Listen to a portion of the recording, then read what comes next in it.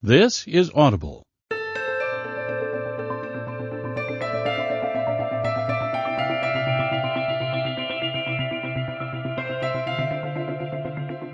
Brilliance Audio presents the unabridged recording of Dominated by Maya Banks, performed by Jeremy York.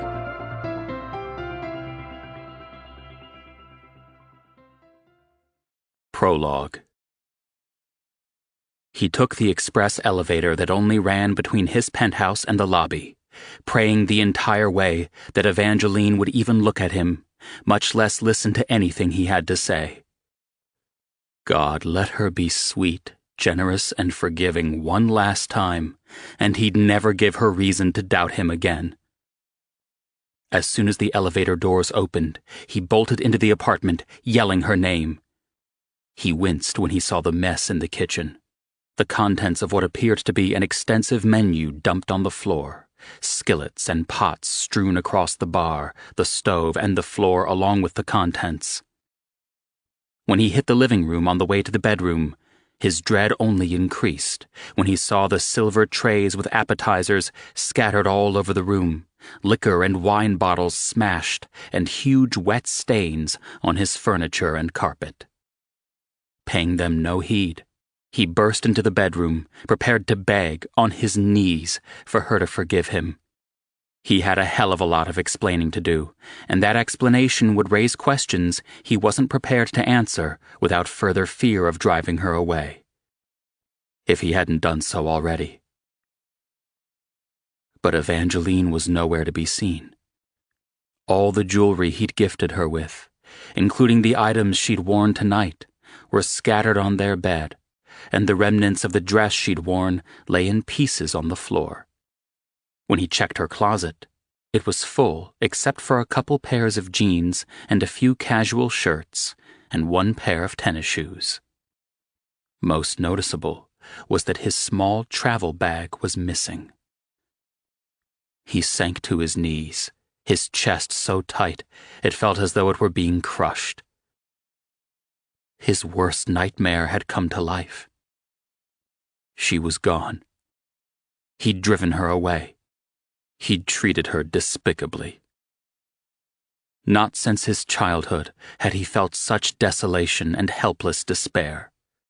But this was his doing. He'd done the unthinkable. He wasn't the victim. Evangeline was. His sweet, innocent angel, whose only crime was loving him and wanting to take care of him and show him he mattered. And he'd repaid her by taking her gift and throwing it back in her face in the most despicable way a man could hurt the woman he cared about. He buried his face in his hands, raw agony clawing at his insides. I fucked up, Angel. But I'm coming for you. So help me God. I know I failed you. I let you down. But God damn it, I will not let you go. I'll never let you go. I'll fight for you with my last breath. I can't live without you, he whispered. You're the only thing good in my life. The only sunshine I've ever experienced in a life steeped in gray. I can't live without you. You're my only reason for living. You have to come home, because without you, I am nothing. 1. Find her, Drake said harshly, the nights without sleep evident in his haggard appearance. This is your only priority, your only job. Find her and bring her back to me. He'd gathered his sentinels, the only men in his inner circle, a tight band of men, brothers, his partners in business, and the only men he trusted with his life, and Evangeline's. The only men he'd allowed to see him at his lowest, unguarded, vulnerable. Nothing mattered to him, not exposing his weakness, not allowing his iron control that had maintained him through most of his life to slip. They all knew that Evangeline was special, all-important. They liked and respected her. Rare enough to garner one of those traits. Unheard of for a woman to have been awarded both. Because of this, they were all pissed. At him. "God damn it, Drake," Maddox hissed out. "How could you do it? There had to be another way." "There was no goddamn way, and you know it!" Drake raged, fury and helplessness eating him alive, gutting him until there was nothing left but a soulless shell of a man standing helplessly in front of his brothers, begging for their help. Looks were exchanged. Some of sympathy, some of resignation, as they realized Drake was right, and still others of quiet fury that Evangeline had been treated, betrayed, in such a despicable manner. "Goddamn useless woman. Can't even give good head. Your only use is in my bedroom." His cruel words sliced through his mind, a jagged cut making him bleed all over again, a vicious reminder of the unforgivable things he'd said to her. All in the effort to convince the fucking Luconis she meant nothing to him, when in fact, she was his goddamn world. And he couldn't find her. He couldn't blame her. He'd devastated her, had ripped her to shreds until she was bleeding from the verbal wounds he'd inflicted. And Jesus, his physical treatment of her. No, the only person at fault was himself. Silas had remained silent, his features carved in stone, but his eyes were a dead giveaway in a man who usually gave away nothing at all. "She didn't deserve this," Silas said in his quiet voice. But then he never had to raise his voice to make his point. When he spoke, others instinctively ceased talking and listened to him. He was a man who commanded authority and respect. "No, she didn't," Drake said hoarsely. "Don't you think I know that? Do you think a single night goes by that I don't replay the image of her broken, in utter despair, her tears, God damn it, her tears, and worse, her fear, of me, of her humiliation, her absolute belief in every insult, every word I hurled her way in an effort to make sure the goddamn Luconis never suspected what she meant to me? I'll never forget. As long as I live, I'll never forget that night." His tone grew savage, fury radiating from him like a beacon. "She could be anywhere out there, alone, afraid. Her parents haven't heard from her. And those bitches she called her best friends." He broke off and had to visibly compose himself. He and Maddox had gone there first, only to discover that they hadn't heard from her either. Except when, after making their disgust known, they'd turned to leave when Lana caved, admitting tearfully that Evangeline had called that day, the day she'd planned to visit them, to reconcile, and that she'd told her not to come. Guilt had been reflected in the eyes of all her friends. It was then that Drake had understood that she'd never planned to execute her surprise to him, hadn't lied to him in order to set up her playing hostess for him. She'd been hurt by her friend's rejection, and so she'd turned to the one true thing in her life, seeking his approval, needing it, because she had no one else. And Maddox felt as guilty as Drake did, because if he'd gone up with Evangeline, as he usually did, he would have known her girls weren't home, and he wouldn't have hesitated to take her somewhere else for the evening. He'd never expected her to make her escape and hurry back to Drake's apartment to pull off her surprise for Drake. To let him know he mattered to her. She'd put everything on the line for him, and he'd repaid her with a betrayal so cutting, so deep, that he'd destroyed something so beautiful and innocent that he couldn't think about it without losing his tenuous grip on his sanity. Justice cleared his throat and ran a hand through his hair, hesitating almost as if he worried about Drake being even more pissed than he already was at what Justice was about to say. "This may sound crazy, Drake," Justice began warily. "But hear me out, okay?" Drake made a sound of impatience. Every moment they stood in his office talking was another moment Evangeline was God only knew where on the streets, alone, devastated, thinking he'd lied to her about everything. "Make it quick," Drake snapped. "While we stand here discussing her, she's out there, cold, alone, hungry, with nothing." Grief swamped him all over again, and he was forced to sit down in the chair behind his desk or risk collapsing. He covered his face with his hands, missing the shocked looks of his closest men and the uneasy looks they exchanged. "I think you've gone about this the wrong way," Justice said quietly. Drake's head came up, his lips twisted in a snarl. His other men stared questioningly at Justice, wondering if the man had lost his mind by crossing Drake or questioning his judgment. "Hear me out," Justice repeated. "You've protected her at all turns, kept her secret, afraid she would be used against you, which is why you had to do what you did when things changed, and there was no other way to protect her."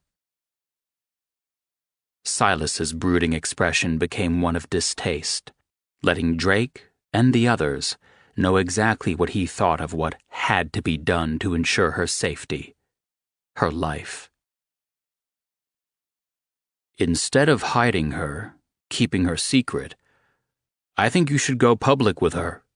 Very public," Justice said emphatically. "Are you insane?" Drake asked hoarsely.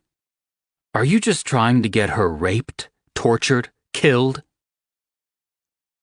Justice held up his hand in the same request for Drake to hear him out. The others also fell silent, suddenly very curious as to where on earth Justice was going with this. "No, you don't hide her," Justice said quietly. "You make her your fucking queen. You let the goddamn world know she is yours, and that you'll kill anyone who so much as looks at her wrong, threatens her, tries to use her to get to you. Think about it, Drake. You are the most feared man in the city. Do you honestly think they would be fool enough to go after what you value the most?" "He has a point," Silas said quietly, surprising the others by speaking up. "We would double, even triple her security. But the thing that will protect her the most is your name. Think about it, Drake. When have you ever publicly laid claim to a woman, or made it clear that anyone harming her will die a long, agonizing death?" Drake growled impatiently. "Having a security detail, even as good as all of you are, won't protect her from a sniper, a bomb, or someone simply walking up to her and shooting her." Maddox swore and sent Drake a look of disgust and agitation. "You've lost all intelligence and rationality when it comes to Evangeline. Killing Evangeline does fuck all for your enemies except piss you off and have you out for blood. Their blood. Something that no one wants, not even the most powerful of your enemies. They'd be stupid fucks who could kiss their lives and empires goodbye the minute they ordered Evangeline's death. The only way Evangeline could be used to get to you is if they take her alive and keep her alive to extort what they want from you in return for her release. And in order to get to her, they would have to go through her security detail, and there's no way in hell that's ever going to happen." "We," Justice interrupted, thumbing toward the other men gathered in the room, "would never allow someone to get close enough to Evangeline for someone to abduct her, and someone will be on her 24/7 when she's not in your place. And when you and Evangeline are out, a security detail protects you both and monitors your every movement. Only in private you will not have the security team. Your apartment's security system is top of the line. Better and more sophisticated than most classified security systems. At the push of a button, the entire building goes into lockdown mode, and you have a safe room that is impenetrable, even to explosives. Silas interjected. I know because I installed it myself. I don't want her to be a goddamn prisoner, Drake said in an agonized voice. It won't be any different than before, Jack said, speaking up for the first time. When did Evangeline go anywhere without one of us? She never seemed to mind. Hell, she liked us. Or at least she did. His voice trailed off in what sounded like regret and remorse, as if Drake's actions would alienate her from them all. And judging by the looks on his men's faces, it was something they'd all considered, and didn't like very much at all. His men adored her. They liked her when they truly liked no women, and now they were faced with losing her trust every bit as much as Drake was. He couldn't find it in himself to be jealous. The only emotion he could conjure was guilt, because through his actions, Evangeline would lose people who'd become important to her, people she'd taken under her protective wing, and she'd made them all feel as though they were important, that they mattered. I, and only I, bear the responsibility for what was done to Evangeline, Drake said in a low voice. And you know as well as I do that Evangeline doesn't have a vengeful bone in her body. She's sweet to the core and has the purest, most honest heart of anyone I've ever known. She won't hate you. Only me. And that's my cross to bear. None of you will suffer from my arrogance and stupidity. He paused, pondering the conversation, lowering his head in thought, so much rushing through his mind. God, had it been that simple? Had he been so stupid, so wrapped up in keeping Evangeline from the world out of fear? But no, that was only part of it. The selfish part of him hadn't wanted to share her with anyone, not even his brothers, though it had been necessary. You're right, Drake said tiredly. God damn it, you're all right, and it's something I should have thought of. His tone was full of self-derision. He who was always in control of any situation, every possibility accounted for. But Evangeline had turned his carefully ordered life upside down, and when it came to her, he didn't think clearly, rationally, and if he didn't get his head back in the game, it would get them both killed. His brothers, too. Silas cleared his throat, and once again, heads turned in surprise. He'd already broken his characteristic silence once, and now it appeared he had more to say. There's more you've done not right, he said, amending what he had been going to say, but the words floated in the room as if they had indeed been spoken. There's more you've done wrong. His gaze met Drake's unflinchingly. Silas was not afraid of Drake. Drake considered him an equal in every sense of the word. Every bit as lethal, if not more. No, Silas didn't fear Drake, and Drake respected him for that. There was a pronounced hush over the room as everyone waited in anticipation of what Silas was daring to do. Suggest that Drake had been wrong about many things. Not even some of his closest dared what Silas dared. You never made her secure about her place in your world, Your life," Silas said in his quiet tone. "The hell I didn't!" Drake said savagely, but he didn't like the undertone of defensiveness in his own voice. Guilt. Because Silas had struck a chord. You come to her after work, and you leave before she awakens. You send one of us to take her where she needs to go, to see to her needs. That's your job, Drake. She's your woman, and you've given her no reason to believe she matters as more than a body to warm your bed, a submissive to your dominance. She exists solely for your convenience. Rage nearly blinded Drake, and only the fact that Silas had scored a huge point prevented him from launching himself at the man he called his executioner. A man who would likely give Drake the fight of his life, because the two men were closely matched, though Drake strongly suspected Silas had an edge. If you find her, if she will listen to you, if she will forgive you or at least allow you the chance to make up for the horrible injustice done to her, you're going to have to prove with actions and not just words that she is more to you than a woman who will warm your bed for a few nights and be sent on her way with an expensive gift for her time.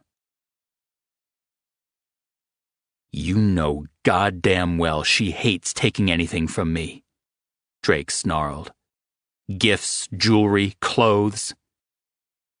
And why do you suppose that is?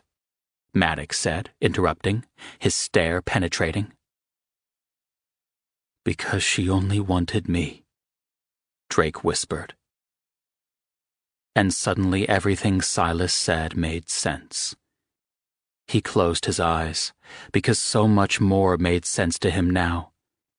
Evangeline wanted him, just him, his time, his heart, the one thing he couldn't give her. But it didn't mean he couldn't show her that she did mean something to him. Spend more time with her, instead of pawning her off on one of his men every day. Then he swore and wiped a hand over his face. There are other ways to hurt her in order to get to me. Her girls, even if they did toss her. No one else will know that. Her family, her mother and father, whom she'd has done everything for. They'll have to be protected too, because if someone kidnapped her friends or family, Evangeline would be distraught and would beg me to do whatever I had to do to get them back. He grimaced and closed his eyes. And I could never deny her anything, except when it comes to her safety. Her happiness is first and foremost, and if someone did take her loved ones, I would be helpless, because I could never look Evangeline in the eyes again if I stood by and did nothing, refusing to give in to extortion and blackmail, something I would have never even considered in the past. Some of his men looked dumbfounded. They made no effort to hide their shock, though those closest to him didn't look surprised at all. There was respect in their eyes, as was their equal determination to keep Evangeline, and those she loved, safe. Hatcher shifted position, his look one of unease. He opened his mouth more than once, only to shut it and press his lips firmly together, as if squelching what it was he wanted to say. "What's on your mind, Hatch?" Drake demanded. Hatcher sighed. Christ, don't take this the wrong way. I like Evangeline. She's sweet. Too damn sweet and innocent for her own good. And I don't want her to get caught up in a mess of our making and get hurt or killed any more than any of you do. But, Drake pressed, knowing Hatch had a lot more on his mind than extolling Evangeline's virtues. Hatcher's unease grew, and sweat glistened on his brow. Just hear me out, he muttered, repeating the same request Justice had made moments earlier. You're in deep with her already. You've never even considered keeping a woman this long, much less making her your queen and making sure everyone in the world knows it. Maybe it's better that way." "What way would that be?" Drake's voice was a whip through the room, coiling and snapping with fury, because he had a good idea of where his man was going with this, and if he was right, it was going to take Silas, Maddox, and Justice to keep him from killing Hatcher. "To make a clean break," Hatcher said, his gaze hardening. "A break that has already been made and is probably best left alone. She makes you vulnerable. Hell, she's already made you vulnerable. You're in too deep, Drake. You don't see it, but the rest of us do, and you're going to get yourself killed and maybe us with you. She's going to end up costing you everything." There were mixed reactions, from looks of what the fuck to cold stares that would melt stone, and then absolute fury from Justice, Maddox, Silas, Hartley, Jax, and Thane, their faces, eyes, the set of their jaws. "You're already making, or planning to make, concessions you would never have allowed before. Maybe you should consider letting her go instead of making her your queen. Get rid of her, break it off, and make it well known you're finished with her and have no attachment to her whatsoever. It's what you've always done in the past. It's what you've already done, so leave it alone. You've never gotten as emotionally involved with a woman, and you damn sure haven't turned over the entire goddamn city looking for one who clearly doesn't want to be found. If you want her safe, then that is the best way you can do it, because no one, especially after you ripped her apart in front of the Luconis, will even think twice about her. But going public with her? You'd be throwing her to the goddamn wolves, and you know it." Drake stared so coldly at Hatcher that the temperature became frigid in the interior of the office. The others were visibly uncomfortable because they knew that Hatch, as well-meaning as he was attempting to be, had just fucked up. But then he didn't know Evangeline, had spent only a few moments in her presence, while the others had spent a lot of time with her and understood only too well Drake's obsession with her, and that he would never simply let her go. "Evangeline is my life," Drake said, his rage mounting with every breath. "And if I lose her, I'm dead anyway. If you ever suggest that I get rid of her again, I'll rip you apart with my bare hands. You are to speak of and to her with absolute respect. You are to treat her with the utmost regard, more so than myself. Evangeline will be your and our #1 priority.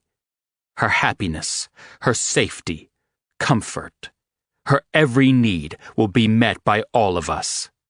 And we will extend to her friends and family the same courtesy and protection that we give to Evangeline herself. The most important priority in my life is Evangeline and her happiness and well-being, and I demand that every man who allies himself with me swears to protect her and be willing to give his life for her just as he would for me. And if there is ever a choice between me and Evangeline, there will be no question.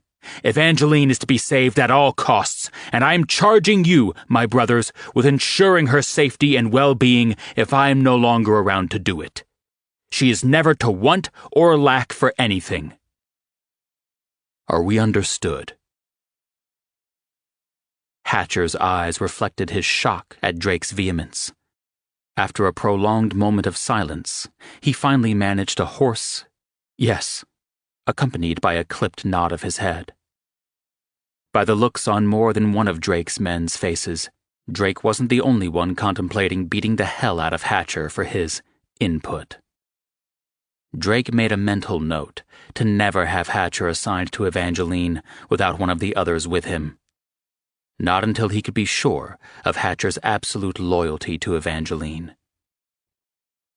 Drake had had enough, and was thoroughly sick to his soul over the idea that one of his men had actually suggested that he allow Evangeline to think the worst and that he'd washed his hands of her.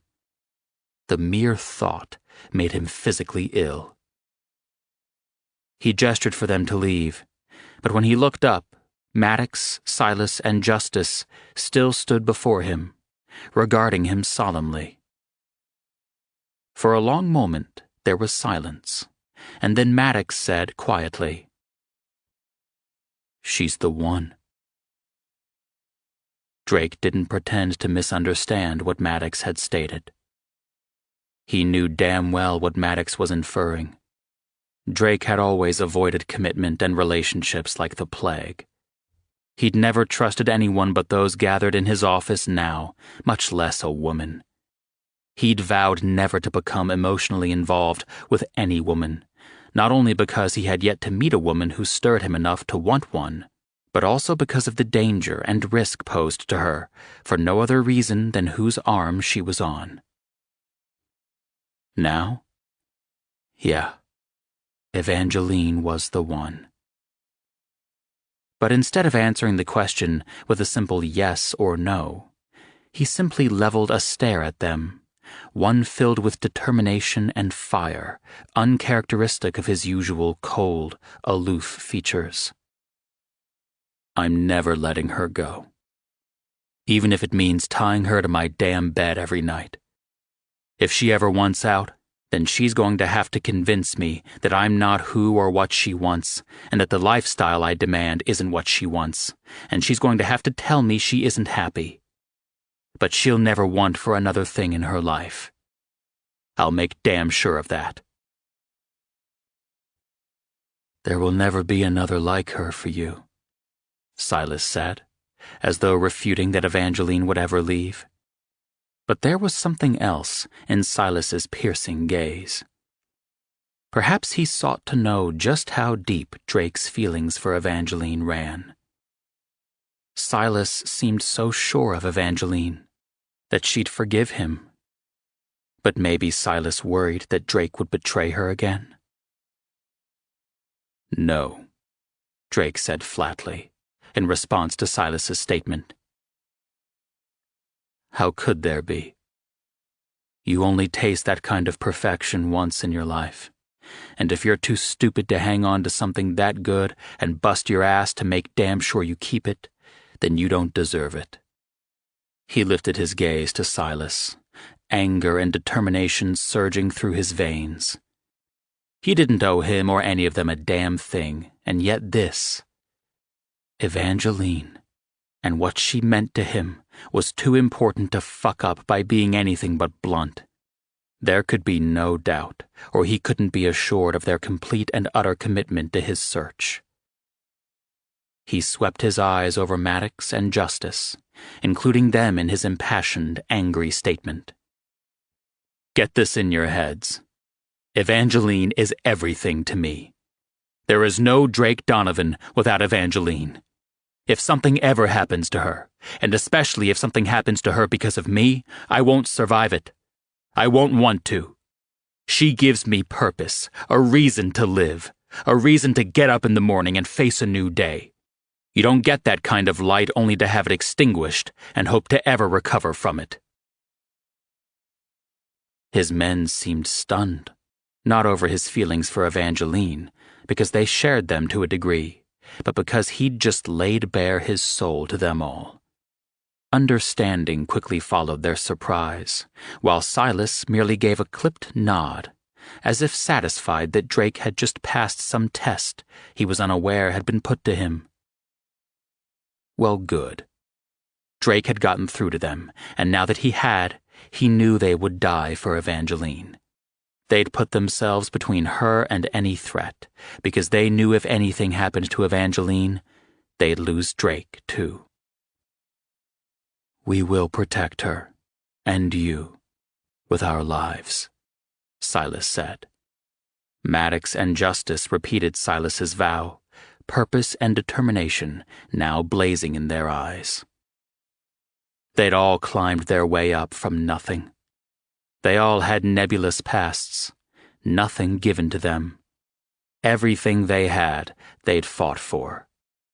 They were family, all pledged to one another by a bond stronger than any blood bond would ever be. And now, for the first time, they would be widening their intimate circle to include a woman. Drake's woman. None of them had ever involved themselves with any woman long enough for it to be considered a semblance of a relationship. They sated their needs, always ensuring that the woman was cared for, pleasured in return, and they were generous when they cut them loose. But no woman had ever even threatened to crack the hard shells around their hearts. Until now. Until Evangeline. Part of his men felt envy, and part of them felt pity, because now Drake had a hell of a lot more at stake than before. Before he had only himself and his brothers to worry about. He was feared and revered. No one dared to strike at him. But now Drake had a weakness, and it could well be his ultimate downfall. His being impervious to any weakness had been what had made it impossible for his enemies to strike at him. Because Drake had no one or nothing he gave a fuck about. Now, he had a woman who was his entire world. And God help the fool who ever tried to put so much as a scratch on Evangeline, because Drake would appear like an avenging angel or the scariest demon from hell and wreak savage vengeance on whoever wronged his Evangeline. And he would do it personally. He wouldn't have Silas go after the bastard. It would be too personal. Drake would be unstoppable and would tear apart anyone who ever hurt his woman. 2. "Mr. Donovan! Mr. Donovan!" Drake nearly growled in frustration at the unwanted intrusion as he stalked toward the elevator. It was 3 a.m, and he and his men had spent the day scouring the city. Yet another hopeless day of searching for Evangeline that had come to nothing. He whirled on the doorman, and some of what he was feeling must have been reflected in his expression, because the doorman recoiled and stopped in his tracks a few feet from where Drake stood at the now open elevator. "Whatever it is, it can wait," Drake snapped. "I am not to be disturbed." For a moment, the doorman seemed to grapple with indecision, and in disgust, Drake turned and walked into the elevator. The doorman lunged forward, holding out his hand to prevent the doors from closing. "It's about Evangeline. Miss Hawthorne." At the mention of her name, Drake stepped off the elevator and grasped the older man by the lapels of his coat. "What about Evangeline?" Drake growled. "Do you know anything?" The man's face was gray, and his eyes flickered downward in guilt. What the fuck?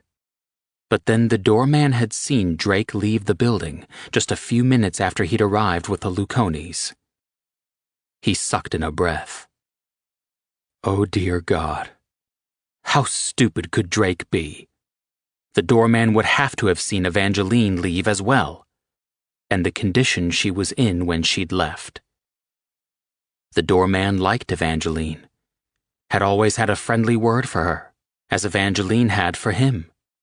There had been genuine affection between the two, but Drake had never paid it any notice, because Evangeline inspired that in everyone she met. But what if... The dread was crawling more insidiously through Drake's body as his grip tightened and then finally relaxed, freeing the man to take a few stumbling steps backward. It had never occurred to Drake to question the man.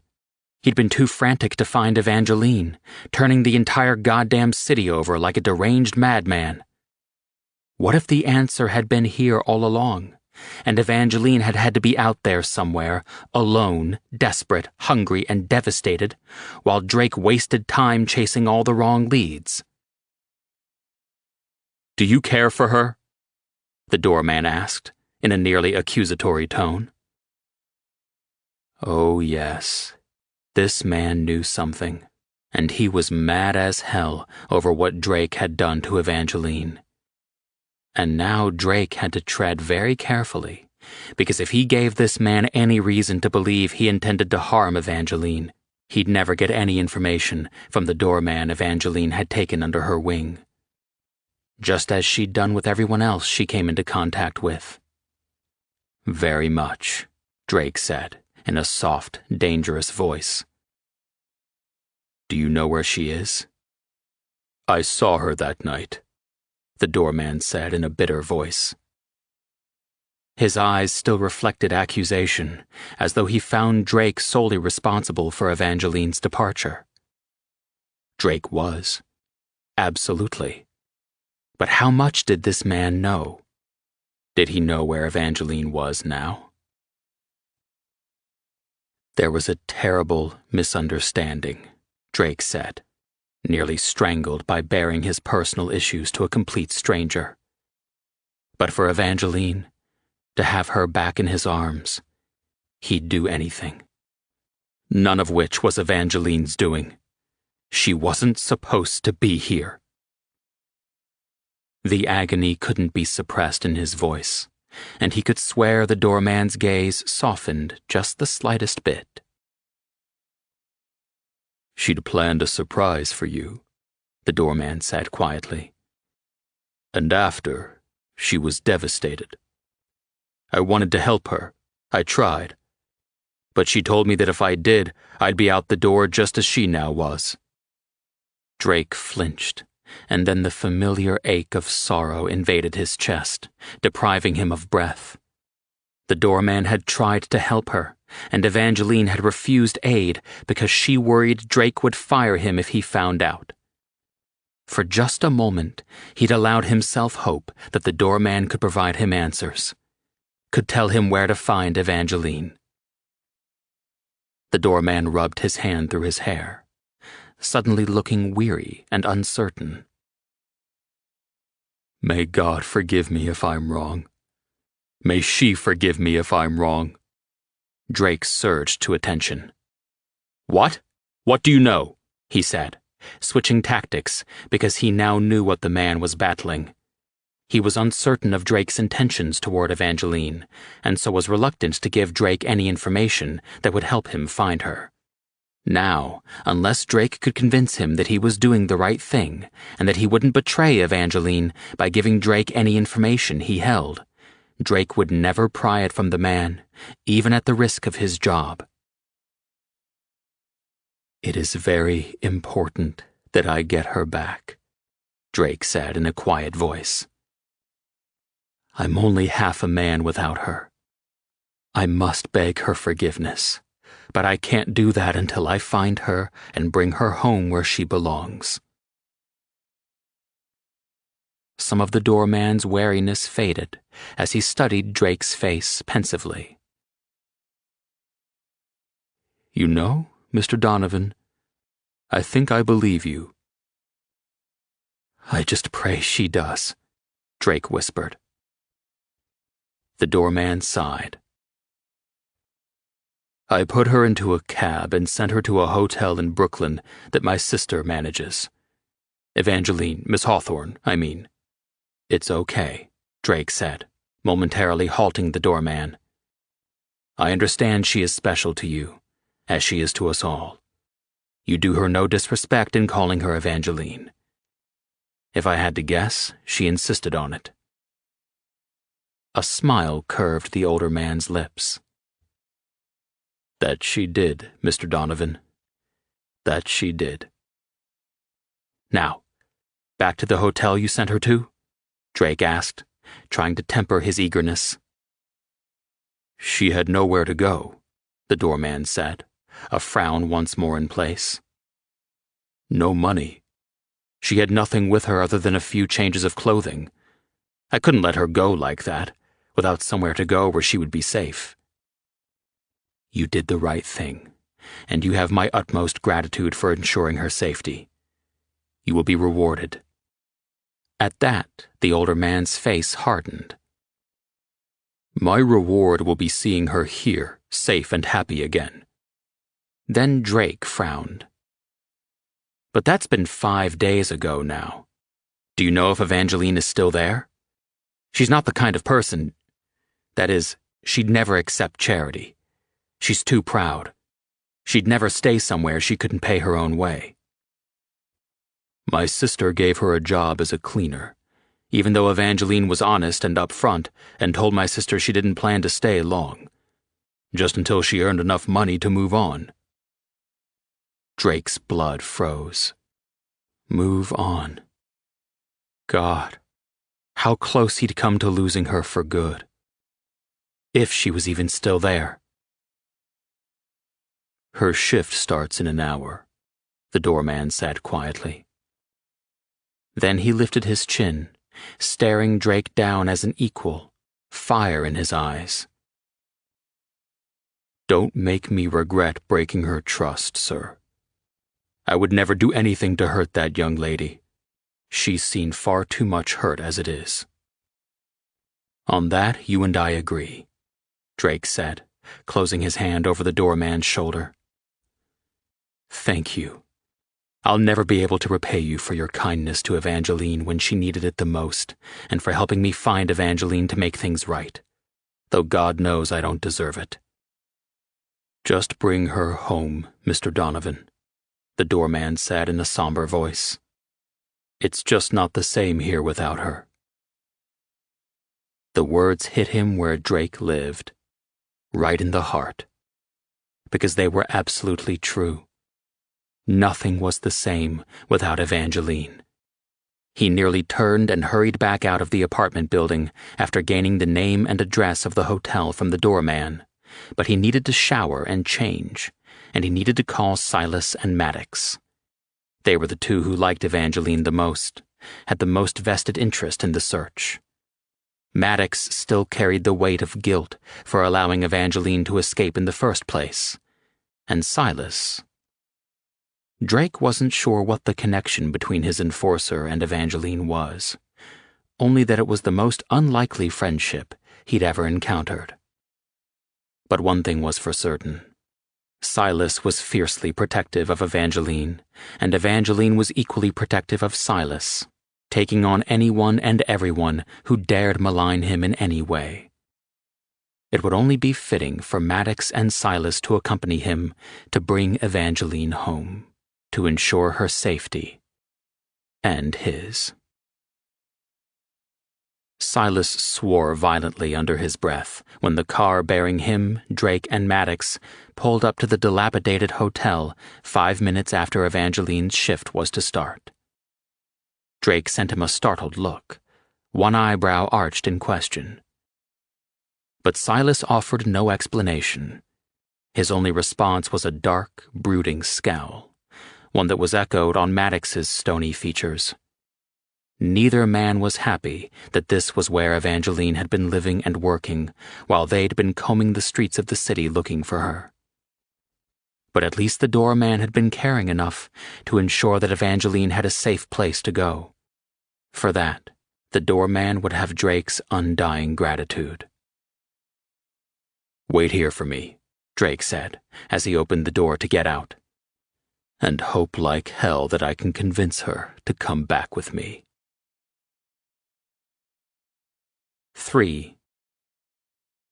Evangeline plopped the mop down into the bucket of soapy water and then settled it into the wringer, using all her strength to wring as much of the water from the mop as she could before beginning the arduous task of cleaning the reception area.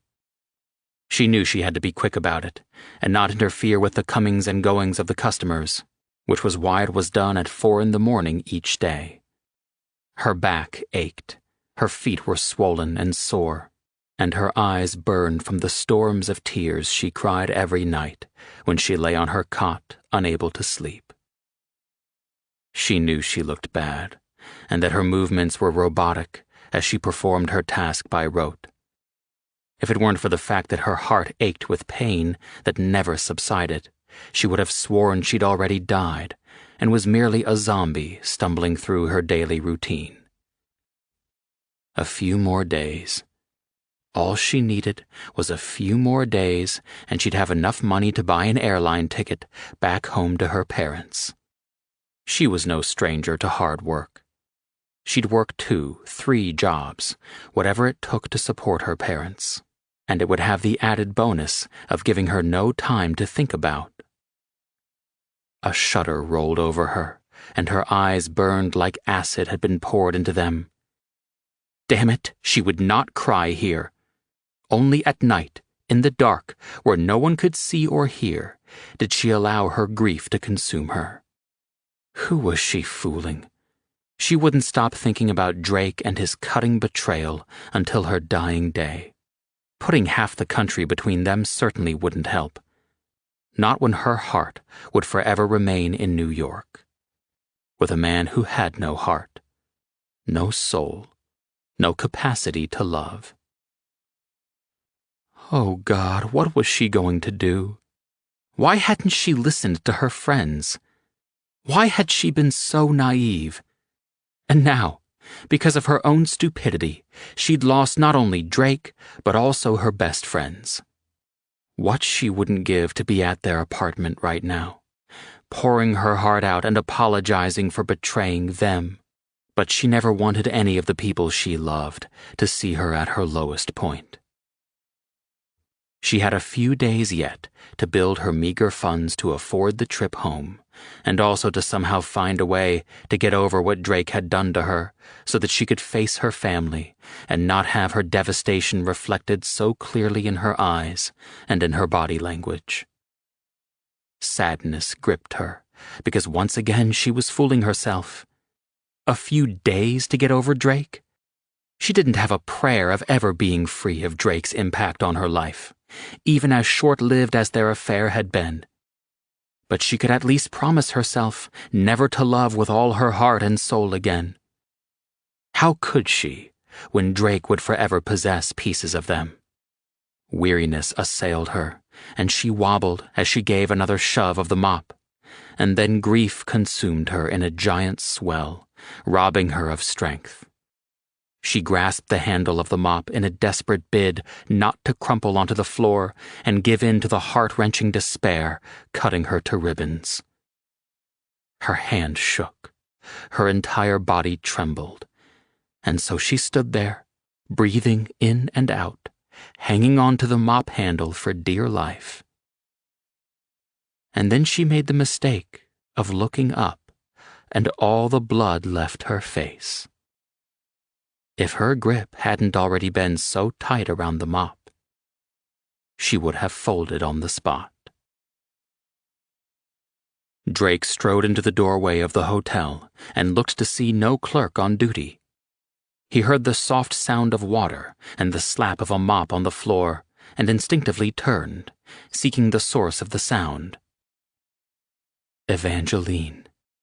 His heart accelerated as she slumped tiredly, clinging to the mop handle, and Drake drank in the sight like a starved man, devoid of all life. Until now. His knees shook, and his hands trembled uncontrollably, and a knot formed in his throat that prevented him from doing anything but absorbing the only shining thing in his life. Evangeline. His angel. He'd found her. Finally. But when she lifted her head, and their gazes locked, recognition was swift, and he was gutted by the piercing fear that flared in her eyes. The immediate step back she took, her eyes turning wild, like an animal poised to flee from a predator. His eyelids were on fire, burning, his nostrils flaring with a sudden expulsion of emotion, and from the effort of holding back the tears that threatened to unman him. Because beautiful angel eyes that had once looked at him with love and trust were now filled with terror and apprehension and, worst of all, shame. It made him want to put a fucking bullet through his head for all he'd done to her. She was quickly assessing her escape routes, and he moved in like the predator he was. But his usual cold aloofness that fit him like a second skin when he closed in for a kill had been replaced by utter panic. He couldn't lose her. Not again. Not ever. The last days had been hell. The kind of hell he'd never experienced and never wanted to repeat. He was shaking as he held out his hands in a placating manner, as though she were a trapped wild animal desperately seeking escape. Any escape. "Evangeline," he said hoarsely. "Please, baby, don't run. Please. There's so much I have to tell you. To explain. It's taken me days to find you. The worst days of my entire life. Please don't make me go through that again." Her lips curled contemptuously, and a combination of anger and devastation glittered in her eyes, glossy with unshed tears. She looked so utterly fragile, worn to the bone, as though he'd already lost her, no matter that she stood a mere few feet away from him, almost close enough to touch. Just a few more steps. "What you went through?" she whispered. "What you went through?" Her voice rose to the point of hysteria, and now her tears flowed freely down her pale cheeks. He noted her pallor, the weight she'd lost in the days since he'd so callously discarded her, the shadows under her eyes that looked far too close to bruises for his liking. She looked defeated. He closed his eyes, halting the progress of the hand he'd lifted, hoping beyond hope that she wouldn't flinch away, that she'd reach for him, despite the fact that she hated him with the same passion with which she'd once loved him. He wanted that back. God, he was perilously close to begging. No one had ever loved him until Evangeline. His generous, loving angel, who didn't give a damn about his money, his power, the expensive gifts he'd showered her with, or the entire wardrobe that cost more than she made in 5 years. She'd simply wanted him and the one thing he couldn't offer her: his love and his trust. And now he had no hope of ever regaining either. "Angel," he whispered, his voice cracking. "You have every reason to hate me, to despise the very sight of me. What I did was unforgivable, but I had no choice. Please give me a chance to explain. If after you still hate me, if you still want me out of your life, I'll let you go. It will fucking kill me, but I swear to you I'll let you go, and you will never want for anything for the rest of your life, whether I'm a part of it or not. You will never have to work in these conditions.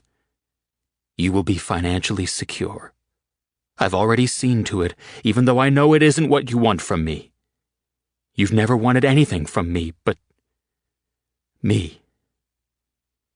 Give me a chance, Angel.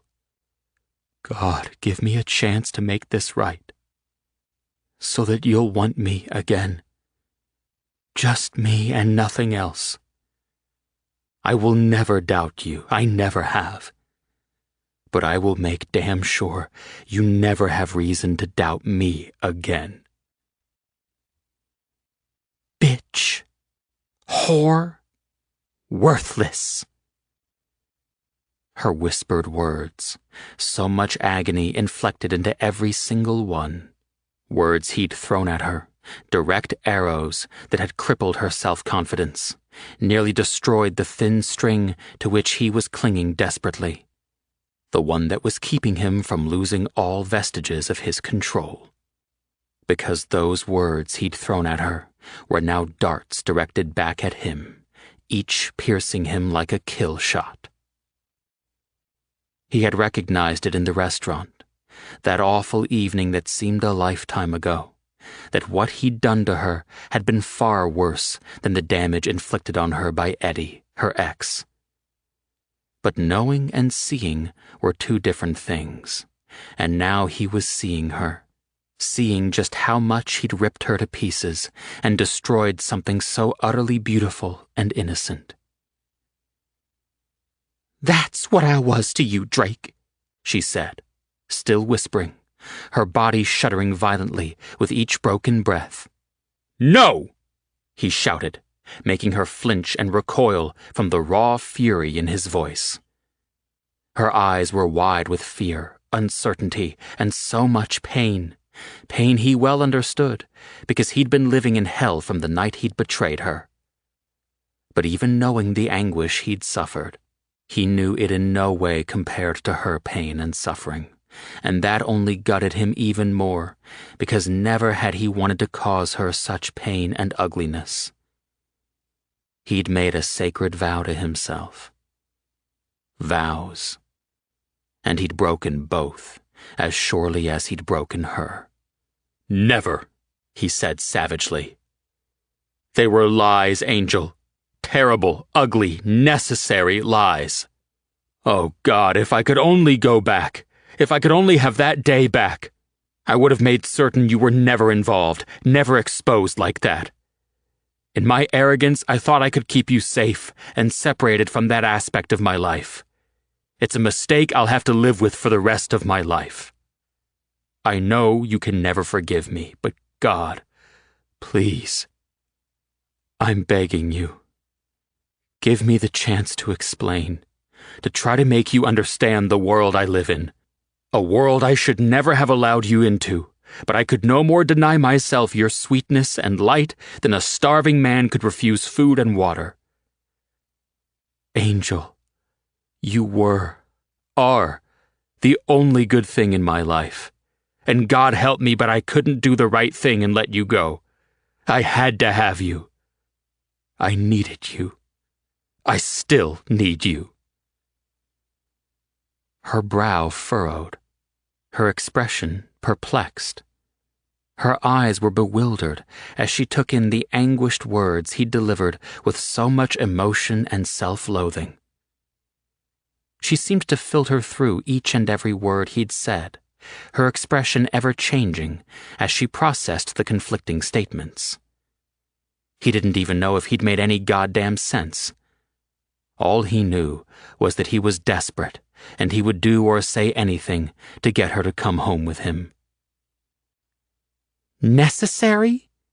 Necessary?" she repeated, her face creased with pain. "It was necessary for you to humiliate me? To strip me bare in front of those men? To debase and degrade me? Make me feel like a worthless whore?" Sweet heaven, but every single word from that night was solidly ingrained in her memory, because she recalled them verbatim, had absorbed them, and worst of all, believed them. Drake groaned, and he didn't even recognize his own voice, so great was the agony. Like a wounded animal, or a beast mourning the loss of his mate. He was both, but not nearly as wounded as the beautiful woman standing so close, and yet so very far away. She shook her head, and then covered her face with both hands, her knees giving way as she slid toward the floor.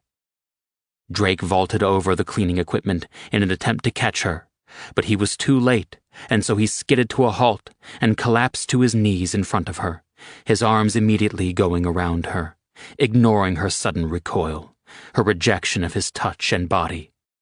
Ignoring her reaction, he anchored her shaking body to his, holding on in a vow to never again let go. "My angel," he said, choking on the words. "My beautiful, sweet, innocent angel.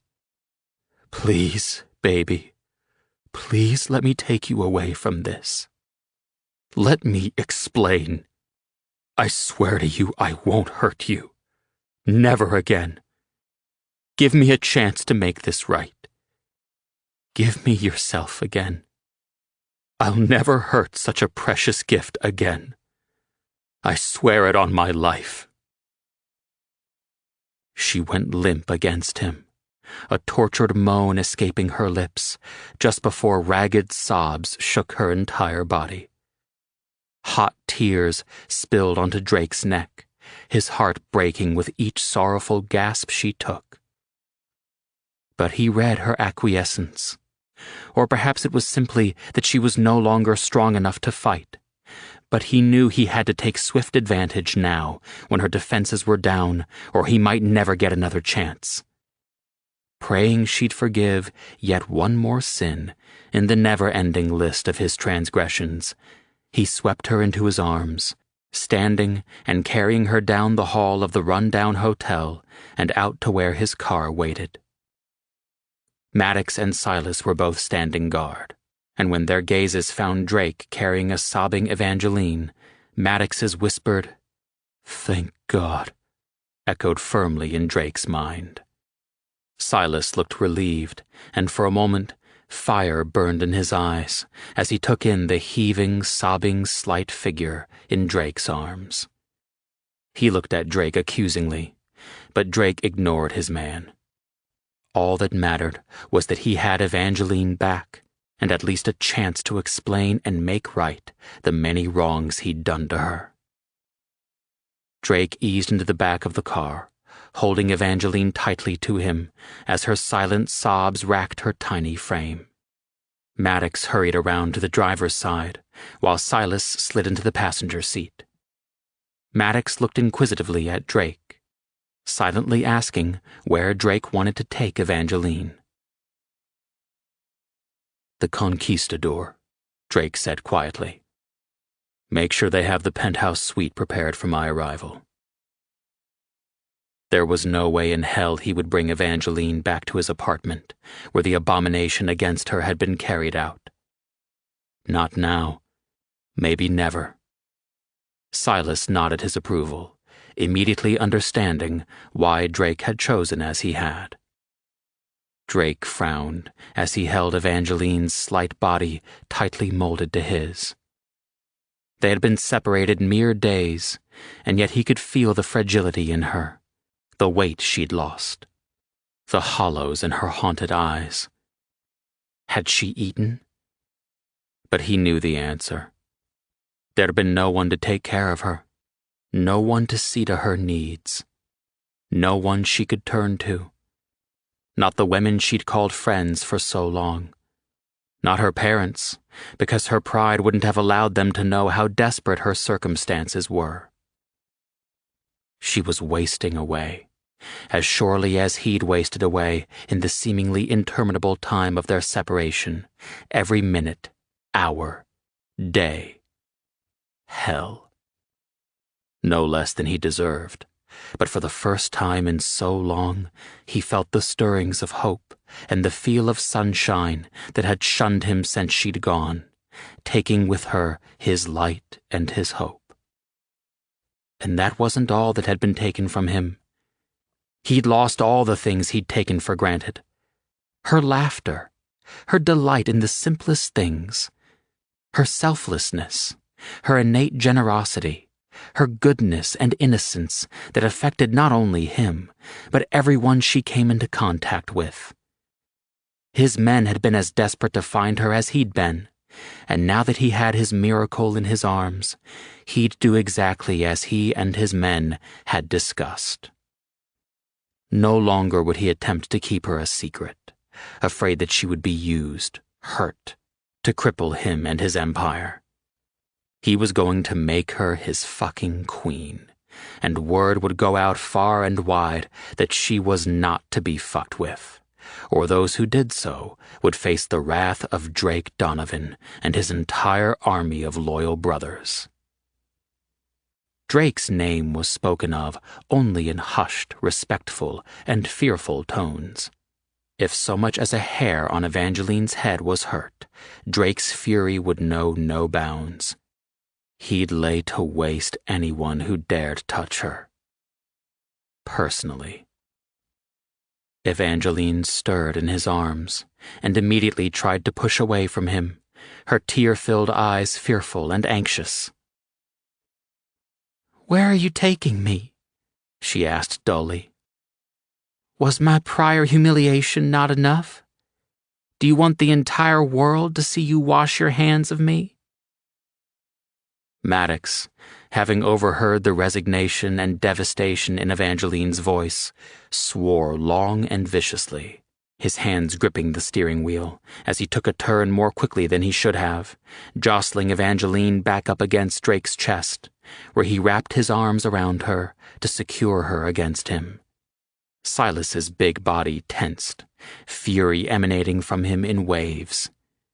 He turned to look at Evangeline over his shoulder, his eyes oddly tender. "I would never allow that, Evangeline." Silas's quiet vow made her go utterly still, and she stared frozen at Silas, and then looked back at Drake, confusion in her eyes. Drake groaned and pulled her closer into his arms. He stroked her bedraggled hair, inhaling the sweetness of her scent, a smell he went to bed every night savoring and holding close, cursing when he left their bed the next morning. "There is a lot I must explain, Angel," he said in a tormented voice. "Much I must make you understand, and pray your generous heart can forgive me for. But never will I let you go again. I will never wash my hands of you. You're entrenched into my heart and soul, and losing you cut them both right out of my body, and only now have they been returned to me."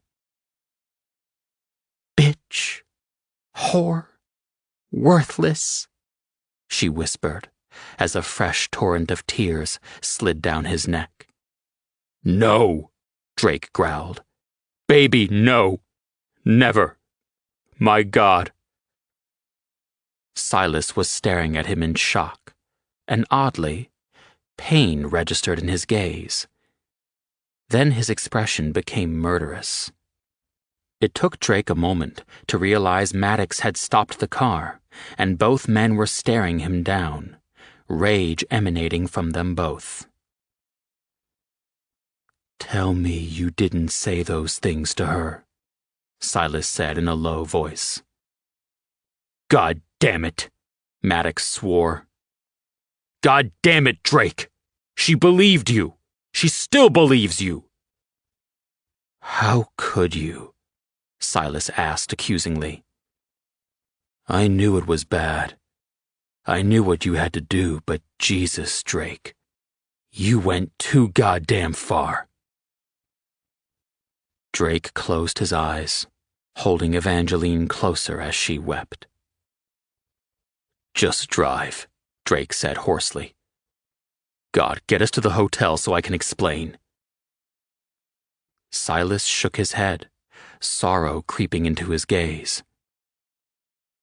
"Some wrongs can never be righted. Some words can never be taken back, especially when they've taken root." "No," Drake denied. "I'll make her believe me. If it's the last thing I ever do, I'll make her believe in me again." Worried looks passed between Silas and Maddox. Doubt. Drake felt some of his euphoria over finding Evangeline slip away, only to be replaced by dread. Because having her back was only half the battle. Now he had to convince her to stay. 4. Evangeline resigned herself to the fact that she had no choice but to face Drake. He wasn't giving her any alternative. And it pissed her off that she was being a weak crybaby and not someone stronger. A woman who would spit in his face, ram her knee in his balls, and then tell him exactly what he could do with the necessary destruction of her. She wanted to laugh at the idea that he thought her desperate enough to swallow that load of bullshit. Necessary her ass. No. Gullible was the more appropriate word, and she was certainly guilty of being just that. Gullible, naive, needy, impulsive. Oh yes, certainly impulsive. Too stupid to live, just to name a few. And to think she'd patted herself on the back for supposedly learning her lesson after Eddie and walking away from that disaster all the wiser. She pried herself from Drake's arms and turned away, unable to look at him and see her own stupidity reflected in his eyes. Instead, she fixed her gaze sightlessly through the window and vowed not to shed another tear over Drake Donovan. She couldn't bear his touch, because it brought back all the nights those hands had covered every inch of her body and how much pleasure they'd given her. What she wouldn't give to be able to kick his ass, to be one of those women who could stand up for herself, the kind of woman that men respected because they knew they couldn't get away with fucking her over. She hadn't even been a challenge. She'd given token protests, knowing the entire time that she would concede and give Drake anything he wanted. She bit into her lip in disgust. She couldn't even summon the courage to tear into him with words, knock him down a rung or two. The simple truth was, all she wanted was... She closed her eyes wearily. To be left alone. To be able to go somewhere private, away from public scrutiny, so she could lick her wounds and forget Drake Donovan ever happened. And then die a very private death, one she'd already died a dozen times in the few days since the blinders had come off. She wanted to go home. Her desire to be in her mother's arms was a physical ache. It had been a mistake to come here, for her to think someone as gauche as her could ever exist outside her small-town upbringing, much less fit in. She snapped her lips shut before hysterical laughter could escape them. Far more embarrassing than ever believing she could have made a life here in the big city, teeming with sophisticated urbanites, was the fact that she'd actually allowed herself to think the differences between her and Drake didn't matter. That she could hold her own in his glamorous world. That she could satisfy a man like him, whose demands were all-consuming. That he would possibly ever be happy with a mousy, decidedly unglamorous Evangeline. Oh God. If she didn't shift her train of thought, she was going to die of humiliation. What a pitiful, tragic weakling she was. She was going to have bruises from the number of times she'd kicked herself over her presumptuousness. Her mother had always said that if something seemed too good to be true, chances were it was precisely that. Where had that little nugget of wisdom been when Evangeline found herself catapulted into Drake's glittery world? But at the end of the day, she had no one to blame but herself. She'd willingly worn blinders, embraced them. She hadn't wanted to know the blunt truth. She was too busy immersing herself in a fairy tale world of her own making to ask the important questions, to question her own judgment.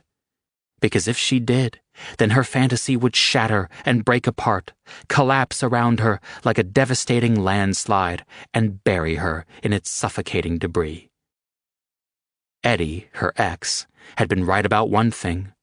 The sudden, bitter thought burned like acid and left an acrid taste in her mouth. She was nothing more than an ostrich going through life, burying her head in the sand at the first hint of adversity. Only right now, Evangeline didn't feel shame over the comparison. Who the hell embraced adversity? Certainly not her. She didn't thrive on pain, whether hers or someone else's. Although a secret part of her wished she could have that night back all over again. Just 5 minutes of it. With foreknowledge this time, instead of having her feet cruelly pulled from under her. She'd love nothing more than to take Drake Donovan down a few notches. The thought took hold, and pleasurable warmth bathed her stomach. Drake being humiliated by a woman. Now that was an image that had staying power. His business cronies holding their sides and laughing as Evangeline bloodied his nose. She'd follow it up with a knee to his balls that would have him singing falsetto for weeks to come. She leaned her forehead against the window of the car and closed her eyes to the blurred sidewalks. Another warm trail slid silently down her ravaged cheeks. Damn it! What was the point in this? Why had he come for her? And what was all that crap about necessary this and necessary that? No one had put a gun to Drake's head and forced him to tear Evangeline to pieces, and yet Drake seemed to expect her to think he was the victim here. She shook her head. Oh, hell no. She wasn't playing stupid little mind games, nor was she going to give him absolution, something he apparently wanted or needed, judging by his demeanor and words. He could damn well make his peace with God in the end. But since he had no soul, it was doubtful he even believed in a higher deity. Her eyes slid to the corners of her lids in his direction in disgust. Who was she kidding? He likely thought he was God. Fear and panic slithered down her spine as the car slowed to a halt in front of a prestigious New York City hotel. She wanted to laugh at the idea of Drake hauling a woman dressed in a service uniform into the swanky interior. He'd likely receive looks of pity. A man with his wealth and social standing being so desperate as to fraternize with the common folk. Angel? Drake's hesitant address broke into her bitter reverie. She whirled around, careful to keep as much distance as possible between them. The fury she'd finally worked up the nerve to express came to an abrupt halt when their eyes met. She flinched at how haunted and devastated he looked. She promptly slammed her eyes shut before her resolve could weaken even further than it already had. What the hell was wrong with her?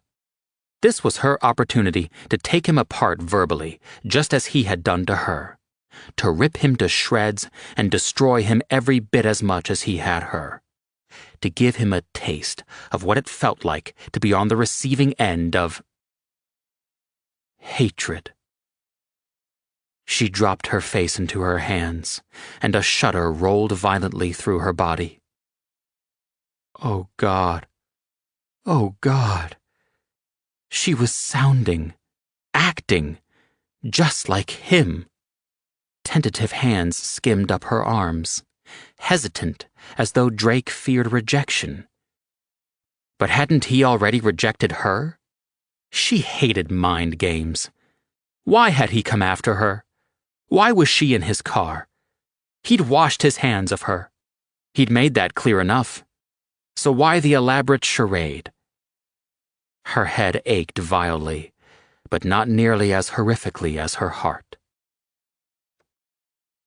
What do you want, Drake? She asked in a low voice. What will it take for you to leave me alone, in peace? Surely that isn't too much to ask. I've had to come to terms with how very wrong I was about you, but I didn't think I could possibly be this wrong. That you would derive enjoyment from my emotional pain. She stared through her tear-filled vision to meet his agonized gaze, determined to stand her ground. I get that you're done with me. You made that very clear. But are you truly going to embarrass and humiliate me just because you can? So you can physically and emotionally abuse me again? So wrapped up was she in her impassioned plea that it took her a few seconds to realize that Silas and Maddox had exited the car, leaving her alone with Drake. It shouldn't have felt like yet another betrayal from people she hadn't anticipated it from, but it did. And it shouldn't have hurt, but it did. Drake's men owed her nothing. Their loyalties lay with him. What was she but yet one more woman Drake had amused himself with? Slowly, as if fearing her rejection, well, that made two of them in the same boat, Drake reached up to gently cup her chin, holding it in place, so she was forced to hold his gaze when she would have dropped it, giving in to despair. Angel, listen to me. Please. She went utterly still, because this wasn't a side of Drake she'd ever before witnessed. Humble, upset, and dear God, he sounded precariously close to begging. His thumb stroked across her cheek in a tender pattern, his eyes drenched with the same welling emotion that she felt in her throat. "What do you want?" she whispered, her voice breaking with the strain of her heartache. You. I want you. Only you. Always you. She flinched and would have reared back, but his other hand went to her shoulder to restrain her and hold her in place. Her breath stuttered out, as though she couldn't make her lungs cooperate and breathe for her. No, don't. Listen. Just listen. She bit into her bottom lip, refusing to shed another tear over this whole messed-up situation. There is so much I need to say to you. I need to explain. I don't deserve your understanding, and I damn sure don't deserve your mercy. But if it were possible, I'd be on my knees in front of you right now, begging for one chance to make things right. Come up with me so we can talk, so that I can give you what should have already been yours, what is rightfully yours, and already belongs to you. I know I'm not worthy of your consideration. I know. But at least let me explain and try to make you understand. I'm not demanding any promises from you, but I can give you my promise. If you still hate me, if you still can't stand the sight of me, if you never want to see me again after I've told you everything you need to know, then... He broke off and drew his hand away from her shoulder to run it raggedly through his hair. It was then she saw a startling revelation in his eyes. If his hand hadn't already been curved around her chin, guarding her mouth, her hand would have flown to her lips to stifle her gasp of shock. He was afraid. "Then what?" she asked in a low voice, her lips trembling against the firmness of his fingers. "I'll let you go," he said in a lifeless voice. He said the words as if he'd just been handed a death sentence. And she didn't understand any of this. The whole thing.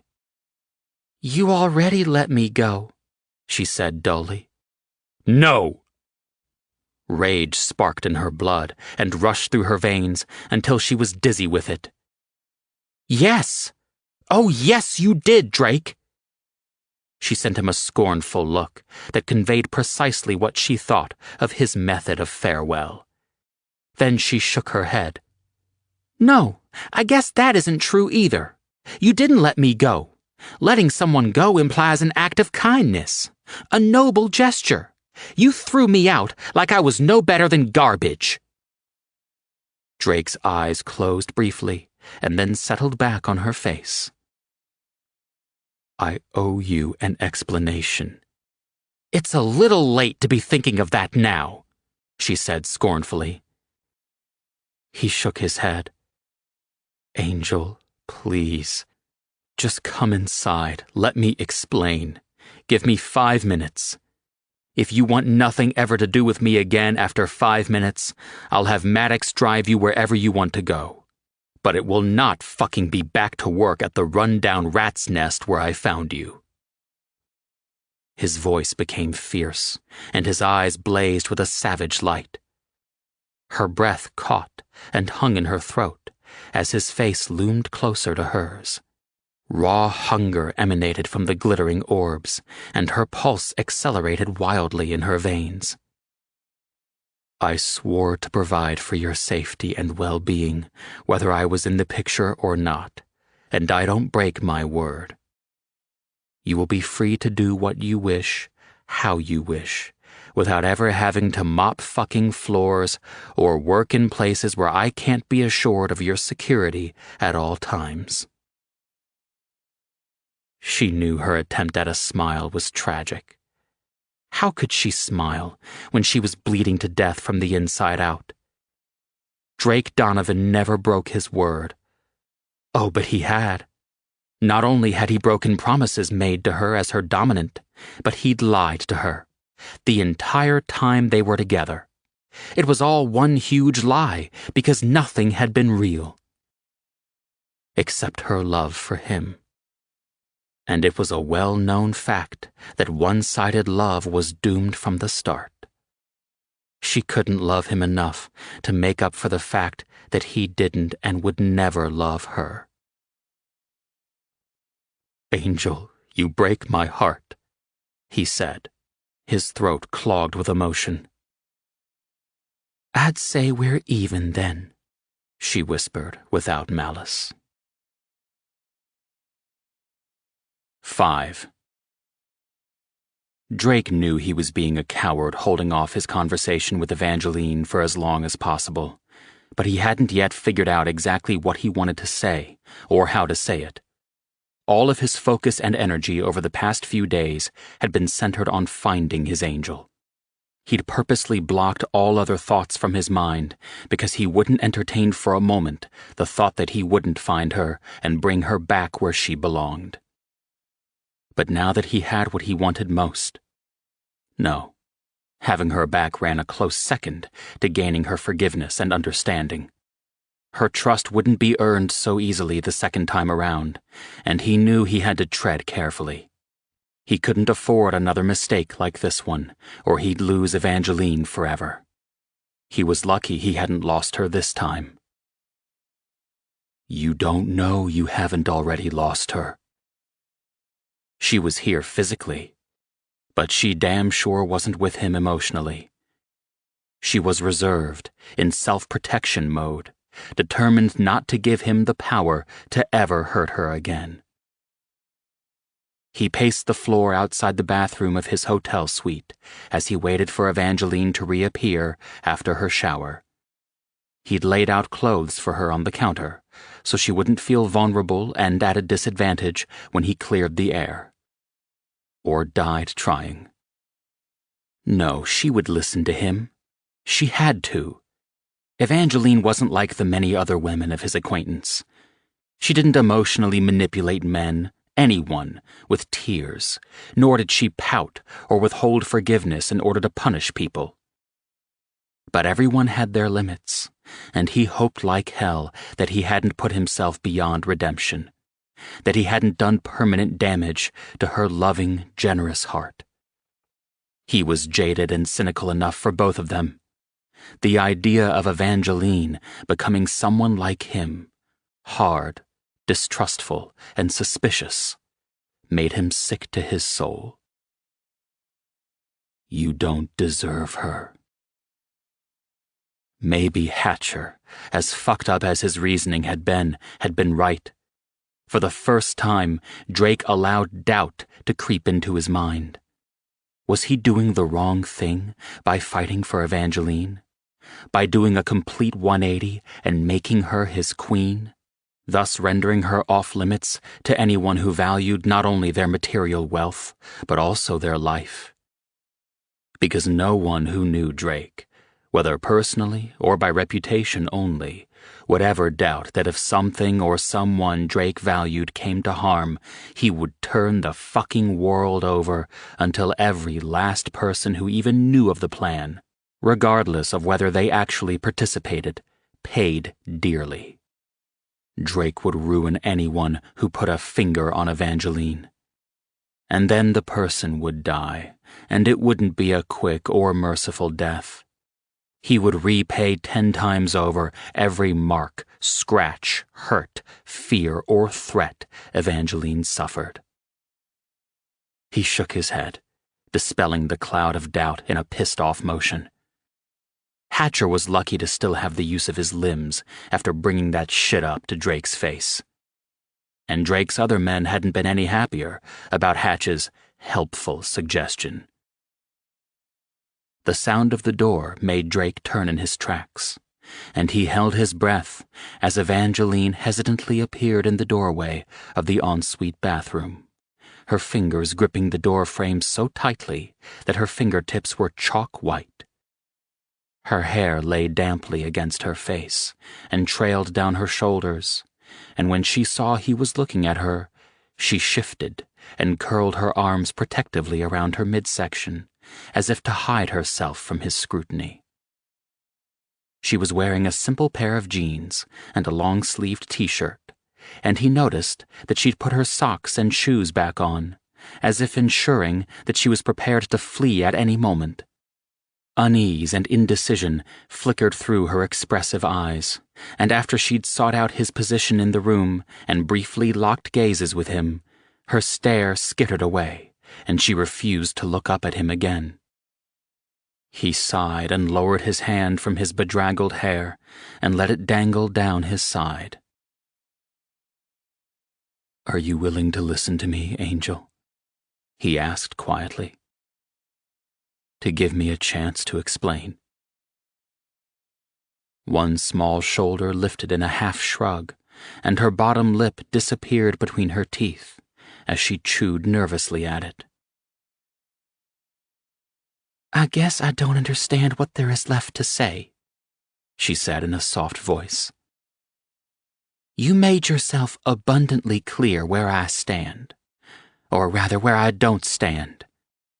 How can rehashing it do either of us any good?"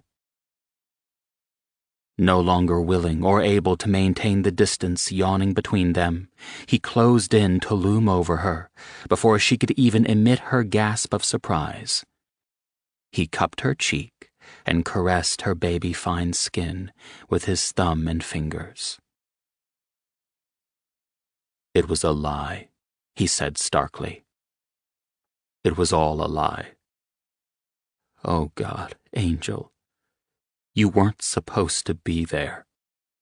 I had no idea you were there, or I would have never brought those men to our home.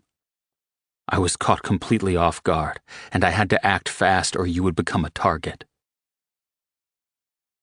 The look she sent him was acid-filled and disbelieving. He couldn't blame her. Drake sighed and then put both his hands between them to collect hers in his grasp. Then he pulled back slowly toward the bed and settled down on the edge, pulling Evangeline down with him. She went utterly rigid, every muscle in her body protesting his nearness. Too bad. He wasn't letting her out of his sight again. No matter what it took, how long it took, he would win her back. Until then, he would dream of the day when she came willingly into his arms with love and laughter in her eyes, just as she'd done so many times before that fucked-up night. He wasn't the most patient man in the world. He had to cough to cover the choked laughter that threatened to bubble from his throat. His men often said that Drake was the most impatient bastard on the face of the earth, and that he had no experience with sitting back and waiting on anything, or the desire to do so. When he wanted something, it was his. End of story. And he'd mow over every single obstacle between him and what he desired. Now, for the first time, he had to exert a modicum of patience. Because if he didn't, he risked losing everything that mattered. And God, he hated it. Hated that he wasn't even now in bed with Evangeline, her naked, his body covering hers, as he reasserted his dominance and control over her. But not just his dominance and control. She was the woman he cherished most in his life. Never before had he been with a woman who inspired so great a need and desire to protect and take care of her. She required exquisite care in his handling of her. He owed her that and so much more. So very much more. She deserved to be treated as something infinitely precious. He knew she was strong, despite her protests to the contrary. She wouldn't break, but that didn't mean he had the right to push her, to take her strength for granted. She might not have broken, yet, but that didn't mean she hadn't come way too fucking close for his peace of mind. Never would he forget seeing her in the hotel she'd found work in, and how close to her breaking point she appeared to be. And he'd done that to her. No one else. He only had himself to blame. There was a fragile air about her that had never existed during their time together. What kind of asshole would it make him to blithely ignore the delicate state she was in and forcefully go on as if nothing had happened? Never would he leave her without his rock-solid support, and he damn sure wouldn't assume anything when it came to her state of mind, her sense of self-worth, and what was going on in her head, especially when it came to her thoughts regarding him and her place in his life. "I made a mistake with you," Drake admitted. She blinked, clearly not expecting him to admit fault. Her features reflected her surprise, and he understood why. Drake wasn't a man to readily admit failure. Normally he was too self-assured and didn't give a damn what others thought of his choices. "Angel, I have many powerful, ruthless enemies. Men who would use any means available to strike at me. I've long frustrated them because I don't have any weakness to exploit. There's nothing I care about enough to make concessions or to yield to blackmail and extortion." He took a breath and looked directly into her eyes. "Until you." Her eyes widened, and then she bit her lip in consternation. He could see the wheels spinning madly in her mind as she tried to process his sincerity. He wanted to touch her, to yank her into his arms and prove his words, but he didn't have this in the bag, not by a long shot. She didn't believe him, and he couldn't blame her. Not when he'd made it a practice to be aloof and hold himself at a distance from everyone. He dragged a hand through his hair until the short strands stood up on end in complete disarray. "I handled you all wrong. I hid you, what you meant to me. Tried to keep you a secret and out of the public eye." She sent him a puzzled look. "Why? I don't understand." He sighed. "Because if my enemies even got a hint of what you mean to me, how important you are to me, and that I'd do anything to keep you safe, they would have gone after you. They would have been relentless, and once they got their hands on you, they would have used you to take me down. They would have threatened you, and Angel, these aren't men to make idle threats. If I hadn't complied with their demands, they would have made you suffer horribly and eventually killed you." "But I'm no one," she said, her voice rising. "That doesn't make any sense. I'm just your—" "Don't say it," he said in a whip-like tone. "Whatever you're thinking, don't you dare say it. That's bullshit. If you think you aren't important to me, then that's another sin for me to bear because I should have shown you. You should know that you're special. Not just to me, but to my men. All of us." She shook her head, falling silent as she grappled with his heated declaration. "So I kept you tightly under wraps," he continued, self-loathing creeping into his voice. "I was arrogant. I thought I could have you, keep you to myself, and keep you safe. That my enemies would never know of you. It was stupid, and I know better. God damn it, I know better."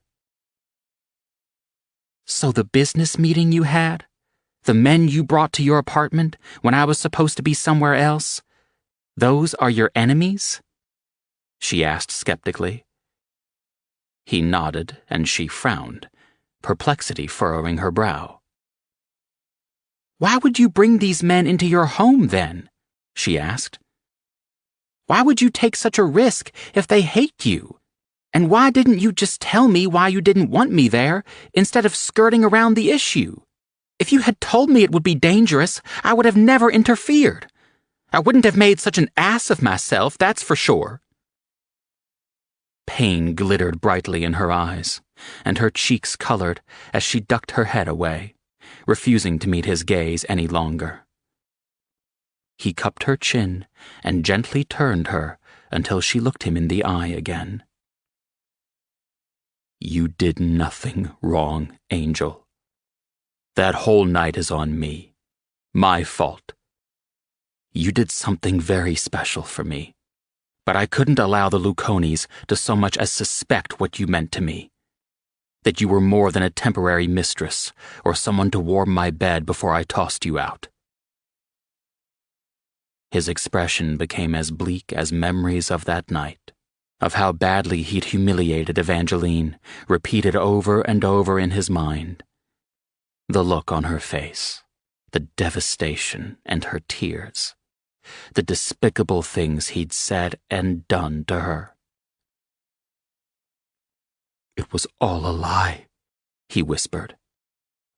"I had to put on the act of my life and convince those men that you were nothing to me. And Evangeline, they had to believe it, because if they had any suspicion that I was faking it, they would have gone after you. And if I had allowed you to play hostess, there is no way they could spend more than 5 minutes in your company and not see the truth." "What truth?" she whispered.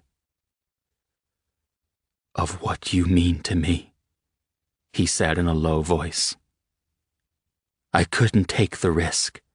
One slip-up, one unguarded moment when I looked upon you with pride or when you smiled at me, how I'd soften. I would have been an open book, Angel. And you would have paid the ultimate price for my lack of control when it comes to you." "So you struck at me first," she said grimly. Drake closed his eyes in pain. "I was gut-shot. I knew what had to be done, and it sickened me. Having to stand there and pretend to be so callous, pretend you meant nothing to me. God, the things I said and did. You have to know I didn't mean them, Evangeline." She studied him quietly, her teeth worrying at her bottom lip. She was quiet and pensive, and her struggle was clearly highlighted in her face and eyes. "I don't know what to believe," she finally said. "There's too much I don't understand. You said you did things wrong with me by keeping me a secret. But if you caring for me put me in danger, then what else could you have done except keep me a secret?" Then her eyes widened and her mouth rounded. "Oh," she murmured. "Never mind. I understand." "What do you understand?" Drake demanded, not liking the resigned look on her face. "You should have never gotten involved with me," she said quietly. "That's what you're trying to say." "No!" he said in a near bellow, causing her to flinch and draw in on herself, as she regarded him cautiously.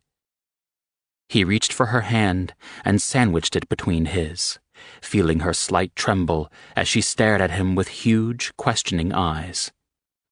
"I should never have kept you a secret," he said savagely. "Never should have tried to downplay your importance to me." She cocked her head to the side, her expression growing even more confused. "But you just said that if anyone had known that, I would have been used to hurt you." His jaw clamped down hard as he stared fiercely at her. "What I should have done, and what I will do going forward, is make it known that you're my queen. My woman. The most important person in my life. It will be made clear how I will retaliate if someone so much as touches a hair on your head. Security will be tightened around you, but you know and are comfortable with the men who will be guarding you." All the color leached from her face, making her eyes seem enormous. She opened her mouth, but no response came forth, and for a long moment she simply sat there, staring agape at him. Then finally she shook her head, as if trying to dispel the confusion and cobwebs surrounding her. "We aren't together, Drake," she said hesitantly. "The hell we aren't," he said savagely. "I drove you away, Angel. I got back to my apartment as fast as I could without arousing suspicion, because I planned to explain everything that night and then beg your forgiveness. When I found you gone, I went crazy. I've spent the last 5 days turning this city upside down looking for you. And now I've found you. If you think I'm going to let you walk away from me without one hell of a fight, you're out of your mind. You belong with and to me, just as I belong to you. What happened that night will never happen again. It shouldn't have happened to begin with, but at the time it was the only thing I thought would keep you safe." "What are you asking for exactly, Drake?" she asked skeptically. "Whatever you're willing to give," he bit out. "In time, everything. But for now, I'll take whatever you're willing to give me, as long as you give me the chance to make this up to you and to prove how important to me you are." "So you want us to go back to the way things were before? Pretend like that night never happened?" He flinched. "Of course I don't expect it to be that easy. I have a lot to make up for. You gave me your trust, and now I have to earn it back. You gifted me with your submission, and I have to make you feel safe and cherished enough to submit once again. But I want you with me, Angel. At all times. Once you are public knowledge, I'll never allow you to go anywhere alone." Evangeline closed her eyes for a long moment, her fingers twisted together in a bloodless knot on her lap. Her despair and indecision was a tangible presence in the room. "I don't know what I should do," she finally said, exhaustion creeping into her speech and her posture. "What do you want, Angel?" he asked softly. "Forget about should. What do you want?" She turned her head, and her tear-filled gaze met his. "I want things back the way they were before," she said with trembling lips. "They can be," he said truthfully. She made a grimace. "You make it sound so easy." "Isn't it? I made a terrible mistake, my angel. One I won't forget for a very long time. One that I'll regret for the rest of my life. But I won't make that mistake again. No longer will I attempt to hide your presence in my life or your importance to me.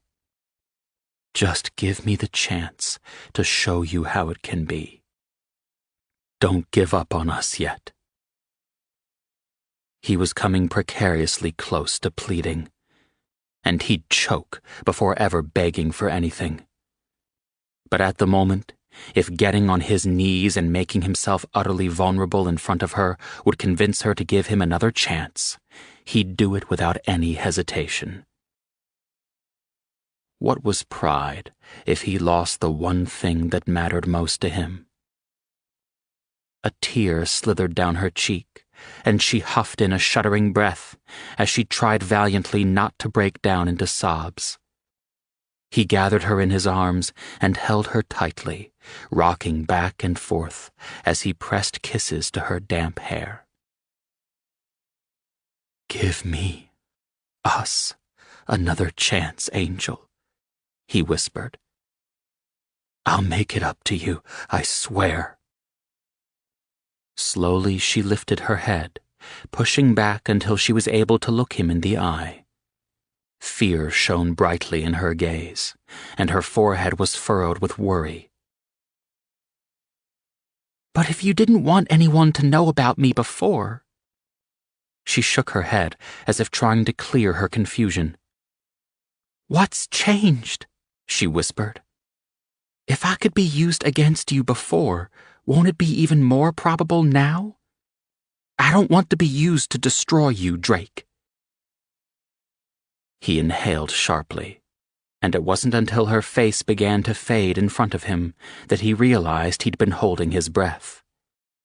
He let it out in a long exhale and gathered her in his arms once more, unable to stand even the slightest distance she'd put between them. "Let's just say that a message will be delivered loud and clear," Drake said grimly. "That if anyone so much as looks at you wrong, they're dead.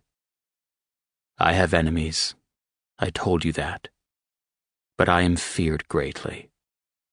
I don't have a reputation for mercy. My men will make it known that only someone with a death wish would try to get to me through you. But at the same time, security will be tightened around you, and someone will escort you at all times when you aren't with me." A peculiar pain settled into his chest, and something that resembled panic scuttled around his insides. Maybe she wouldn't like the kind of life he offered. Not many would. She'd be living in a veritable prison. Oh, she'd have every imaginable luxury and convenience. She'd be spoiled and pampered, her needs put before all others. But the one thing she wouldn't have was freedom. If she remained with him, she would be consigned to a life of high security. No one would have unfettered access to her. How long would she be able to live in such suffocating circumstances? How long before she'd rebel and lash out over the extreme protective measures Drake put into place? Not many people would willingly consign themselves to a veritable prison, no matter how luxurious that prison might be. "Can you forgive me, Angel?" he asked softly. "Can you forgive me in time? Will you give me the chance to make it up to you? To prove to you that I would never again subject you to what I did that night? I know it's a lot to ask. I wouldn't blame you if you wanted nothing further to do with me. But I don't want to live without you. You are all that's good in my life. The only good. The very best part of me, and I damn near destroyed that in my panic and fear that you would be used to strike at me. I could never live with myself were something to happen to you because of me. And I'm going to do everything in my power to protect you from the bastards who would think nothing of abusing a woman in order to achieve their goal. Every single one of my men is devoted to your safety and protection. They will protect you with their lives. I need you to believe that. And I need you to believe that you are the most important thing to me, and I will never let you go without one hell of a fight." Her expression was dazed, and the internal war she was waging with herself was evident in her stormy eyes. She looked afraid. He wanted to let loose a string of curses that would singe the hide off the most hardened man, but the last thing he needed to do was push her in the opposite direction. "So we just get back together?" she asked in a choked voice. "Pick up where we left off?" "No," he said, completely serious. "We, or rather I, start over. New beginning. Better this time. I have a lot to make up to you, and I'm not going to pretend otherwise. You, however, don't need to change a damn thing. You did nothing wrong. You gave me a gift most men can only dream of receiving, and I didn't nurture and protect that gift as I should have. That changes right now and going forward. If you'll say yes and agree to stay with me. Oh, Drake, I don't know what to say, she said in a choked voice. Tears welled in her eyes, and he hastily thumbed at the moisture as it began to leak down her cheeks. I was so happy. You made me so happy. And I wanted to make you happy. Everything was perfect. And then... Shh, my angel, he said, cradling her once more in his arms. It will be perfect again. I promise. I don't expect you to forgive or forget any time soon. All I ask is the opportunity to prove to you that I can be the man you deserve. Just say yes, and we'll take it one day at a time, and I'll promise to try to make each day better than the last. I have no doubt we'll hit a few roadblocks along the way, but I can promise you that what happened that night will never happen again. I'd give everything I own to be able to go back and make it never happen. She leaned her forehead against his, closing her eyes as she battled the tears streaking silently down her cheeks. I want this.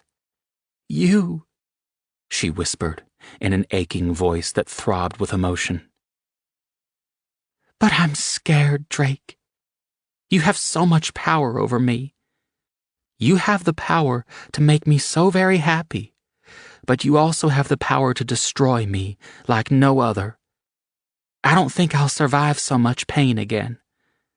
I've been dead for the last 5 days, and I hate how vulnerable you make me feel, that I depend on you for so much happiness. It scares me to death. Can you understand that? I can't imagine you being helpless, at someone else's mercy and dependent on them just to maintain your sanity and keep it together. I do understand, he murmured. I understand far more than you realize, because you hold me in the palms of your hands.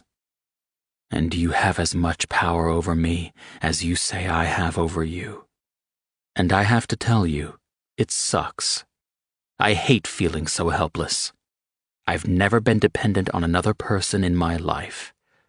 I'm always in control, and yet when I'm with you, I feel anything but in control. I feel as though I'm walking through a minefield, and one wrong move and I destroy something very precious and beautiful. I damn near did just that. I certainly inflicted a lot of damage, and that makes me a complete bastard. Believe me, Angel, I will never forget. I will never forgive myself for what happened that night. It's something I'll have to live with for the rest of my life. I haven't eaten, I haven't slept. I've been a shell of a man for the last 5 days, and self-loathing has slowly eaten a hole in my soul until there's barely anything left, if anything at all. Drake, no, she cried out. Stop. Just stop. You can't torture yourself this way. It does neither of us any good. If we're going to make this work, then we have to put it behind us and move forward. If you stay bogged down in the past, it will destroy us both. If I can forgive, then you should be able to do the same. Drake sucked in his breath, and his pulse accelerated wildly. He was shaking and desperately trying to hold himself together as her words penetrated his anger and grief. He grasped her shoulders and pushed his face toward hers until they were nose to nose. Do you mean that, Evangeline? Are you saying what I think you're saying? Are you giving me another chance?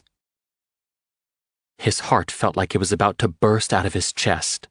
It was beating far too fast, and for a moment he feared the strain would be too much and he'd have a heart attack. His entire body shook.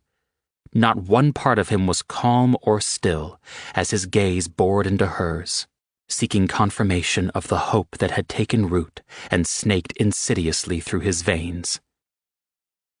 She swallowed, and he saw how difficult this was for her, how monumental a decision she'd reached. But then she slowly nodded. "I need the words," he said hoarsely. "I have to be sure. I need to hear you say it out loud." "Yes," she said softly. "I'll give you, us, another chance. I won't lie, I'm scared out of my mind. But I'm willing to try." It was too much for Drake. He crushed her into his arms, holding on to her for dear life. He rocked back and forth, alternating murmuring against her hair and brushing kisses over the silken tresses.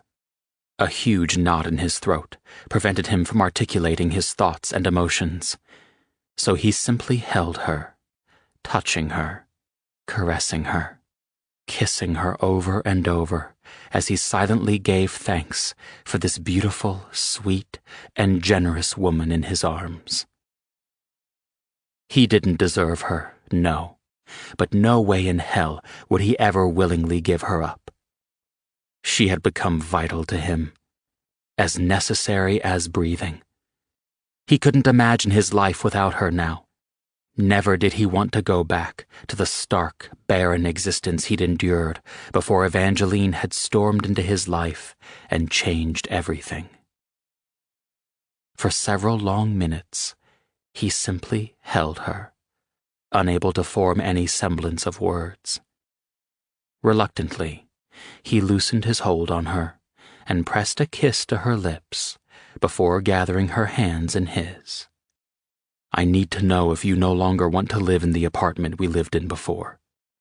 It's perfectly understandable if you don't. I don't want to do anything that brings back bad memories. But if we choose to live in one of my other residences, I'll need a week or so to properly secure it and get it up to the same standards as my current apartment. We can move each day so we don't spend the same night in one place until all of the work is done and a new main residence is secured." "I'm okay with going back to your apartment," she said after a brief moment. He studied her demeanor, her expression, and her eyes, looking for any sign of hesitation or fear. But he saw nothing. "Are you sure?" he asked anyway. She nodded. "There's no sense in spending all that time and money to outfit another dwelling when the one you have is already suitable." "Then let's go home," he said gently, holding his hand out to her as he stood. With only a slight hesitation, she slid her soft palm over his and allowed him to pull her up to stand beside him. "You won't regret this, Evangeline," he said with utter gravity. Her gaze searched his for a few seconds, and then she offered his hand a gentle squeeze. She hesitated only a brief second as she seemed to overcome her internal struggle, and then let out a deep breath. Hope seized his chest when her eyes softened. She licked her lips once, and then uttered the sweetest words he'd ever heard.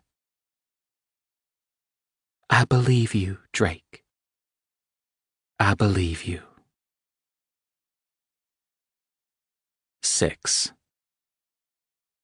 Evangeline's nerves were a wreck by the time they arrived at Drake's apartment. Though she had agreed to remain here instead of having Drake go to the time and expense of setting up another residence, it didn't mean that the mere thought of walking back into a place that had hosted her utter humiliation didn't have her on the verge of an anxiety attack. To make matters worse, as soon as they entered the lobby, Evangeline saw Edward and cringed at the sympathy and worry in his eyes as he hurried over. Oh, God. She just wanted the floor to open up and swallow her whole. But Drake must have sensed her mortification and warned Edward off with a look, because Edward halted and then turned to busy himself with another task. By the time they made it onto the elevator, she was shaking and on the verge of hyperventilation. She hugged her arms around her waist and lowered her head to stare at the floor. Her eyes were burning, and she'd endured enough humiliation without dissolving into tears in front of Drake. Again. To Drake's credit, he didn't prod her or call attention to her near meltdown. Instead, they rode to the top floor in silence. But Drake did wrap one arm around her, solidly anchoring her against him so that his body heat seeped into her chilled flesh. Was she an idiot? Was she a naive fool for agreeing to this lunacy after what he'd done to her? Her head still bowed, she shuffled off the elevator and into Drake's apartment. To her surprise, Drake stopped her just inside and simply pulled her into his arms, holding her tightly. "Thank God you're back," he murmured. "Thank God I found you in time." She rested her forehead against his chest and stood there, absorbing his touch like an addict in withdrawal. He rubbed his hands up and down her back, and then reluctantly pulled away, cupping her chin and tilting it upward so she met his gaze. "Come into the living room and sit down while I fix you something to eat. You haven't been taking care of yourself," he chided. "You've lost weight." "I had it to spare," she said dryly.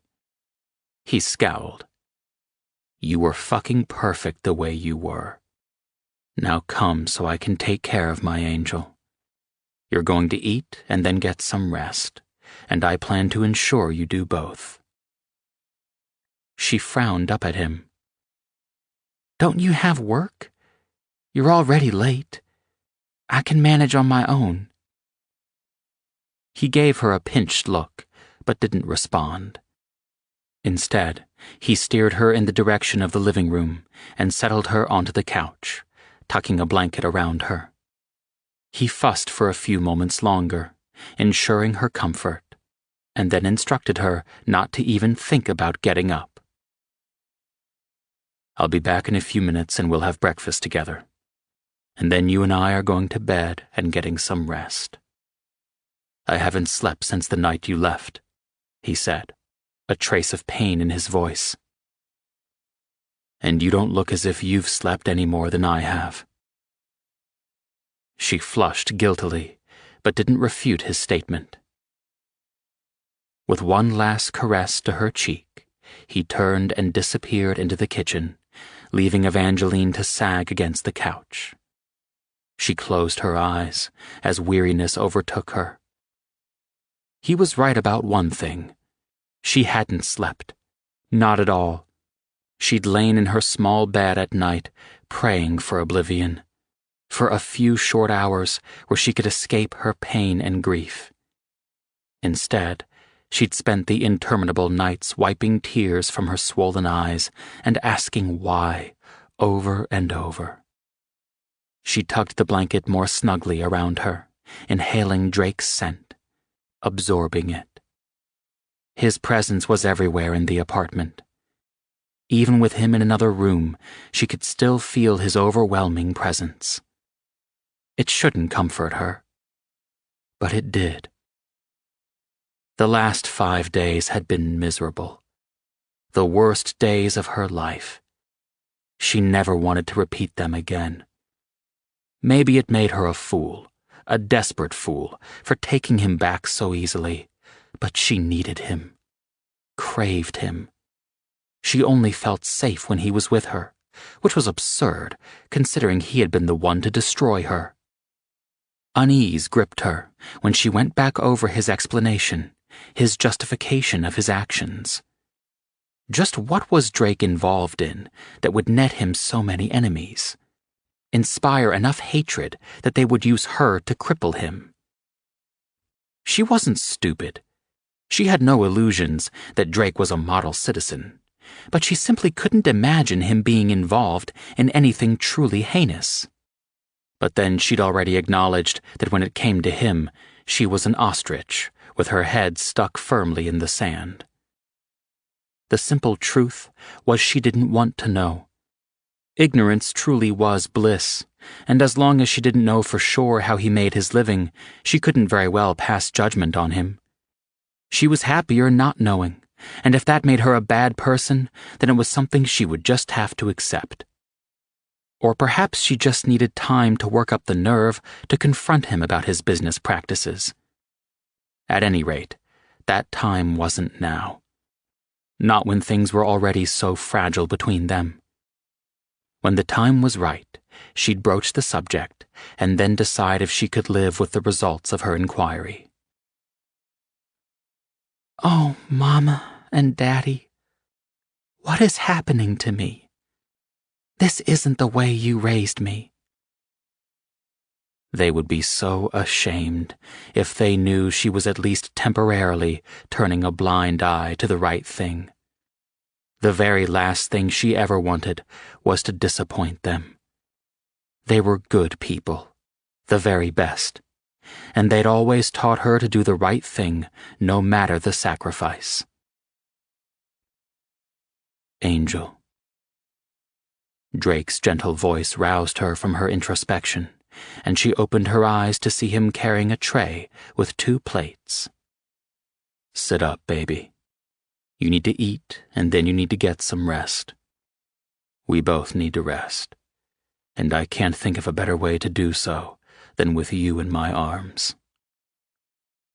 She sniffed appreciatively, and her stomach protested the many days of not eating, of not having the strength or will to force herself to eat. A hot flush swept over her body, causing her to shake, and sweat broke out on her forehead. Her stomach lurched and rebelled, and then squeezed and tightened into a hard knot. "I'm not sure I can," she said honestly, clutching her belly with one palm. Nausea boiled in her stomach, leaving her weak, clammy, and shaking uncontrollably. Drake cursed and swiftly set the tray on the coffee table before sliding onto the couch next to her and folding her in his arms. He urged her to the edge of the cushions supporting her back. "Lean forward and put your head down," he said gently. "Take in deep breaths, in through your nose and out your mouth. I'll get you some soup. Think you could handle that?" She nodded miserably, her embarrassment growing with each passing minute. She was acting like a helpless twit who couldn't survive without her man. Drake sat there a few moments longer, rubbing his hand comfortingly up and down her spine, and then he gently massaged her nape. "Will you be okay while I get the soup?" he asked in a low voice. Yes." His lips brushed the top of her head, and he disappeared back into the kitchen, only to return a few minutes later with a steaming mug. He placed it between her palms and told her to sip. The warm fluid soothed a path from her throat all the way into her stomach, and some of her tension eased and she relaxed. She managed to consume half of it before she leaned forward to put the cup on the coffee table. "Enough?" Drake asked gruffly. She nodded, tension suddenly reinvading her muscles. "Then let's get you to bed," he said, rising. She swallowed nervously, then nodded. As she started to rise, Drake simply slid his arms beneath her and picked her up off the couch. She landed with a soft thud against his chest, and he stood there a moment with his lips pressed firmly against her forehead.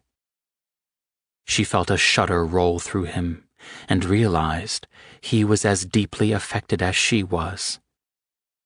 And nervous.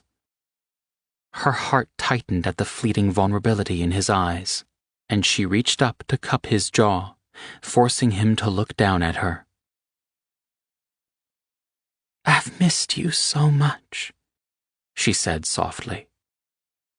Fire ignited in his eyes, and relief that was nearly staggering. "God, I've missed you too, Angel," he said in a husky whisper. "I'm never letting you go again." As he strode toward the bedroom, she allowed his impassioned words to sink in. Did he mean them, or was he saying something in the heat of the moment? She didn't want to ruin everything by asking him for clarification.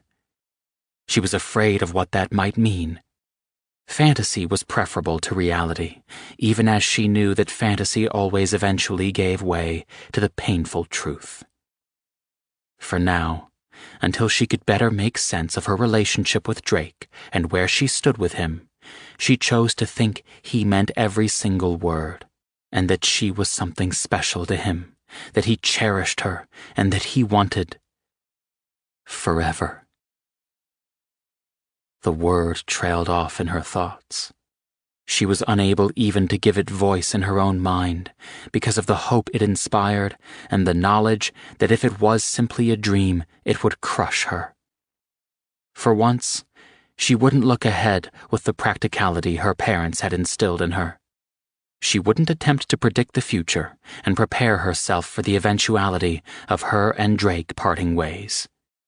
Instead, she chose to live in the moment, one day at a time, one precious fantasy and dream at a time. If and when the time came for her to face cold, hard facts, she'd hold the cherished memories of her time with Drake close to her heart for the rest of her life. Because one thing was for certain. As practical as she liked to think herself, and knowing that nobody was the one and only in someone's life, she knew without doubt that there would never be another like Drake for her. No one who would even come close. Drake knew her inside and out, perhaps better than she knew herself. He knew what she needed and moved to provide it before she even recognized it. And she was supposed to think there was another man out there who could possibly see into her heart and soul the way Drake did?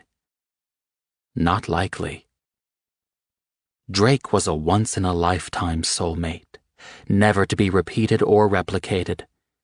And damn it, she didn't want to settle for second best. Ever. If she couldn't have her other half, the one meant and made for her, then she'd choose to live her life alone and hold close the memories of the only man to know her better than she or her family knew herself.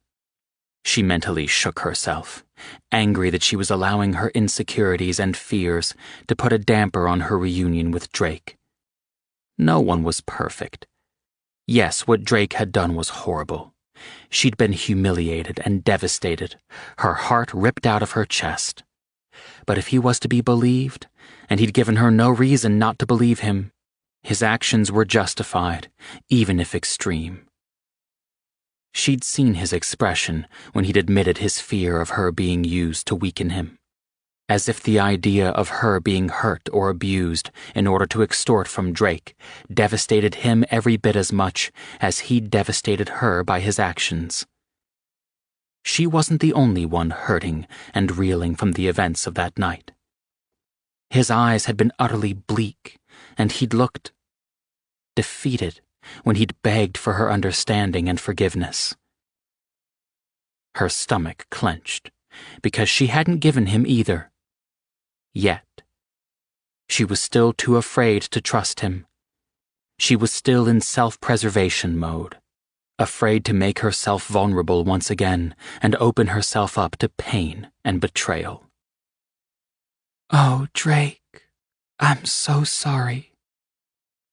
Tears pricked her eyelids, but she refused to ruin the moment by giving way to the tears threatening to fall. Drake had laid himself bare to her. He'd put himself at her feet, and a man like Drake was not someone to ever humble himself in front of anyone, man or woman.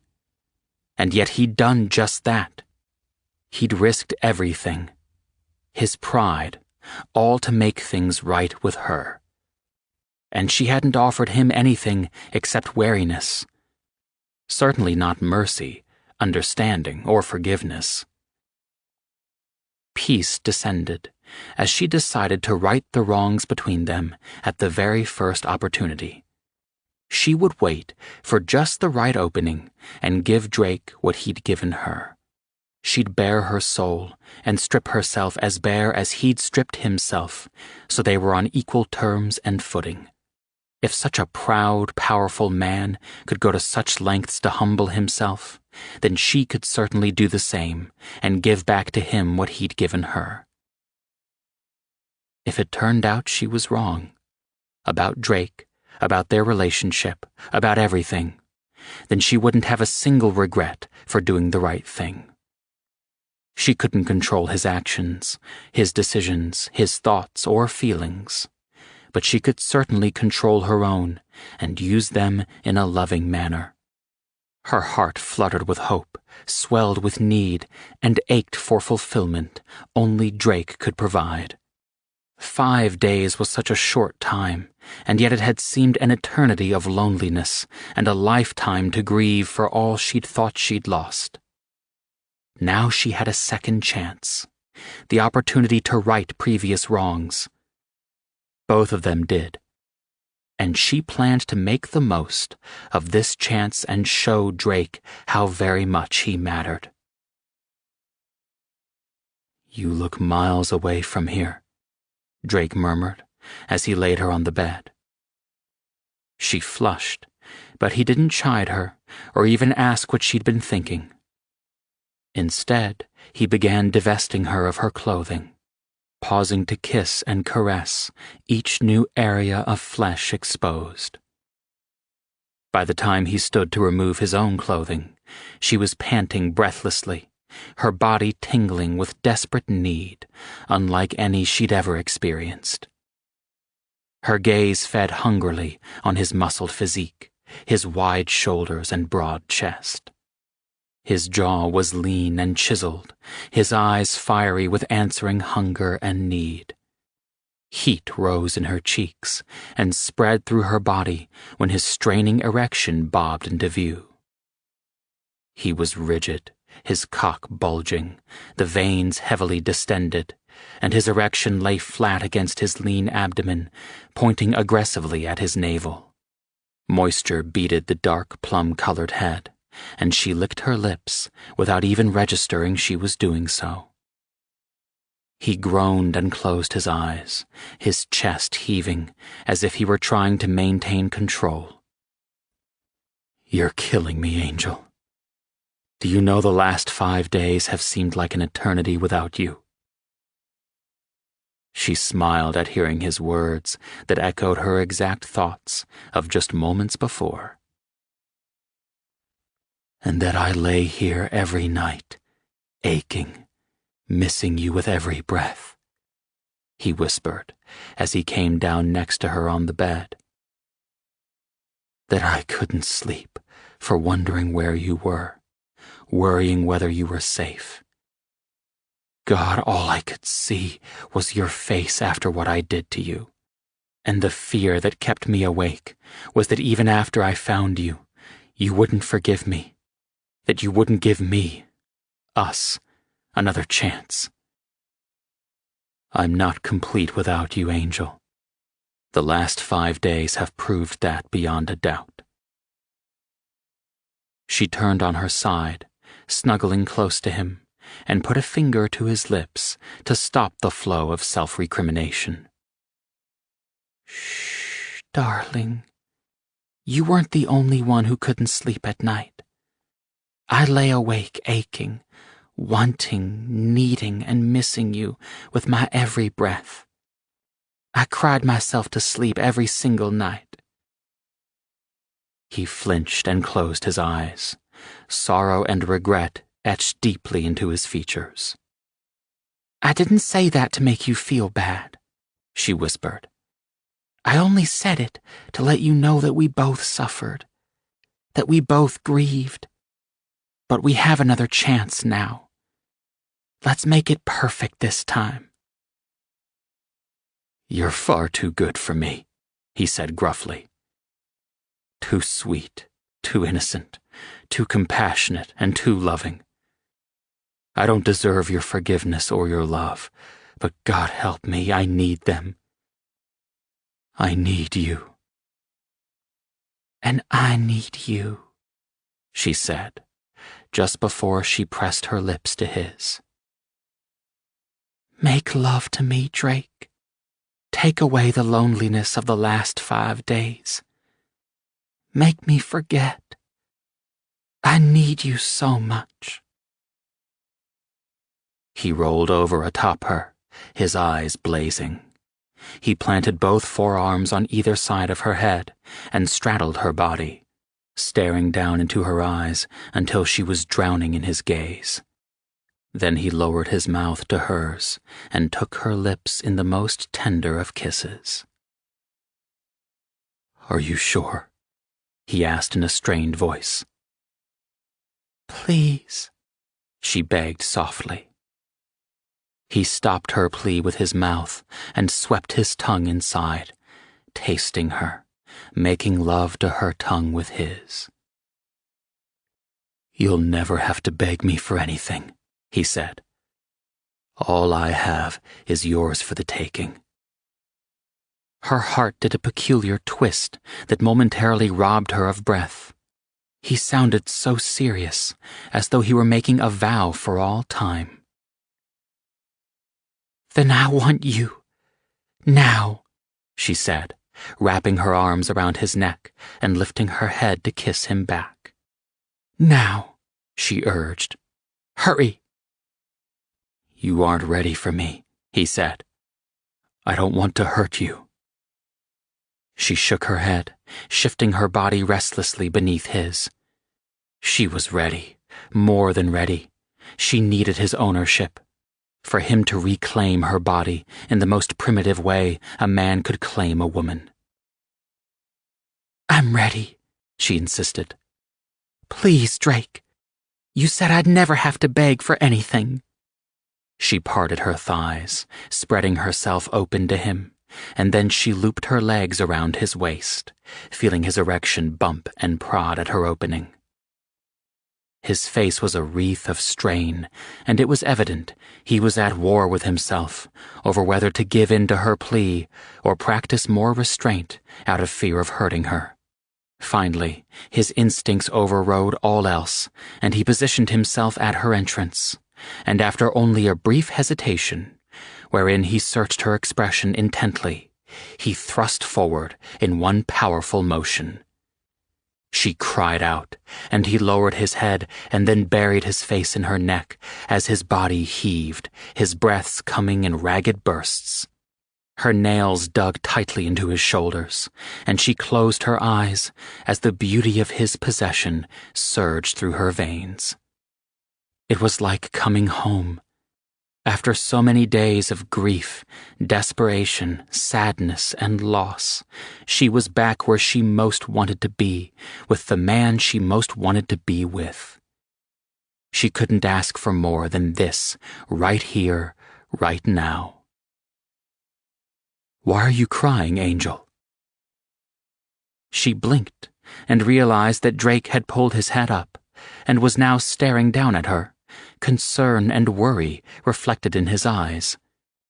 She hadn't realized she was crying, but now she registered the warm trails slipping slowly down her cheeks. She gave him a shaky smile. I'm happy, she said simply. You have no idea how horrible the last 5 days have been. I thought I'd lost you forever. Guilt darkened his eyes, and he briefly looked away, as if to compose himself, before he once more locked gazes with Evangeline. He slowly withdrew, and she moaned as he rippled through her delicate tissues. Then he surged forward again, burying himself as deeply as he could go. Never again, he vowed, holding her gaze fiercely.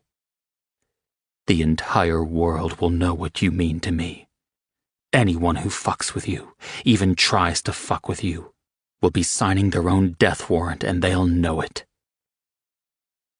She fought off the surge of unease, determined not to give way to anything but the here and now and the beautiful sense of homecoming she felt in Drake's arms. "Love me," she whispered, arching up against him, demanding more. There was no hint of the dominant lover Evangeline had come to crave over the course of their relationship. This was a man making love to her with reverence. There was tenderness and apology in every kiss, caress, and stroke in and out of her body. It was a side of Drake she hadn't seen. Oh, he'd been gentle and loving during their love-making. It wasn't always an exercise in dominance and kink, but there was an emotional side to him that brought tears to her eyes and a deep-seated ache to her soul. She craved his dominance, needed it, and yet she realized she needed this too. It gave her reassurance that before she wouldn't have thought she needed, but in the aftermath of that horrible night, insecurity had taken root and bloomed. Now, she needed both. She needed the harder edge, but she also needed this softer touch.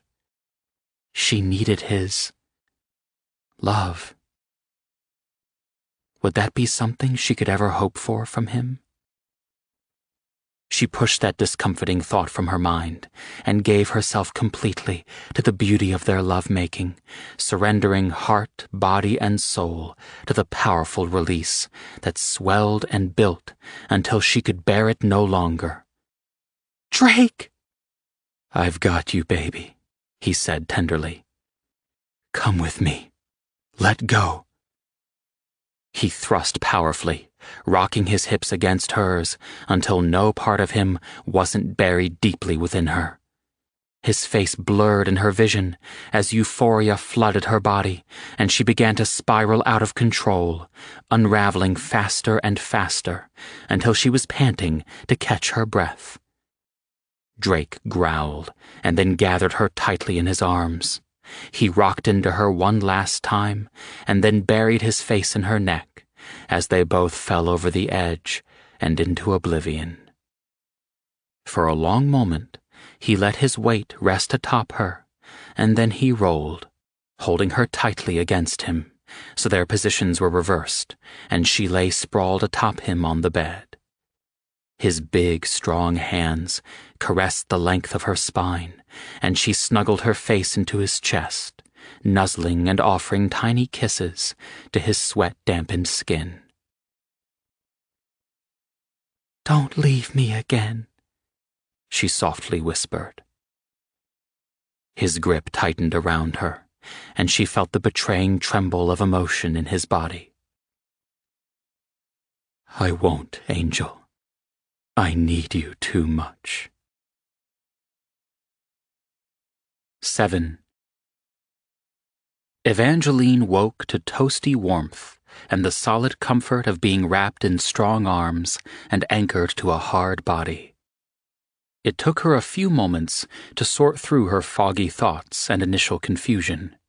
She wasn't on the small cot in the tiny storage closet at the hotel that had been converted to a sleeping area for her. Nor was she weighed down by the desolation of loneliness and despair. Slowly the events of the previous day filtered back to her. Drake appearing at the hotel where she worked. Him taking her home. Making love to her. Them napping for a few hours, and then spending a quiet evening in his apartment watching movies. They'd eaten takeout, and she'd fallen asleep nestled in his arms on the couch, and that was the last she remembered. Obviously he'd carried her to bed without her ever stirring.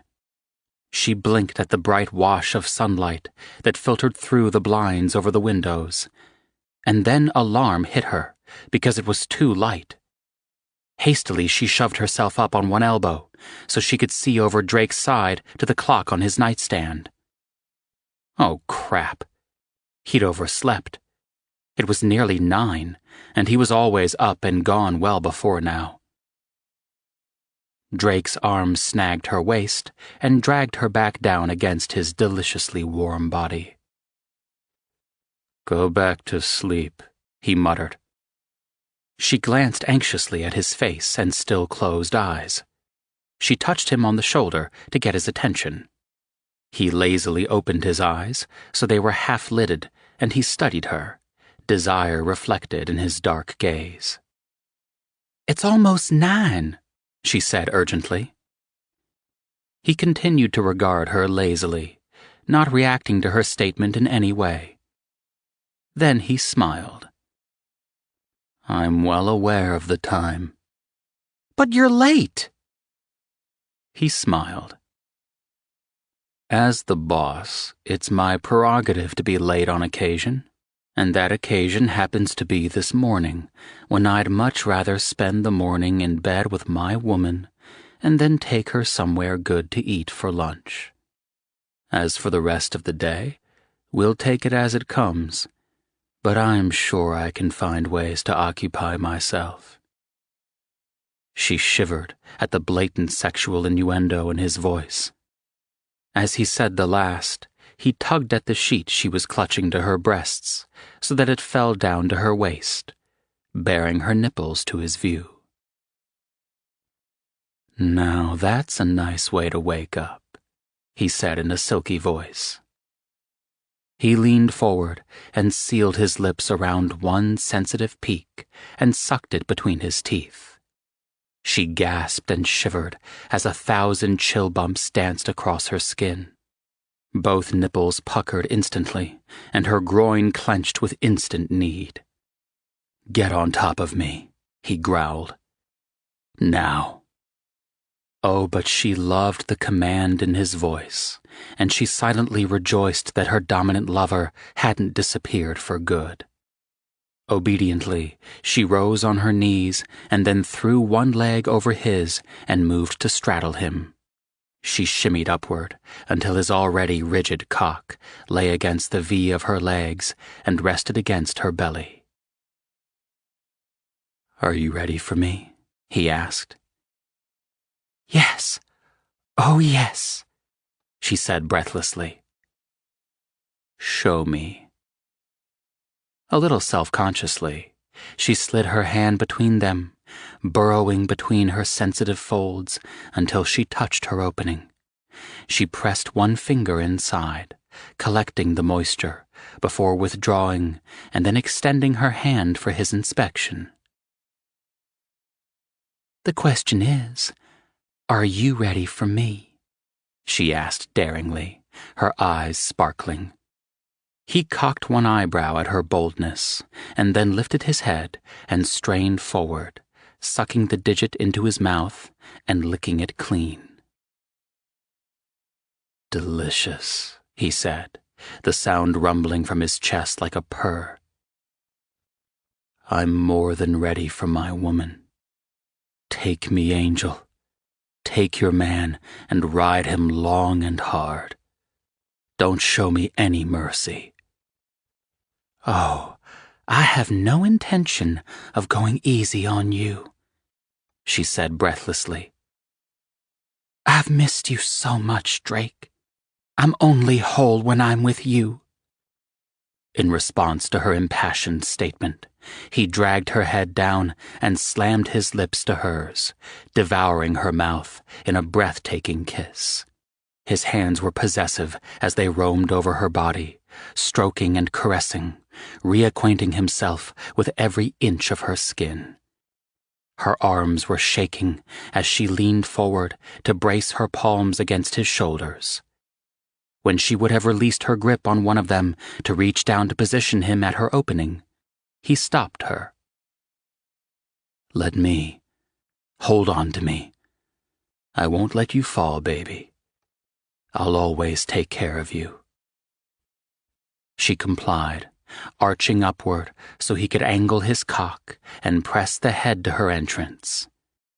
She stopped breathing when he breached her a mere inch. But he didn't move any farther. Instead, he moved his hand out of the way and laid both arms beside him on the bed, and he stared up at her, his eyes glittering with desire and need. "I'm all yours," he purred. "Take me hard. Take me sweet and slow. Show me how beautiful you are, and give me your pleasure."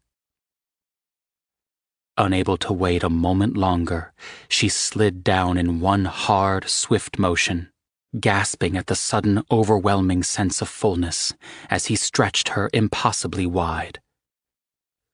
"Don't let me hurt you," he ground out.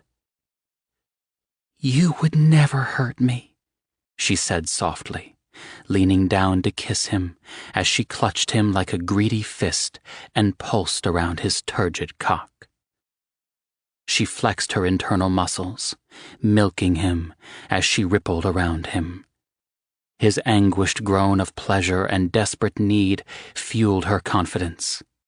That she had a measure of power over this dominant man thrilled her and left her breathless. Gathering her courage, she began to move sensuously atop him, rising and arching up until he was nearly free of her clasp, and then slowly sinking down to engulf him whole. His fingers flexed and curled into the sheets on either side of his body until his knuckles turned white and he tilted his hips up to meet her downward advances. Then, as if unable to control his need to touch her or command her, he moved his hands to her hips and dug his fingers in, yanking her downward in forceful motions. "You're so damn beautiful," he rasped.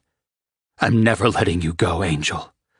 I hope to God you're with me, because I can't let you go. I need you."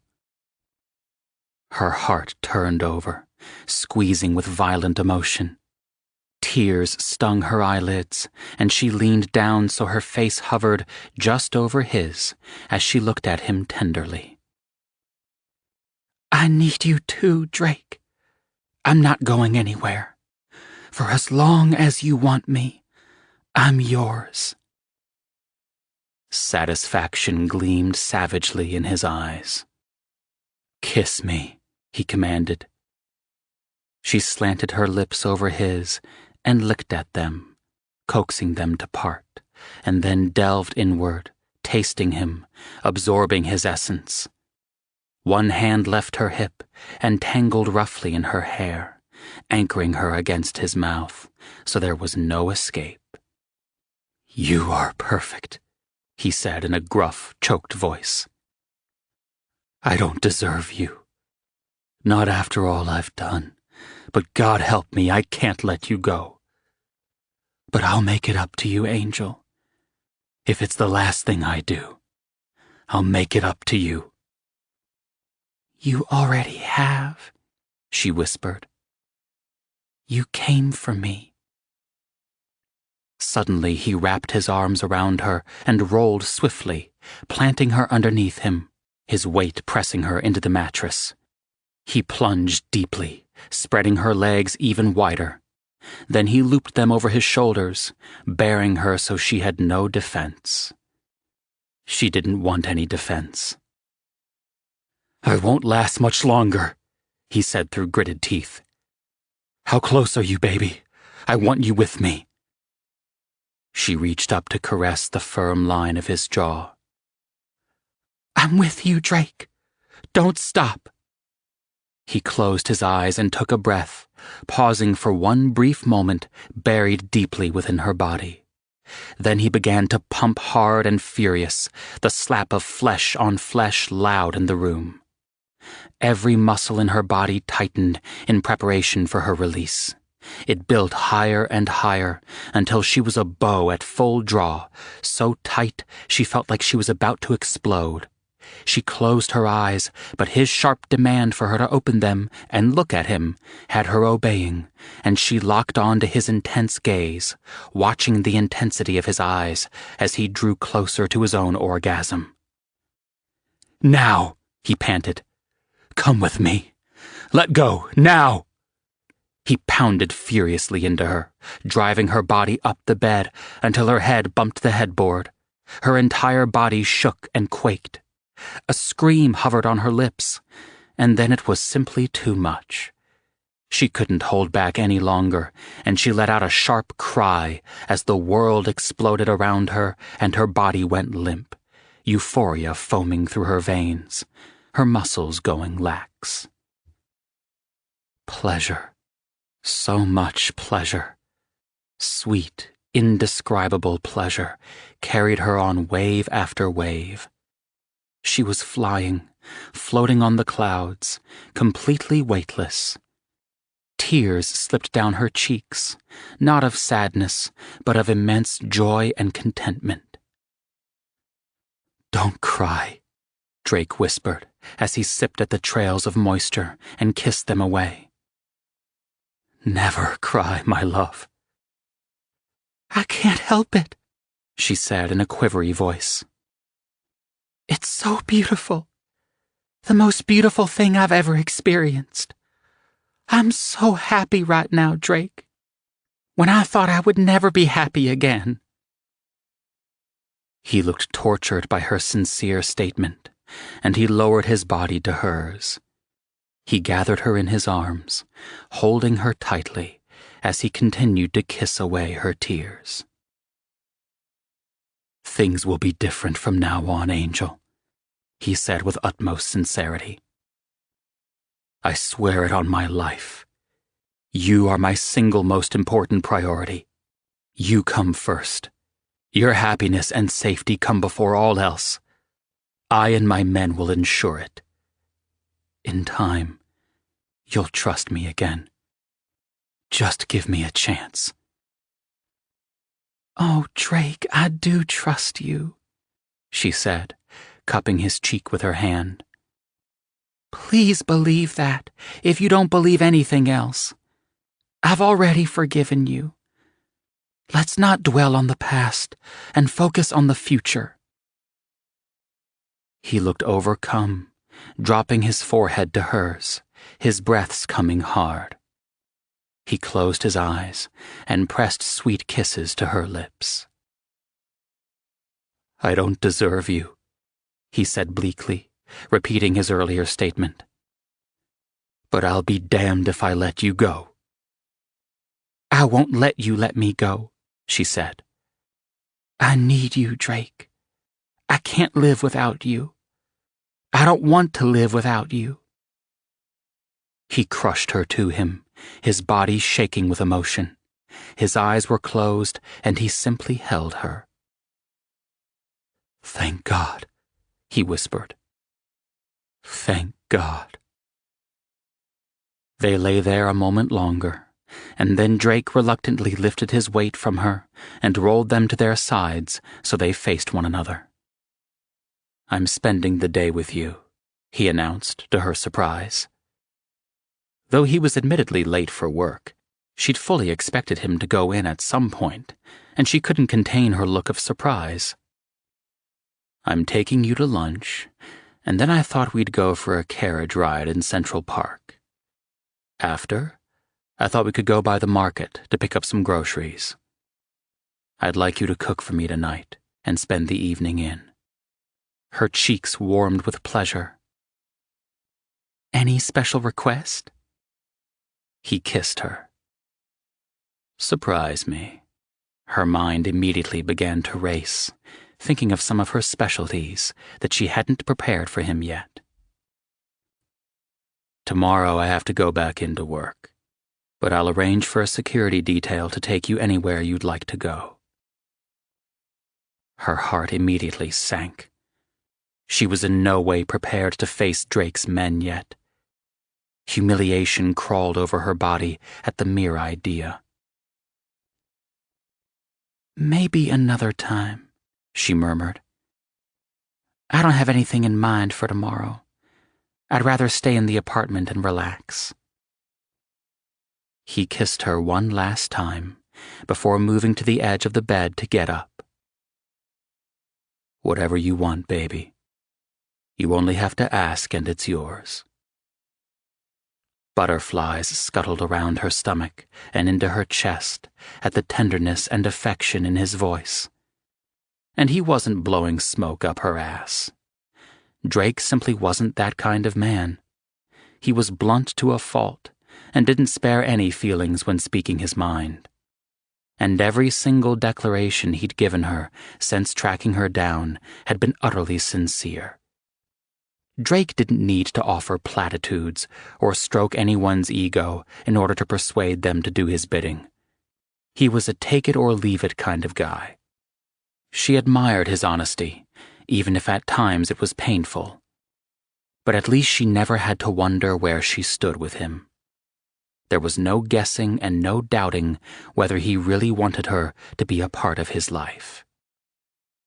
She still had a hard time wrapping her head around the fact that out of all the beautiful, sophisticated, and far more worldly women in the city, he'd homed in on her. And he'd done so immediately, with no subtlety, no playing games, flirting and dancing around the issue. He took what he wanted and refused to accept no for an answer.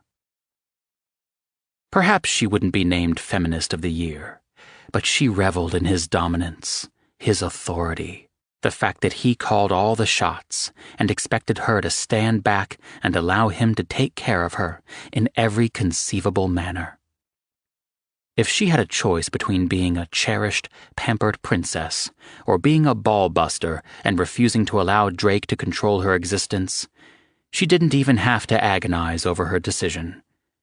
Drake made her feel like she was the only woman in the world to him, the most beautiful woman he'd ever been involved with. She had no doubt he'd been involved with countless women, and yet they were nowhere in sight, and Evangeline belonged heart and soul to him. That had to say something, right? Even as confidence, something entirely new to her, bolstered her in a way she'd never experienced, she chastised herself for being too confident, too arrogant. She could very well be a temporary challenge for Drake, an amusement. Other women could have been the same, explaining why they were no longer in the picture. Because Drake grew bored and in need of a new challenge, so he tossed them and moved on to his next conquest. She bit into her lip and nibbled in consternation. "Stop, Evangeline! For God's sake, you're being a hapless coward." If Drake truly was invested in their relationship, if she kept on with her insecurities and lack of self-confidence, she would be the one to drive him away. Not the other way around. He chose you. He could have any woman, and yet he saw you on a surveillance cam, and he chose you. That has to mean something. Though Evangeline hadn't spent a whole lot of time in Drake's club, she wasn't blind. She'd seen firsthand all the beautiful people. Men and women, but especially women. In all shapes, sizes, ethnicities, some small and curvy, others tall with killer legs and a $1 million smile, not to mention their beautiful hair, skin, clothing, and makeup. And yet for some reason still baffling to her, Drake had locked onto her and claimed her within seconds of them meeting face to face for the first time. She shook her head.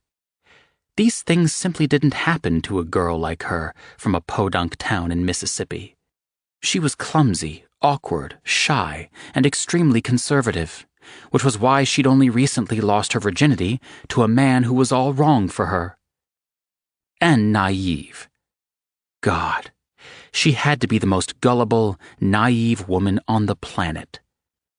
So what on earth did Drake see in her? "Evangeline, what's wrong?" Drake asked sharply. She flushed guiltily at being caught out lost in her thoughts. No way in hell she was going to tell Drake what she'd been thinking, even if she did have the propensity to blurt out the truth, no matter how embarrassing it might be. For the first time, she was going to lie to him, and she'd promised never to lie to him. But it would only anger him and ruin what had been a perfect morning. She justified her lie by telling herself it wasn't a damaging lie. She wasn't betraying him or withholding the truth about something that truly mattered. But even acknowledging that didn't make her feel any better. She hated lying. Hated it. "I was just trying to think of what to cook for dinner tonight," she said lightly. He studied her for a moment, and more heat scorched her cheeks, because he didn't swallow her lame excuse in the least. But to her surprise, he didn't call her on it, nor did he push her for answers.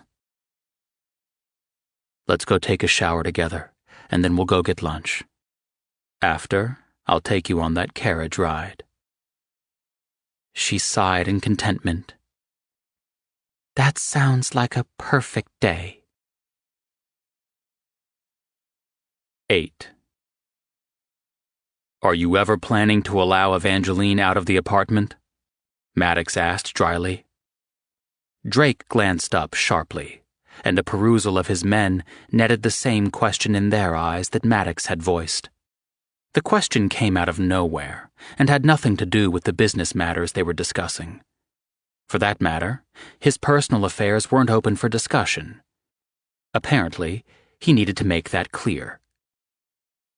"What the hell are you talking about?" Drake demanded. "I fail to see how my relationship with Evangeline is any of your business." His tone was icy, and his features glacial as he stared his men down. There was disapproval in their eyes, and it pissed him the fuck off. He was tempted to beat the fuck out of each and every one of them. He'd be damned if they were going to pass judgment on his relationship with Evangeline.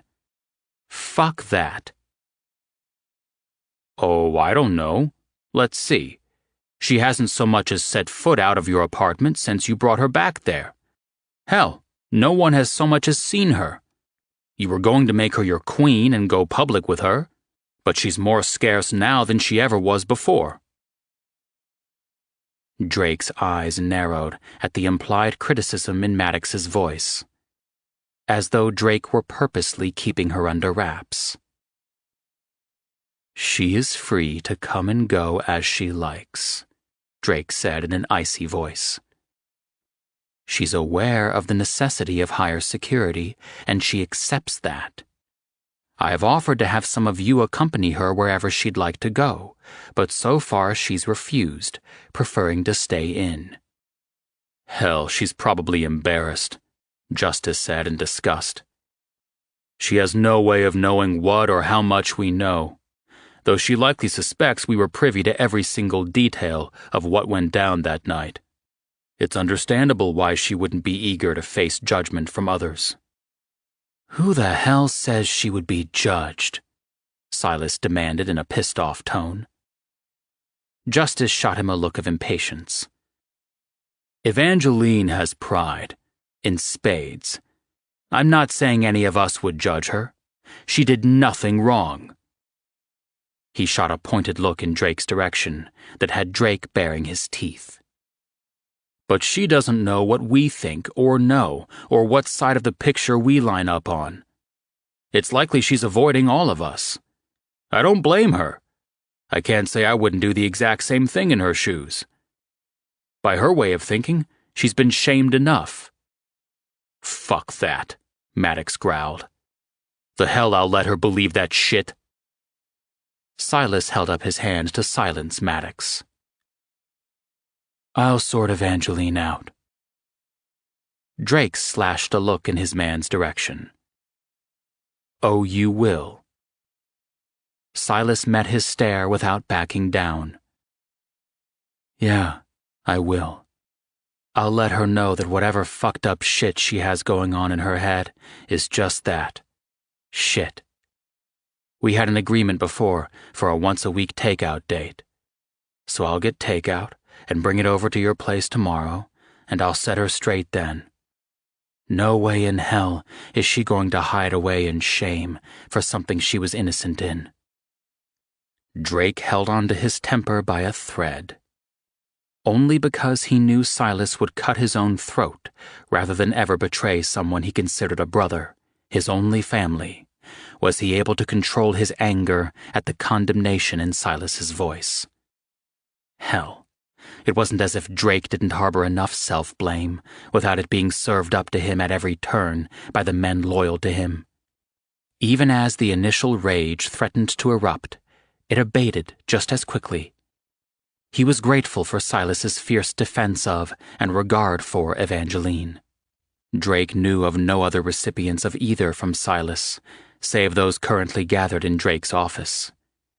And going public with Evangeline instilled paralyzing fear in Drake, not an emotion he was accustomed to at all.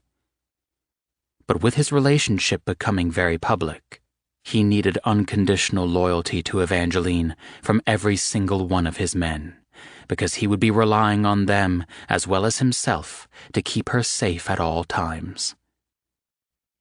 And Justice was likely correct in his conclusion. Drake cursed the fact that he hadn't even considered that Evangeline would be mortified to face his men. But now that Justice had suggested it, it certainly seemed highly probable. That night had been degrading and mortifying for Evangeline. Of course she didn't want to be around people who knew every single detail.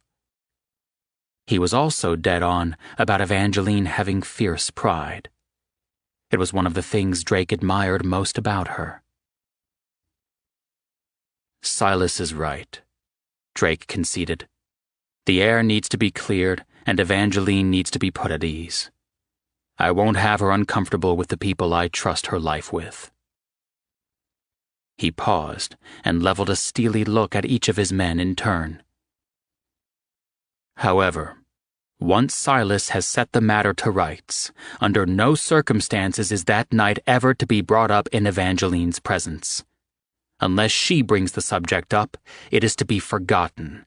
And even should she broach the topic, you will say nothing that upsets or embarrasses her in any way.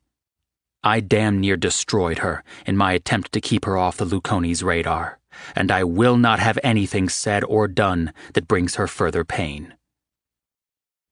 Maddox made a sound of disgust. What kind of bastards do you take us for?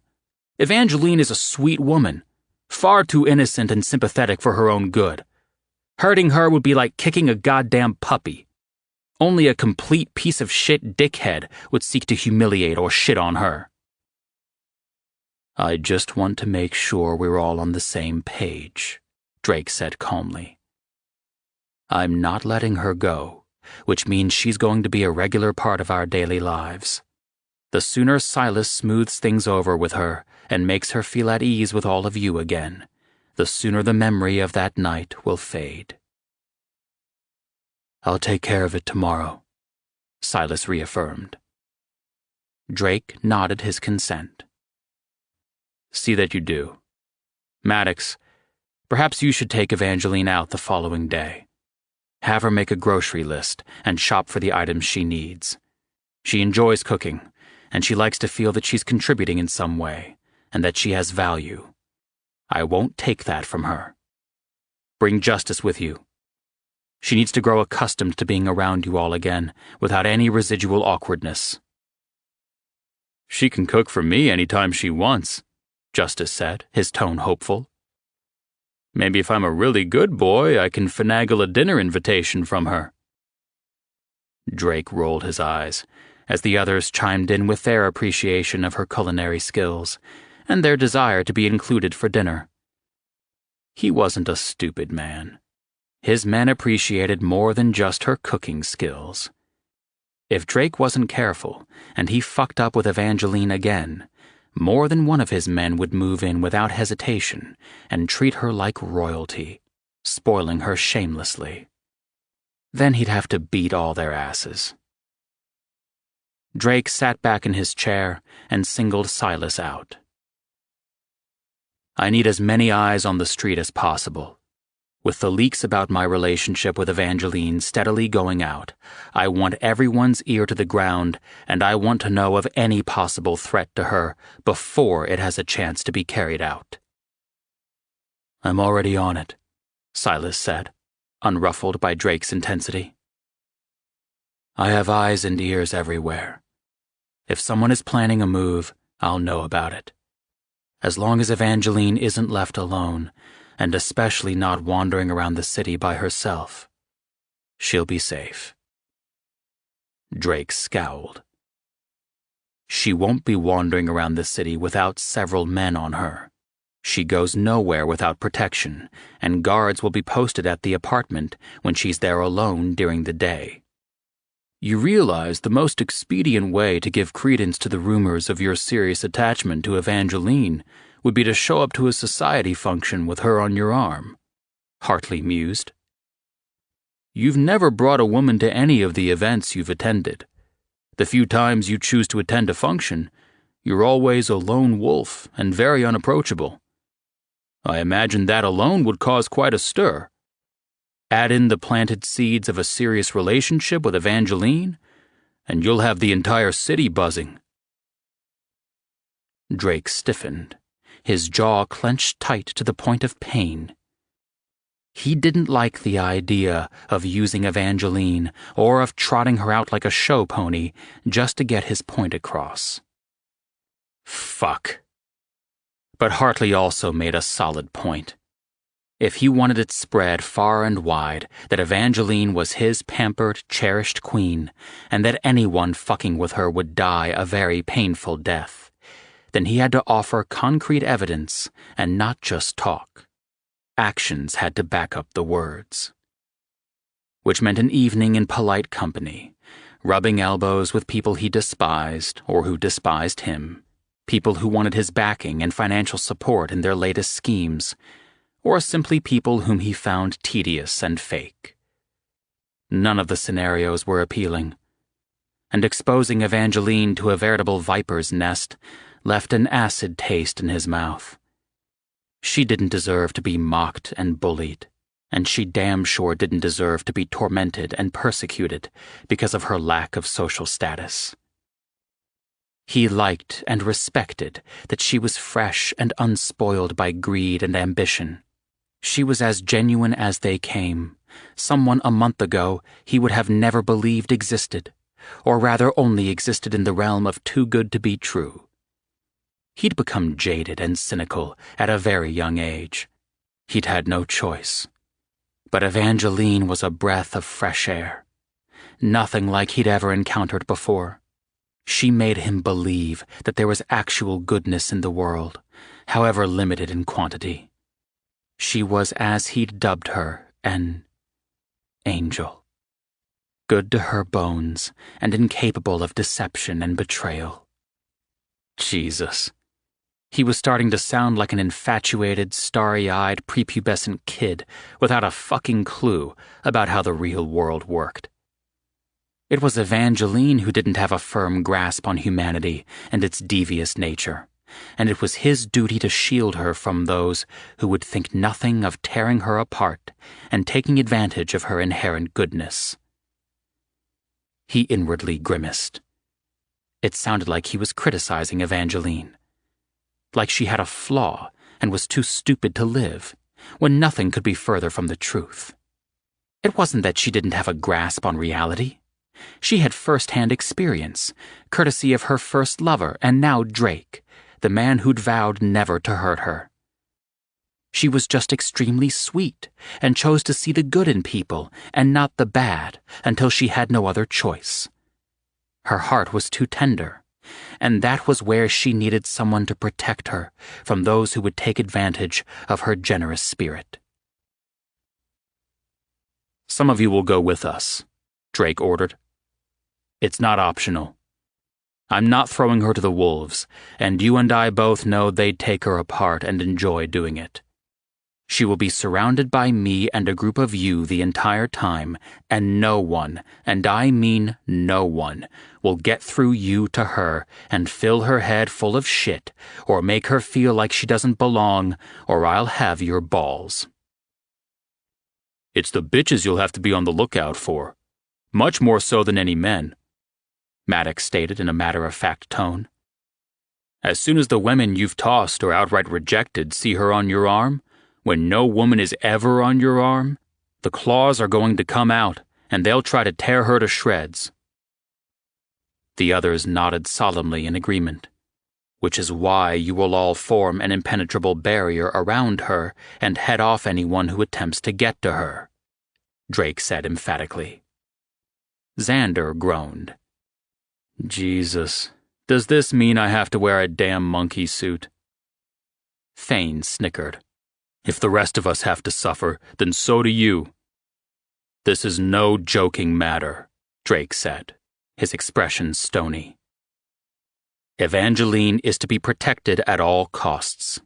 I will not have her abused or humiliated ever again. If anyone gets by you, then you answer to me.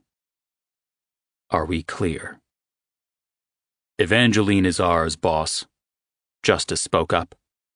"She's yours, yeah, but by proxy, that makes her ours too. The only way someone will get to her through me is if I'm dead." As Drake studied his men's expressions, he realized that Justice spoke the truth. Evangeline did in fact belong to them all. She was one of them, which meant each of them would protect her like they did one another. Drake nodded his acknowledgement and acceptance of his men's vow to put themselves between Evangeline and harm's way. Some of the tension that had knotted his insides ever since he'd decided to go public with Evangeline eased, and he relaxed for the first time since Evangeline left him.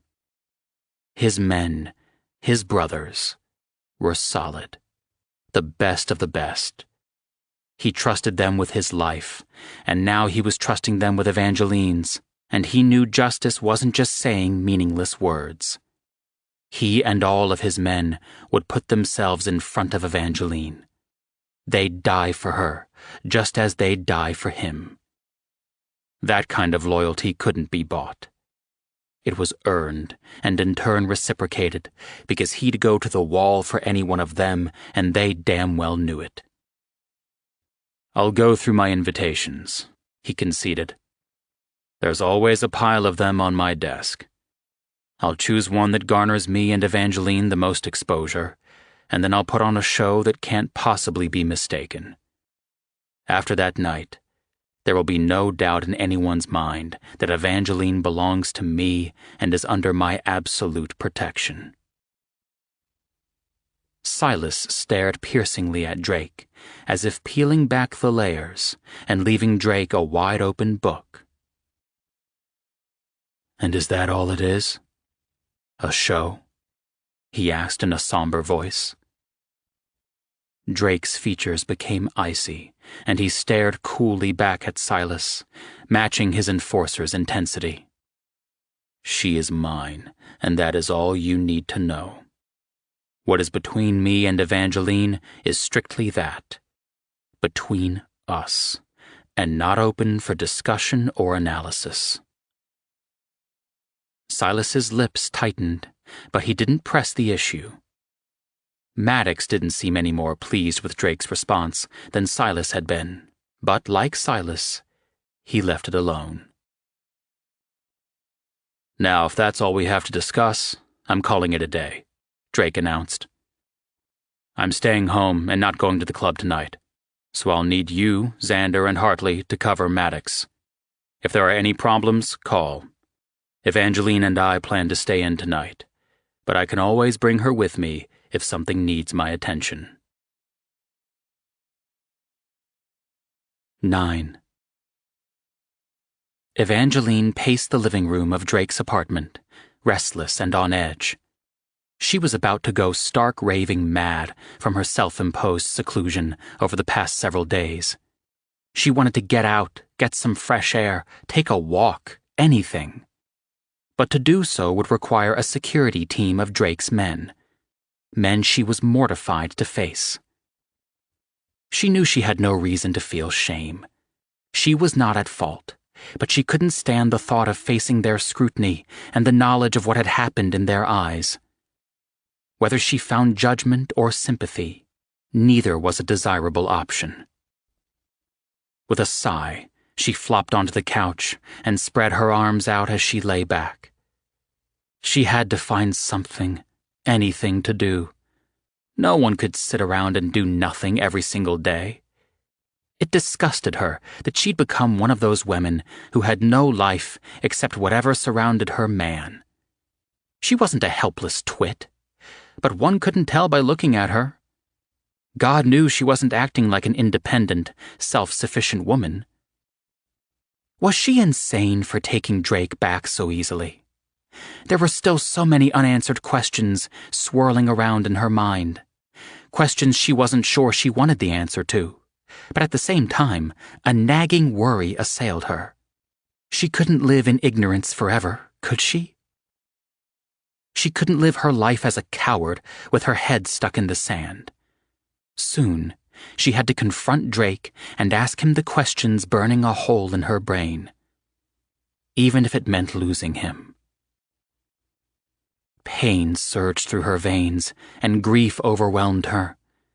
She closed her eyes. No, she wouldn't go there. Surely there was a perfectly reasonable explanation for the secrecy Drake was shrouded in, the extreme security measures he implemented, and his overzealousness when it came to her safety. As her mother often said, it did no good to borrow trouble. The buzz of the intercom startled her from her troubled thoughts, and she jumped, getting to her feet from the couch, to hurry over to the comm. She pushed the button. Yes? Her voice was shaky, and she breathed in deeply to calm her frayed nerves. Miss Hawthorne, Evangeline, Edward said in a friendly voice. There is someone here to see you. Shall I send him up, or should I tell him you aren't receiving visitors? Her pulse ratcheted up. Who on earth would be here to see her? Surely Eddie wasn't that stupid. No, it couldn't possibly be him. Who is it? She asked nervously. His name is Silas. He works with Mr. Donovan, as I'm sure you're well aware. Evangeline's heart sank, and a knot formed in her stomach. Oh, God, she wasn't ready to face any of Drake's men yet. Why was he here? It was on the tip of her tongue to tell Edward she was indisposed, but she refused to be a coward any longer. Squaring her shoulders, she sucked in a deep breath. Send him up, Edward, and thank you.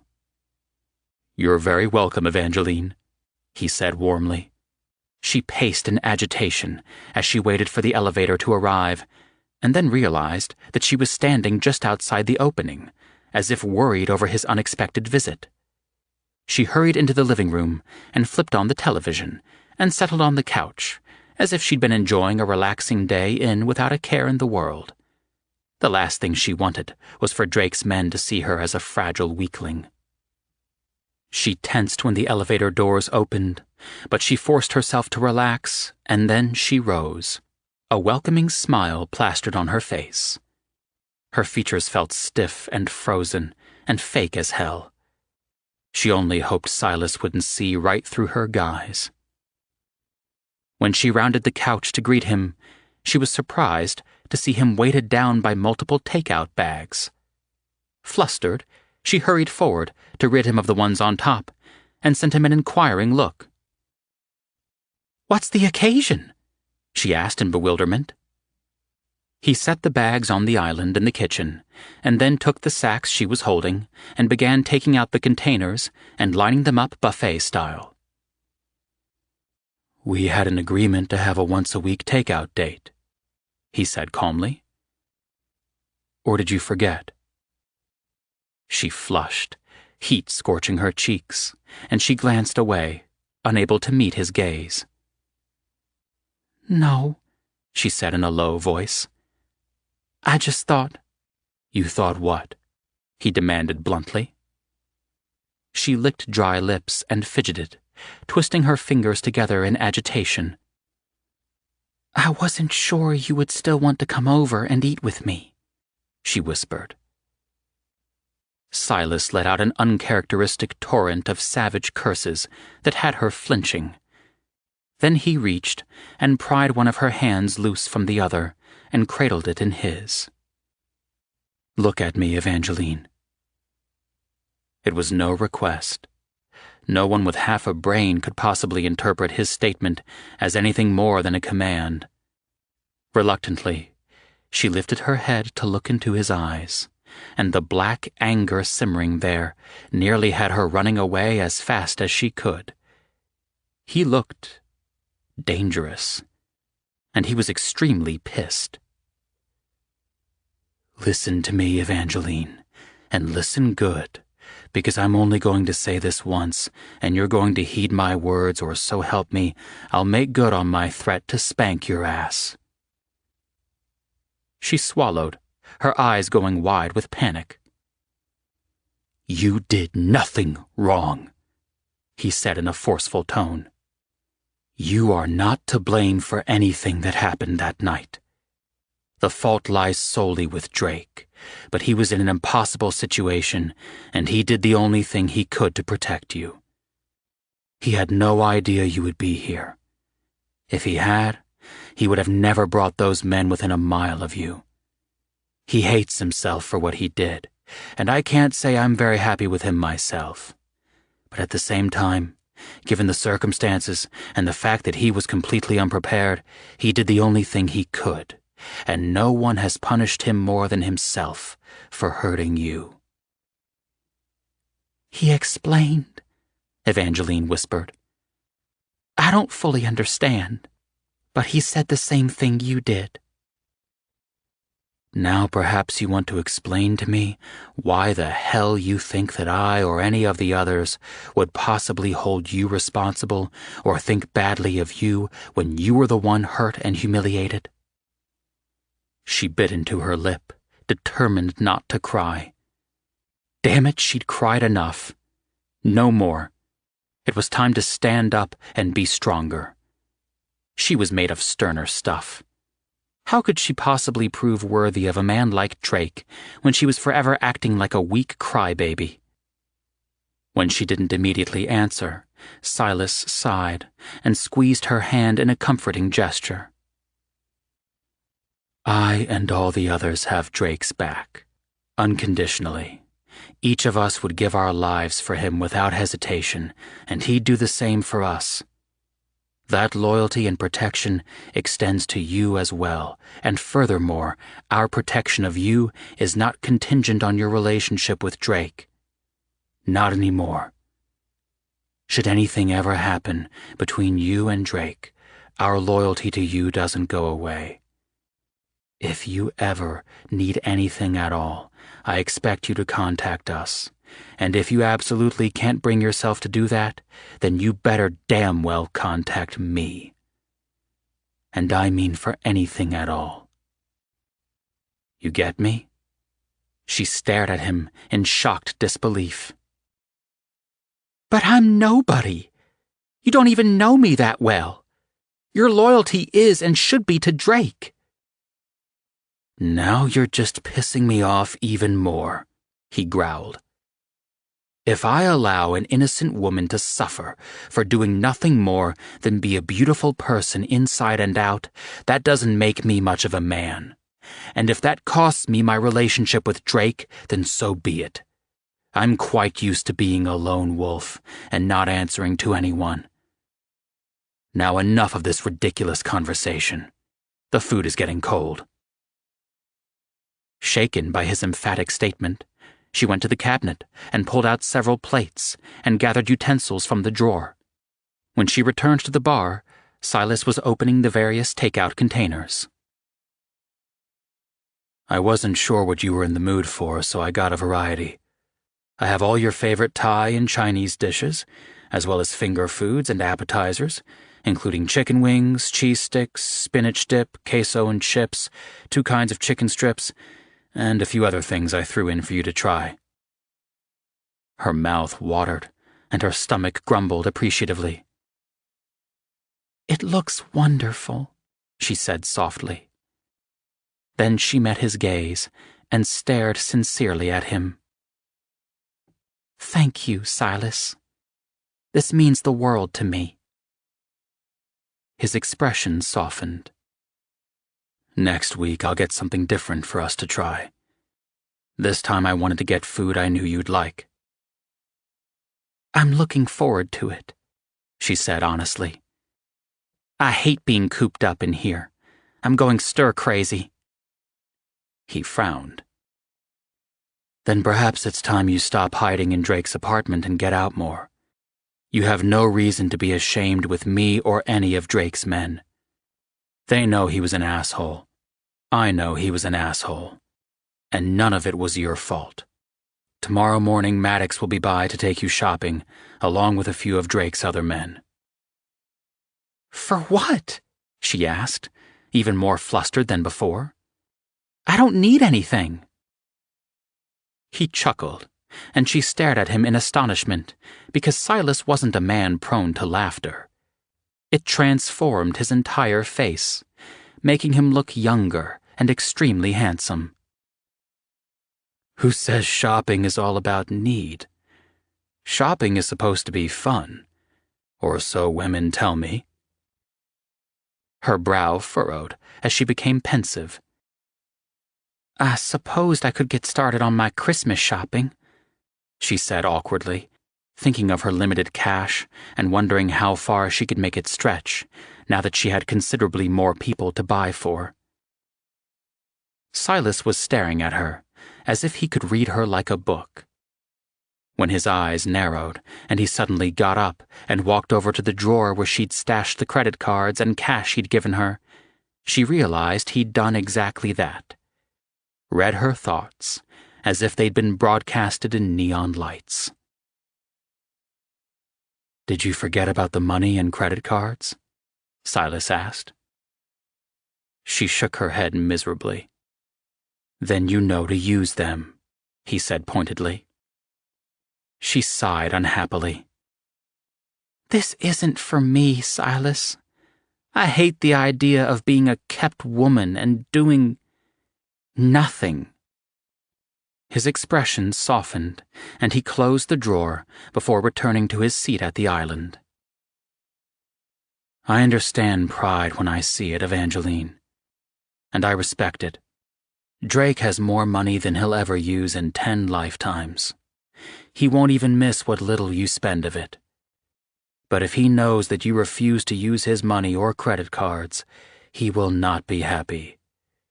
He already feels guilty enough over what happened to you that night and his part in the whole sordid mess. Will you continue to punish him by refusing the things he wants to give you?" She stared at Silas with an open mouth, acknowledging the points he'd scored with his statement. She had no desire to punish Drake any more. They'd both suffered enough, and all she truly wanted was to be able to move on and forget that night ever happened. "It's that important to him?" she asked softly. "Wouldn't it be to you?" Silas asked. "If someone you cared about refused to accept any of the things you gave them, wouldn't it bother you?" She bit her lip, but slowly nodded. "I have it on good authority that Drake will be taking you out one night soon. Perhaps you can use tomorrow's shopping trip to buy an appropriate dress and shoes and all the other accessories. Drake is a very important figure in the circles he travels in, and though he would cut off his tongue before ever telling you how to look or dress, I've learned enough about you to know how much pride you have, and that you would want to make Drake proud of you." Her mind began racing a mile a minute. "Taking me out? Where are we going?" "I'm not certain which invitation he's decided to accept," Silas replied. "But he will be making a statement, one you won't possibly be able to misinterpret. He wants the world to know you are his, and that he values what is his. So knock him and everyone else dead. Buy a kick-ass dress that will make Drake the envy of every man in attendance, one that will ensure he won't be able to keep his hands off you the entire night." Evangeline burst into laughter. "You have that much confidence in me?" Light entered Silas's dark gaze, and his eyes twinkled with responding laughter. "Bet your sweet ass I do." "Well then, I certainly don't want to be an embarrassment to Drake. Can I rely on Maddox and the others accompanying us shopping tomorrow to give me an honest opinion on a dress and shoes?" "Leave them to me," Silas said. "But, Evangeline, I better not hear of you giving them any problems with whatever they feel you should buy or buying you what they think you need. You get me?" She sighed. "Yeah, I get you. Now can we eat before everything gets cold?" Silas sent her a look that said he well knew she was ducking the issue, and there was a warning in his eyes. She wasn't stupid. Yes, Silas had been very sweet and kind to her, but she had no doubt that were she to disobey him or piss him off in some way, she'd find herself across his knee with his hand on her ass in a split second. 10. An hour after Silas left from their takeout date, Evangeline stood in the master bathroom, trying to decide between greeting Drake in his sexy negligee or foregoing clothing altogether and waiting for him in the living room naked. In the few nights since her return to his apartment, the daily ritual of her waiting for Drake to arrive home for the day had fallen by the wayside, and Drake had said nothing to her about it. He had, in fact, been exceedingly careful about everything when it came to her, almost as if he feared that saying or doing the least wrong thing would result in him losing her. Well, enough of that. The only way to fully put that horrible night behind them was for things to return to normal as soon as possible, and to remain that way. If she could give him the knowledge that she wasn't going anywhere, and that the only way he would lose her was if he chose to end their relationship, she would do anything in her power to give him that assurance. Starting tonight. She modeled the lacy scrap of silk that called itself nightwear, and then decided not to bother. She wanted Drake's eyes on her as soon as he walked off the elevator, not on what she was wearing. She wanted to please him, but most of all, she wanted her Drake back. Strong, arrogant, completely dominating, and forceful. She shivered just thinking about his touch, the strike of leather against her skin, his mouth on hers, on her breasts, between her legs.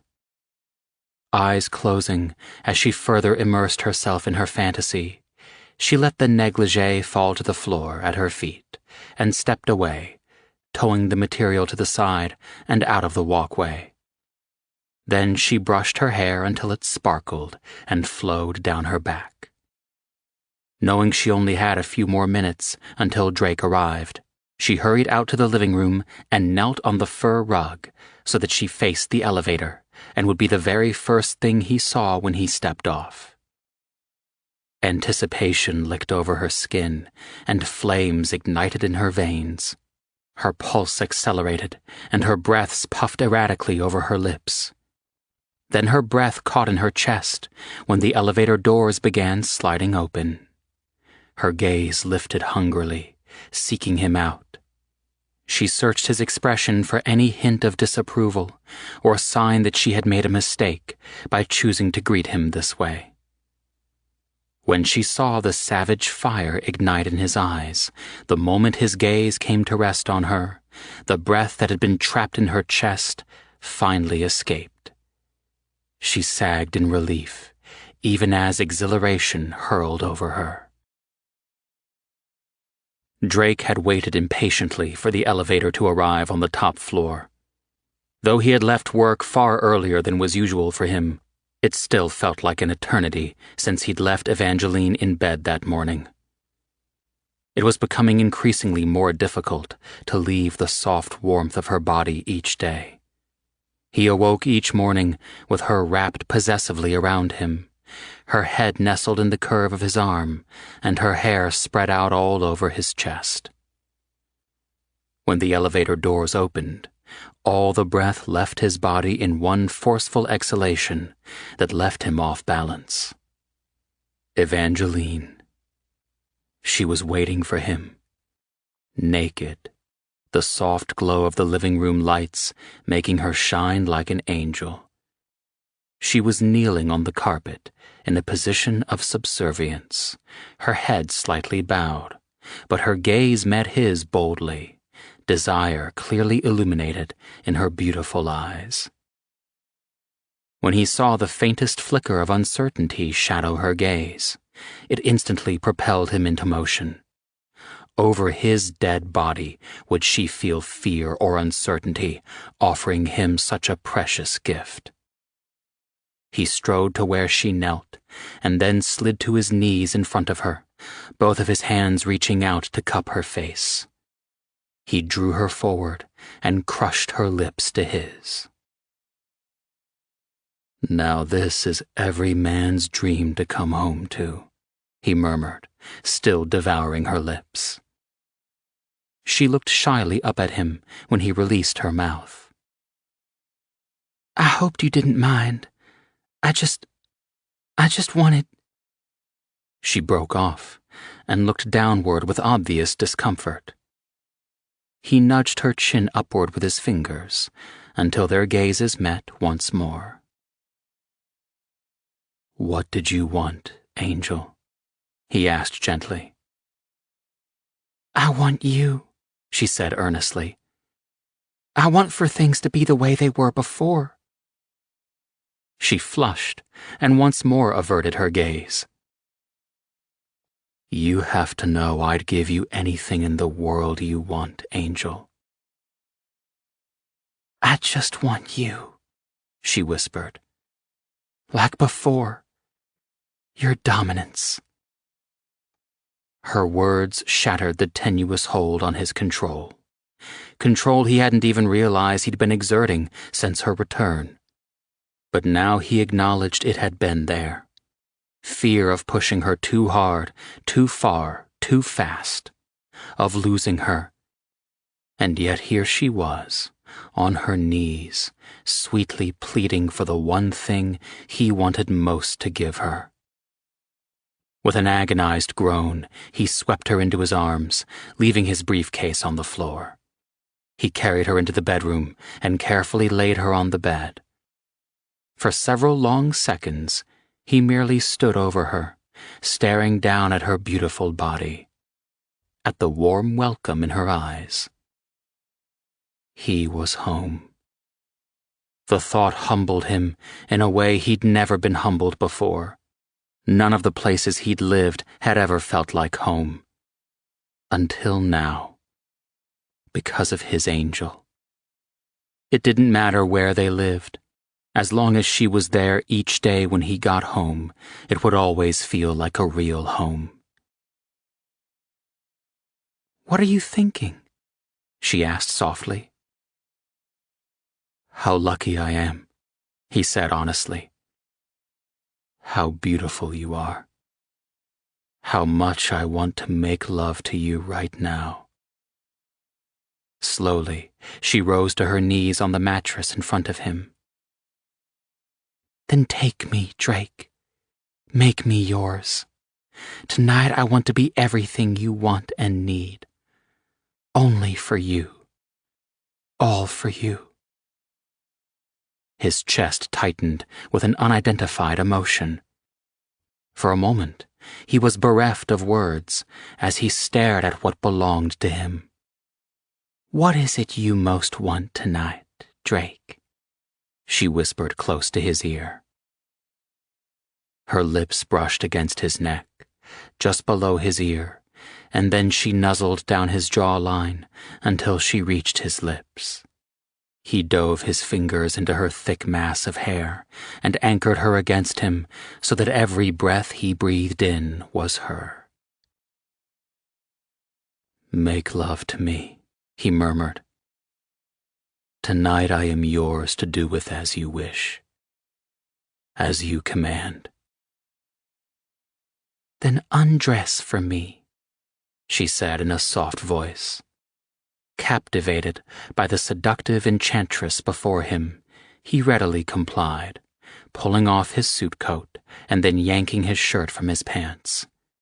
In a matter of seconds, his shoes and socks went sailing across the floor, followed by the remainder of his clothing and underwear.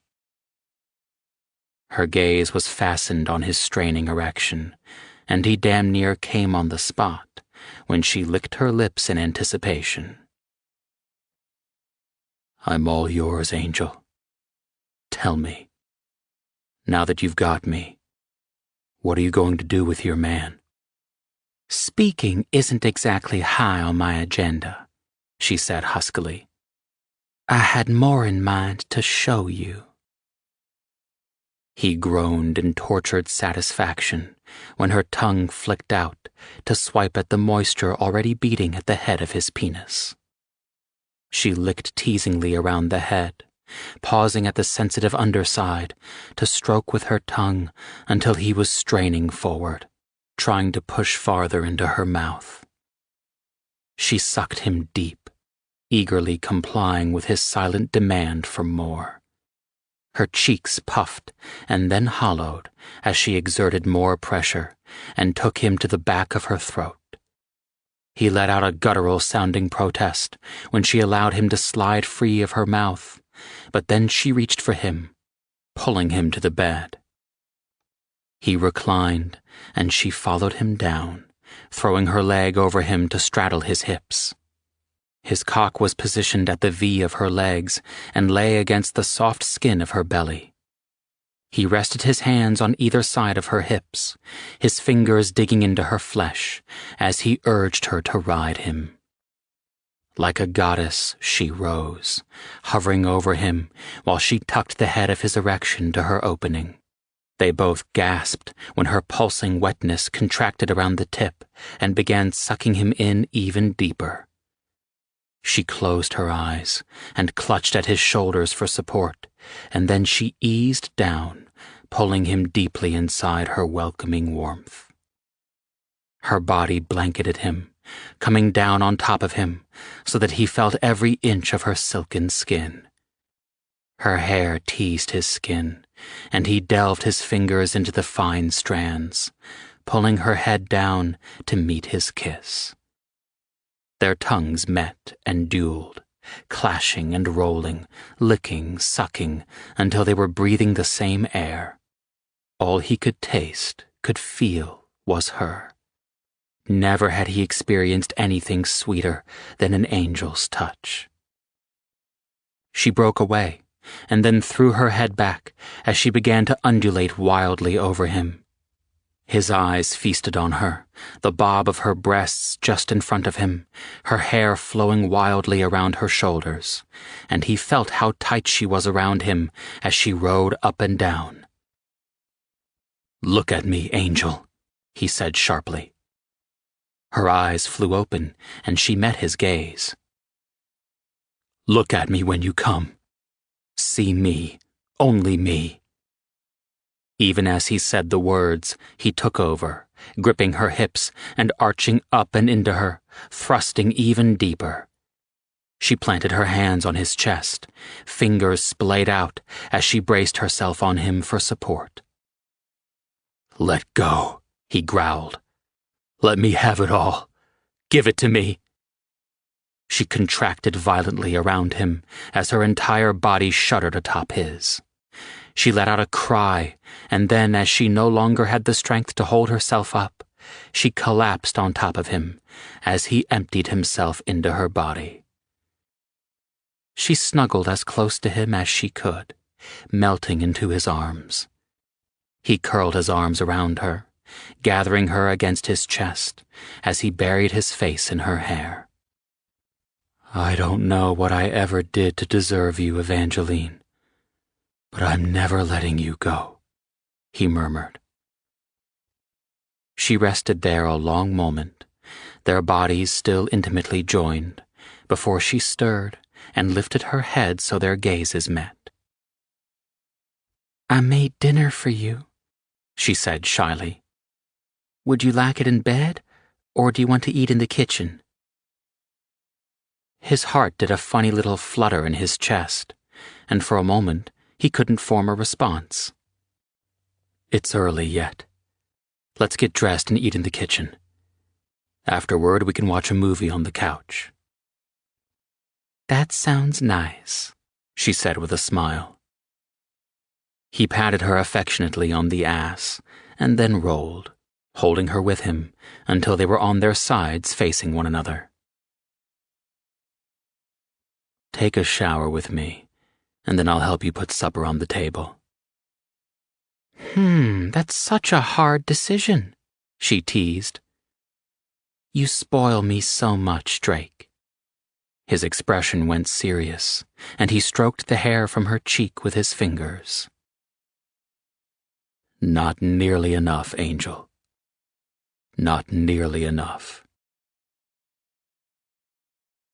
11. Evangeline sat across the island from Drake, watching as he enjoyed the dinner she'd prepared. Her cheeks had warmed to the point of discomfort when he'd praised her efforts effusively after sampling each of the courses. When she'd tried to be dismissive by explaining it was a simple meal of baked chicken with herbed rice, scalloped potatoes, and vegetables, he'd scolded her and told her there was nothing simple about her cooking such a wonderful dinner for him. At times like this, Evangeline allowed herself to venture into dangerous territory and fantasize about cooking dinner for Drake every night, of him coming home to the smells of a home-cooked meal and of her trying out new recipes on him. Telling herself to live for the moment and not allow herself to be hurt by assuming she had a tomorrow was fruitless. There was little point in chastising herself for her dreams because she lived in them every single day. If the day came that Drake no longer wanted her, then all she would have left of him were the memories that she made while still with him, and she was determined to make the most of them. "Silas said that Maddox was taking me shopping tomorrow," Evangeline said lightly. "He mentioned a function you intended to take me to, and that I should pick out something appropriate for the event.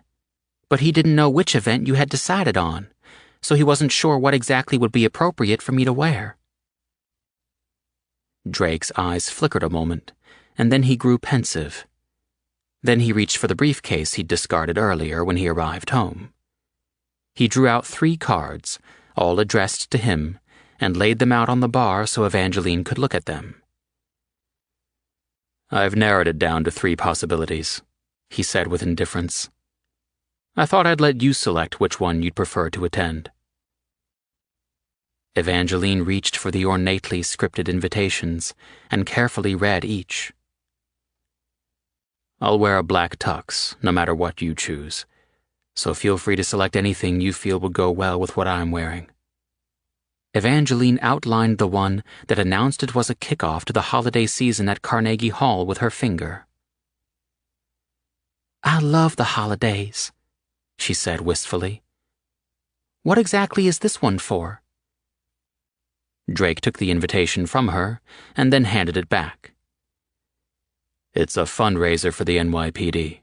Proceeds will go to an organization for widows and children of police officers killed in the line of duty, and also to a separate organization to benefit officers wounded in the line of duty and their families as well, while they are recovering and aren't back on active duty yet." She looked up at him in surprise. "Are you a contributor to these 2 charities?" Her heart leapt in her throat because he was presenting her with the perfect opportunity to ask him questions she'd been wanting to ask but had been holding off. Now that the chance had landed right in her lap, she was nervous and worried over what his response would be. He nodded indifferently. "I contribute to a number of local causes.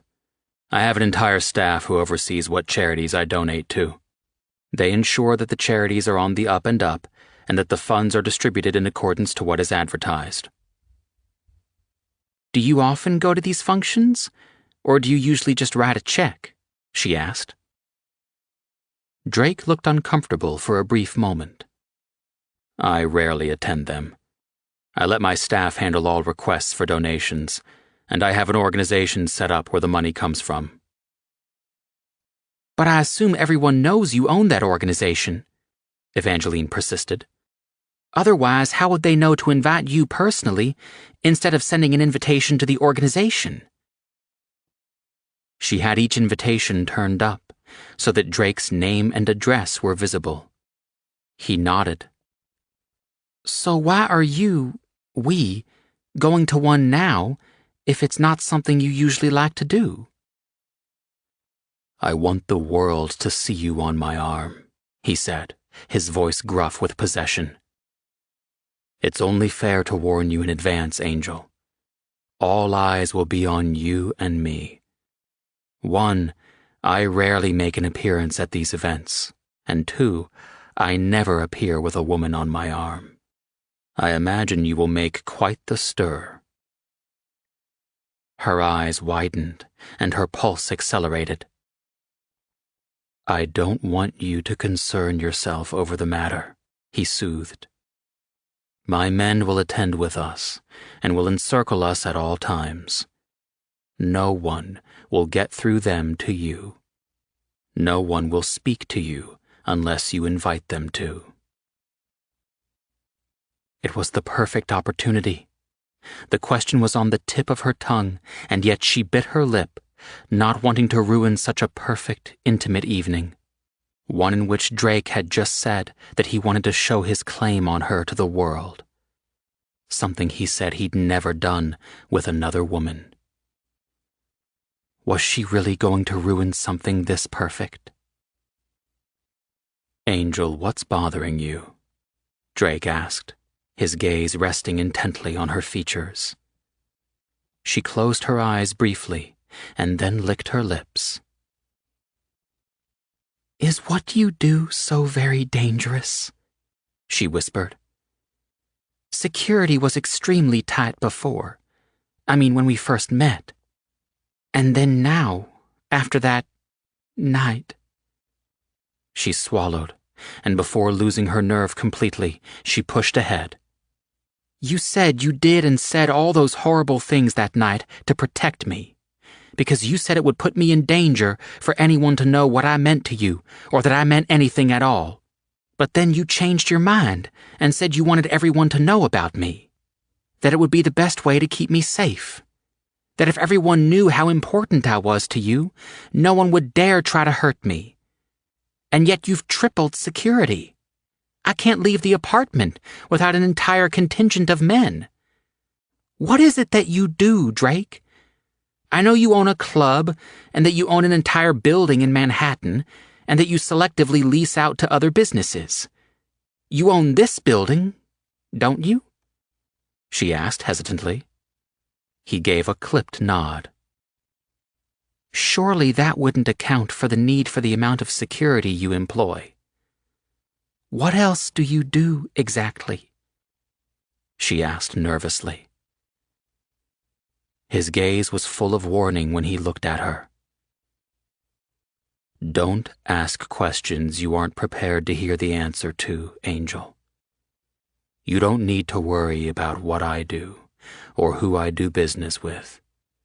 It will never affect you, never touch you. All you need to focus on is pleasing me, and in return I'll spoil you and lay the world at your feet. She opened her mouth to respond, but he reached across the island and laid his hand atop hers and squeezed it, lacing his fingers securely through hers. Let it go, Angel. For me, let it go. Can you do that for me? He looked almost vulnerable. There was a plea in his eyes that connected deep. Yeah, Drake. I can do that for you, she murmured. And in that moment, she realized exactly what the decision she'd just made meant. She should feel guilty. This wasn't the person she'd been taught to become, or the person she'd ever thought she would be, and yet she felt nothing but relief when she saw the warmth and approval in Drake's eyes. His own relief over her not pushing him for answers he was uncomfortable giving her. And then he got up and came around to where she sat across from him and pulled her into his arms. His lips melted over hers in the sweetest of kisses. "So am I taking my angel to Carnegie Hall?"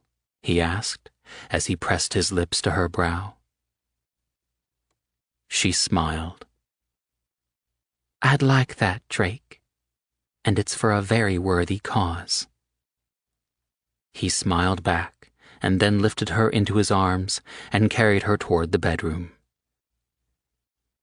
"In that case, I'll make a substantial donation in your name in addition to the one my organization makes. You'll be in great demand, Angel. You'll have everyone vying for your attention." She snorted indelicately as Drake dropped her onto the bed with a small bounce. "More like your money," she said. "I won't have anything to do with it." He covered her lips with his, kissing her long and sweet. "That's where you're wrong, Angel. No one can possibly be in your presence more than a few seconds without falling in love. You already have every one of my men twisted around your little finger." "And if there's only one man I want twisted around my little finger?" she asked breathlessly. His eyes gleamed as he undressed her with gentle, loving hands.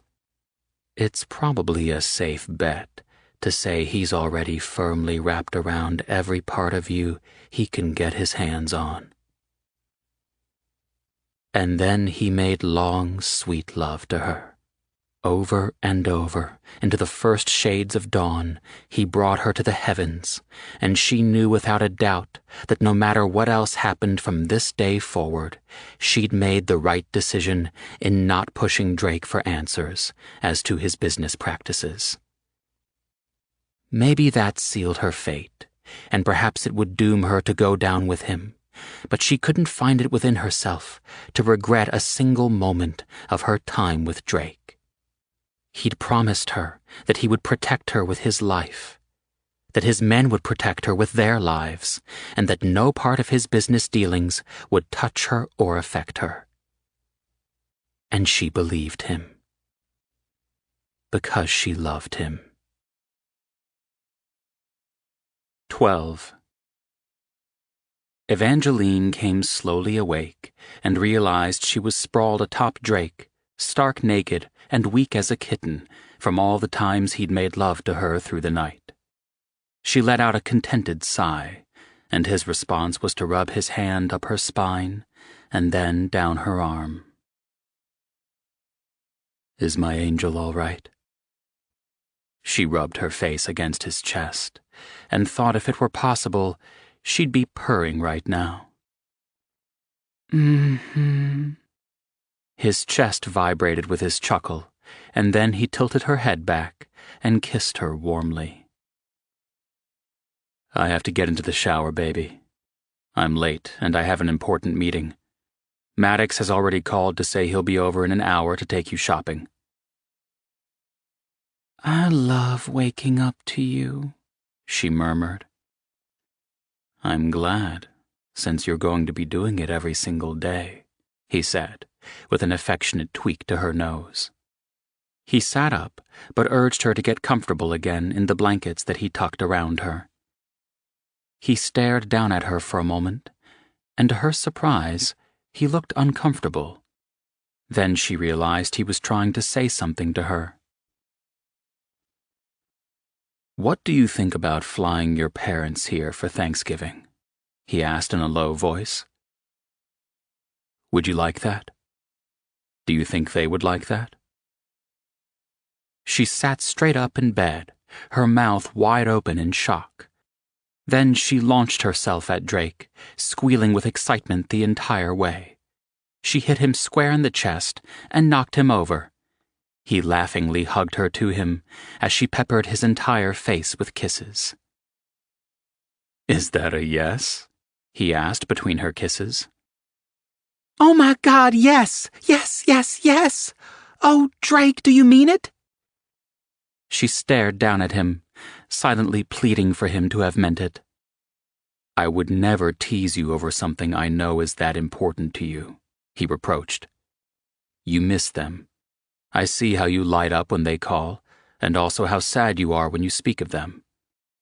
I have the means to bring them to visit you, and I wouldn't be much of a man if I didn't do everything in my power to make my woman happy. Oh, Drake, you're so wonderful to me, she said, on the verge of tears. I can't thank you enough for this. You'll never know how much it means to me to be able to see them again. You've done so much for them already, and now this. She lost the battle to keep the tears at bay, and they slid freely down her cheeks. Drake gently thumbed them away, and then pulled her into his arms, cradling her against his chest.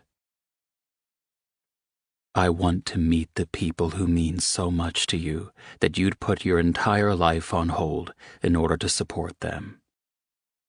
They must be pretty special to you. And as you are special to me, then I think your parents and I will have at least one thing in common. She buried her face in his chest to stifle her sobs, but her shoulders shook, betraying her emotion. She curled her arms around his neck and hugged him tightly. You are the most wonderful man in the world, Drake Donovan, she choked out. No, I'm not, he said in a hard tone. Never forget that, Angel. I'm not a good man at all. I'm selfish and possessive, and I'll do whatever it takes to keep you happy so that you stay with me. That doesn't make me good. It makes me a self-serving bastard.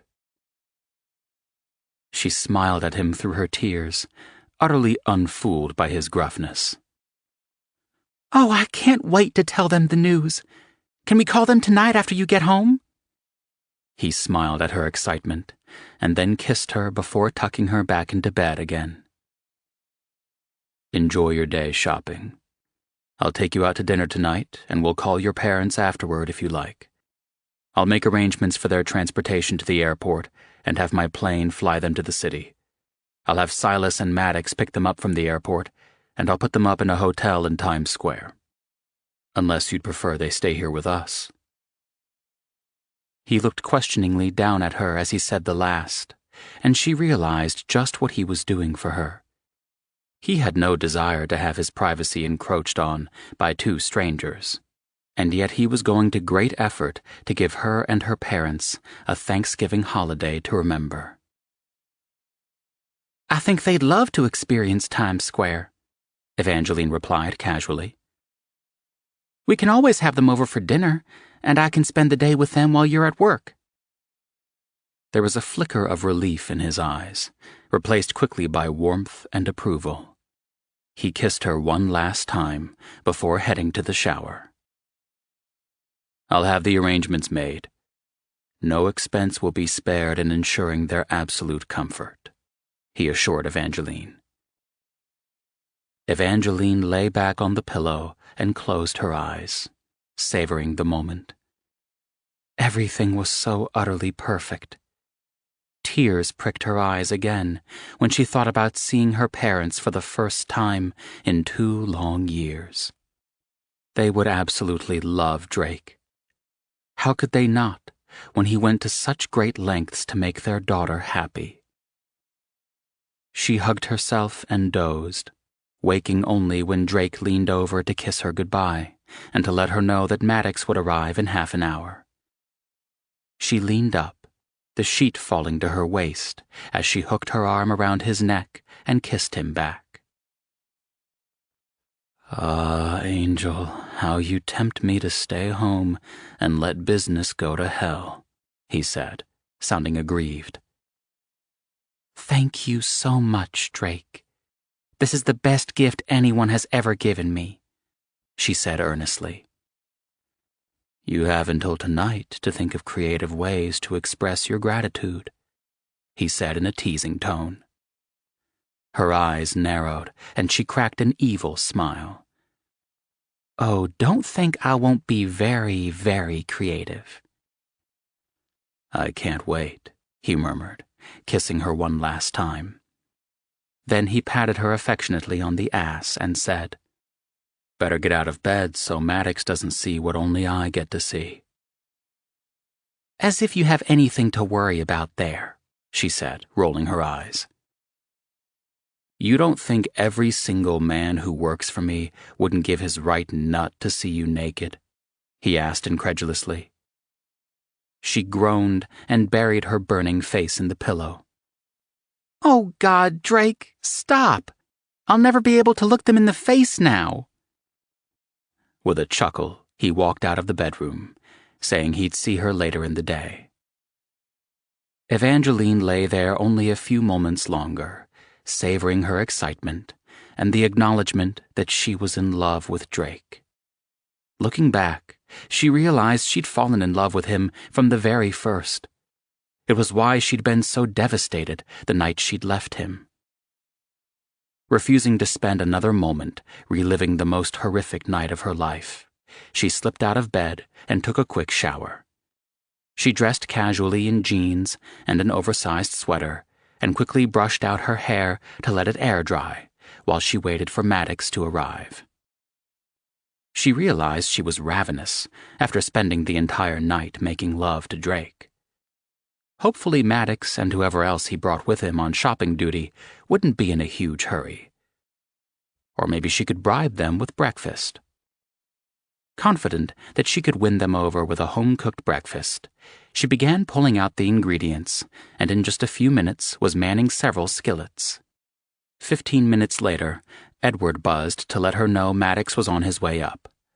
A short time after, Maddox stuck his head into the kitchen. "Oh my God, please tell me there's enough for me," Maddox said with a mock groan. "Forget him," Justice said, walking by Maddox with a shove. "I love you more, so I should get fed." Evangeline laughed and shook her head. Sit down, all of you. Who else is here? Or is it just the two of you? "Jax and Hartley are downstairs keeping an eye on things," Maddox said. Do we have time to eat then? She asked anxiously. "Sugar, if you made enough for us, you can take as long as you want to," Justice declared. She grinned. Give me 5 minutes and I'll serve it up. Both men plopped onto stools at the bar with such eager looks that she had to laugh. She shook her head as she began dishing up the omelets, hash browns, and fried ham and bacon. After plating everything, she opened the oven to check on the homemade biscuits and decided they were just perfectly done. She pulled them out of the oven and then dished up several biscuits onto plates for Justice and Maddox.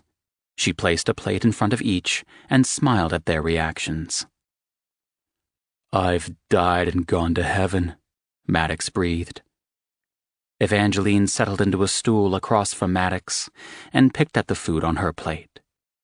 It was the first time she'd seen Maddox since that night, and she realized she had no idea if he'd gotten into trouble because she'd given him the slip at her girlfriend's apartment. Suddenly she wasn't as hungry as she'd been just earlier, and she pushed her food around with her fork while she waited for the two men to finish. "Evangeline, what's wrong?" Maddox asked quietly. She jumped, startled by his perceptiveness. Then she glanced quickly at Justice, blushing at the thought of having to air this out in front of him. He surprised her, however, by picking up his empty plate and making his way to the sink. Then he sauntered back toward the living room, saying he'd wait for them there. She glanced nervously in Maddox's direction, hoping he'd accept her muttered, "Nothing," as answer enough. No such luck. He frowned at her, and then to her dismay, he walked around to her side of the bar and took her hand. "What's bothering you?" he asked bluntly. He frowned again when he realized how hard she was shaking. "I'm sorry," she blurted out. And then she hung her head, no longer able to hold his gaze. "What the fuck for?" She flinched at his explosive outburst and tried to pull away, but he gripped her hand tighter and then gently touched her cheek, forcing her to look once more at him. Evangeline, what in the hell do you have to be sorry for? There was genuine shock and dismay in both his tone and expression. Her face was on fire, and she could have stabbed herself for even bringing the matter up when apparently there had been no need. She sucked in a deep breath and focused her stare at the area over his right shoulder. "I'm sorry for sneaking out on you the way I did that night," she whispered. "I hope you'll forgive me, and I hope you didn't get into trouble because of what I did." His mouth fell open in sheer astonishment, and then his gaze became stormy and black with rage. She shrank back, but he pressed more firmly into her space and grasped both her shoulders in his hands. "Look at me, Evangeline," he ordered fiercely. He waited until her gaze slowly swung back to him, and then his eyes softened. "You have nothing to apologize for fuck's sake. Christ, tell me you haven't been avoiding me all this time because you were worried I was angry with you." She shrugged. "I wasn't sure. I didn't know. It was horrible. I wish that night had never happened." To her further dismay, tears slid down her cheeks, leaving a hot trail over her skin. Maddox moved his hands from her shoulders to cup her cheeks, using his thumbs to gently wipe the moisture away from her face. "Listen to me, sweetheart. No one, and I mean not a single one of us, is angry with you. We were pissed as hell at Drake for what he did, even though we understood why he did it. But never once did we think any less of you. In no way did you deserve what happened that night, and no one knows that more than Drake. He was unbearable until he found you again and brought you back home. But honey, listen to me. If he hadn't gone after you, if he hadn't decided to close ranks around you and make the threat known that if anyone tried to hurt you in any way, they'd be one dead motherfucker, then one of us would have. Do you understand that? We will never let anything happen to you." She gave him a look of complete shock and bewilderment. "But Maddox, you barely know me. I'm not worth ruining your relationship with Drake over." "Bullshit," he said rudely. "You're everything to Drake, but apart from that, you're important to us. You're important to me. I've never had a sister, and I won't lie to you and say I view you solely as a little sister, because I'm pretty sure my thoughts could never be considered brotherly, and I doubt they're legal in most states between siblings. But if I ever had a little sister, I'd like to think she'd be just like you." His face swam in, and tears clouded her vision once more. Then she threw herself into his arms and hugged him tightly. "Thank you," she whispered in a choked voice. "You have no idea how much that means to me. I've never had anyone but my parents and then my girlfriends here, and now, well, I don't even have them." Her mouth turned down, and her lips trembled as she said the last. "You have us, Evangeline," Maddox said gently. "And I'm pretty sure Silas squared away whatever shit you have twisted up in that head of yours yesterday." He was looking pointedly at her, and she flushed again. "You know what he said to me?" she squeaked. He chuckled. "Well, not in exact words. He didn't give us a play-by-play. That's just not Silas's style. He's not much on words.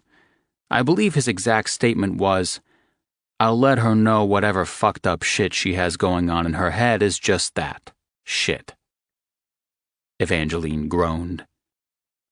"He's right, babe," Maddox said pointedly. "You were thinking some fucked up shit, and that's not cool. So I want us to come to an agreement that whatever fucked up shit you've been thinking ends now. You get me?" She sighed. Yeah, I get you. He gave her an approving smile.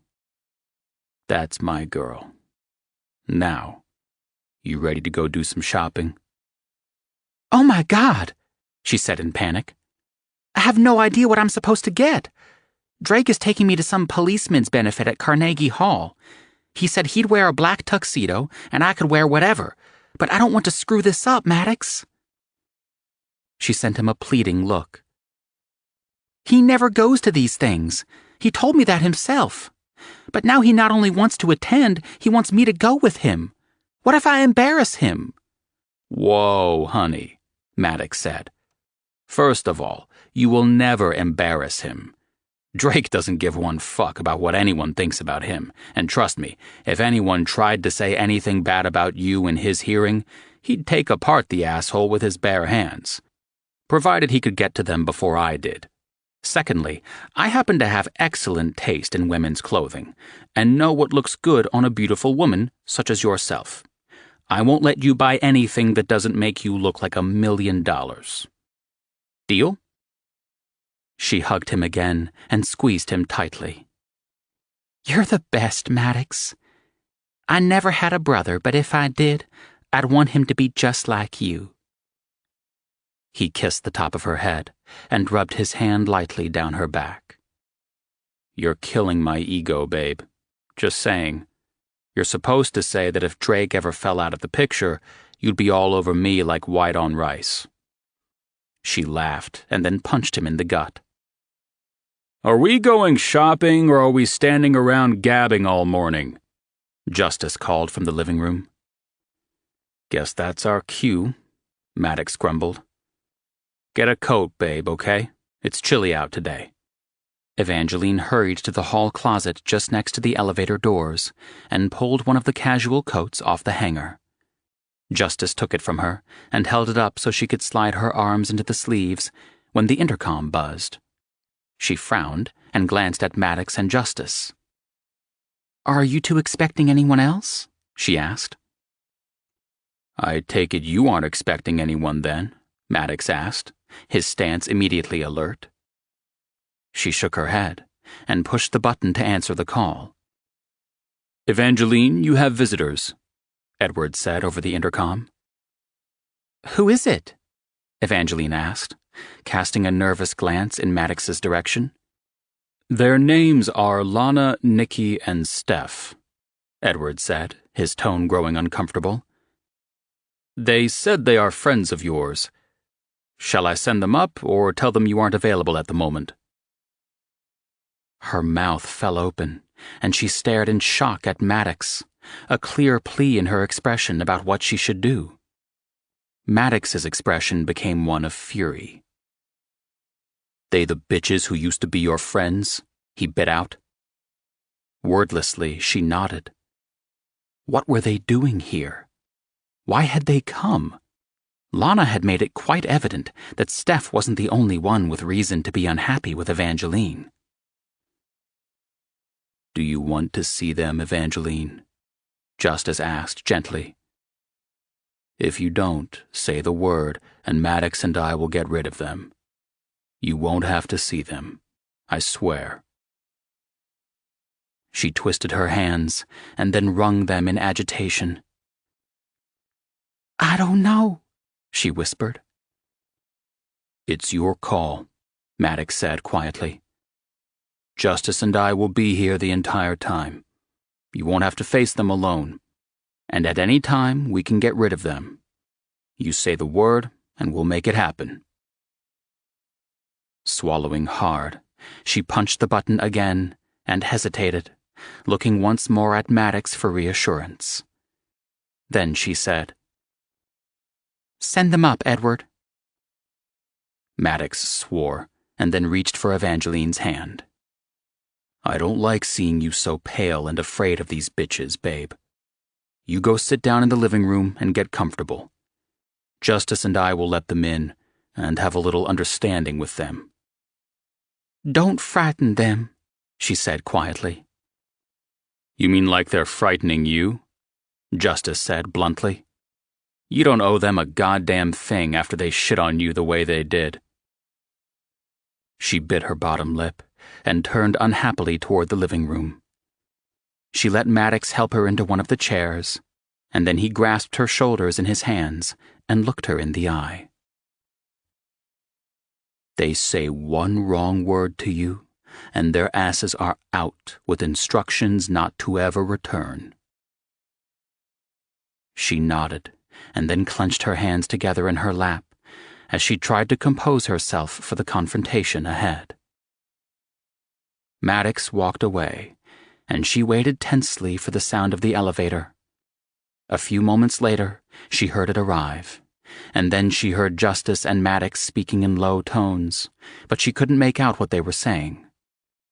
Finally, the wait became too much, and she bolted out of her chair and turned toward the foyer, where she saw her friends standing looking with open-mouthed astonishment at Justice and Maddox, who both wore black expressions. "Evangeline?" Steph asked as she stepped forward. The two women stared at one another for a long moment, and then Steph let out a cry and ran toward Evangeline. A second later, Evangeline found herself in Steph's embrace, as Steph noisily sobbed on Evangeline's shoulder. "I'm so sorry, Evangie," Steph said over and over. "I was such a bitch to you. Please forgive me." And then Lana and Nikki both pushed in, pulling Evangeline into a group hug. Evangeline stared at Justice and Maddox over their shoulders, her eyes huge with bewilderment. She gave them what couldn't possibly be misconstrued as anything but a plea for help, as her three friends continued to hug and cry all over her.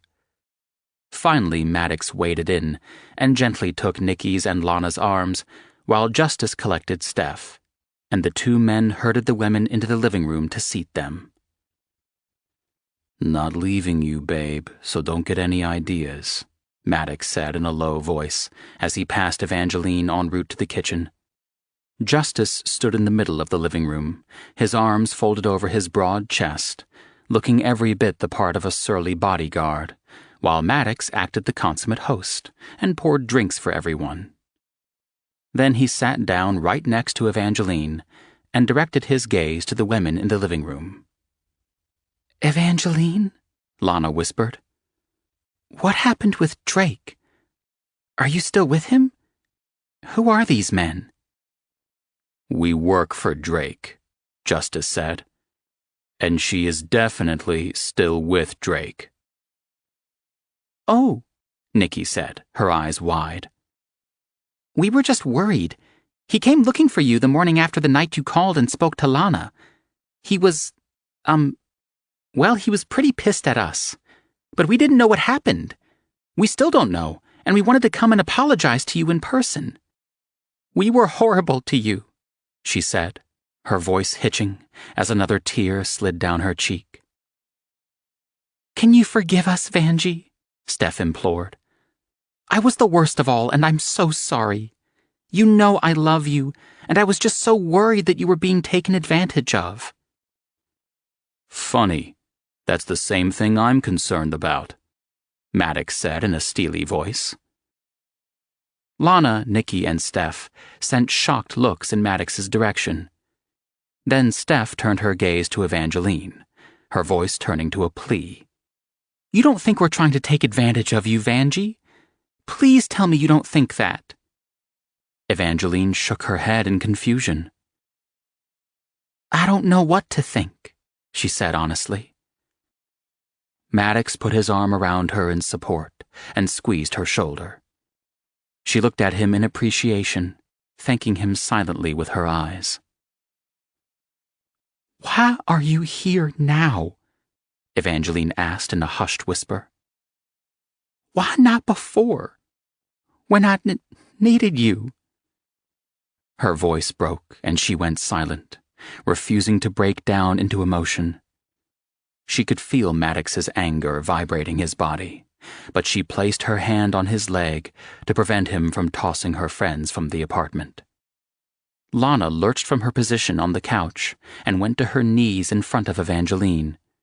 She curled her hands around Evangeline's and stared pleadingly into Evangeline's face. We love you, Vanjie. We made a mistake. We were worried about you and hurt when you wouldn't listen to us, but that didn't give us the right to act as we did. You ask if we're taking advantage of you now, and the answer is no. But we did take you for granted then. That's our sin, honey. Can you forgive us for that? Can we ever be friends again? Oh, Lana, Evangeline said, reaching to hug her friend. Of course we can be friends. I still love you all so much, and I've missed you terribly. And then suddenly Nikki and Steph were crowding in as the four women noisily hugged and said their apologies. For the next hour, they chatted and caught up, with the girls filling Evangeline in on the goings-on at the bar where Evangeline had worked with them for so long. Knowing she'd likely already strained the limits of Maddox's and Justice's patience, Evangeline excused herself by telling her friends that she was running late for an appointment and that they could come over another time. Justice walked with them down to the lobby, while Maddox remained behind with Evangeline. As soon as they left, Evangeline sank back into her chair, feeling like she'd been hit by a truck. "You okay, babe?" Maddox asked gently. "That was a lot to throw at you all at once." Thank you for being here, she said gratefully. I'm not sure how well I would have handled that if I'd been alone. It made her sound pathetic and needy, not to mention helpless, but at the moment, she was too grateful that she hadn't been by herself to care how it made her look. "Promise me that you won't allow them here unless someone is with you," Maddox said in a hard tone. Evangeline looked at him in question. Maddox sighed. "You're too damn sweet and trusting, sweetheart. I find the timing of their visit a little suspicious. If they did any checking into Drake, and it's likely they did, then they'd know you landed a man with deep pockets. Hell, he already covered their rent, so who's to say they weren't sniffing around looking for another handout?" What? Evangeline asked, utterly appalled at what he was suggesting. You think they faked the whole thing? She was so aghast that Maddox looked remorseful for having suggested any such thing. But neither did he retract his statement, and that weighed heavily on her. Could he be right? She covered her face with her hands and let out a soft moan of anguish. "Hey, babe," Maddox said, his voice heavy with regret. "Don't put too much stock into anything I said. I'm a suspicious bastard. It's my job to be, especially when it comes to people cozying up to you. They could be legit. All I'm saying is take it slow and be careful. Watch your back, and as I said before, don't agree to see them unless one of us is with you, yeah?" "Okay," she said shakily. He reached down to take her hand and helped her to her feet. "Come on. Let me get your coat for you again so we can be on our way. Drake wants you back in time for dinner tonight." You know, you aren't the hard ass you make yourself out to be, she said teasingly. He sent her a mock ferocious look and scowled in response. "You ever tell anyone else that, and I'll be the one spanking that pretty ass. Not Silas." 13. Drake arrived at his apartment shortly after 5 that afternoon and was met by Maddox when he entered the lobby.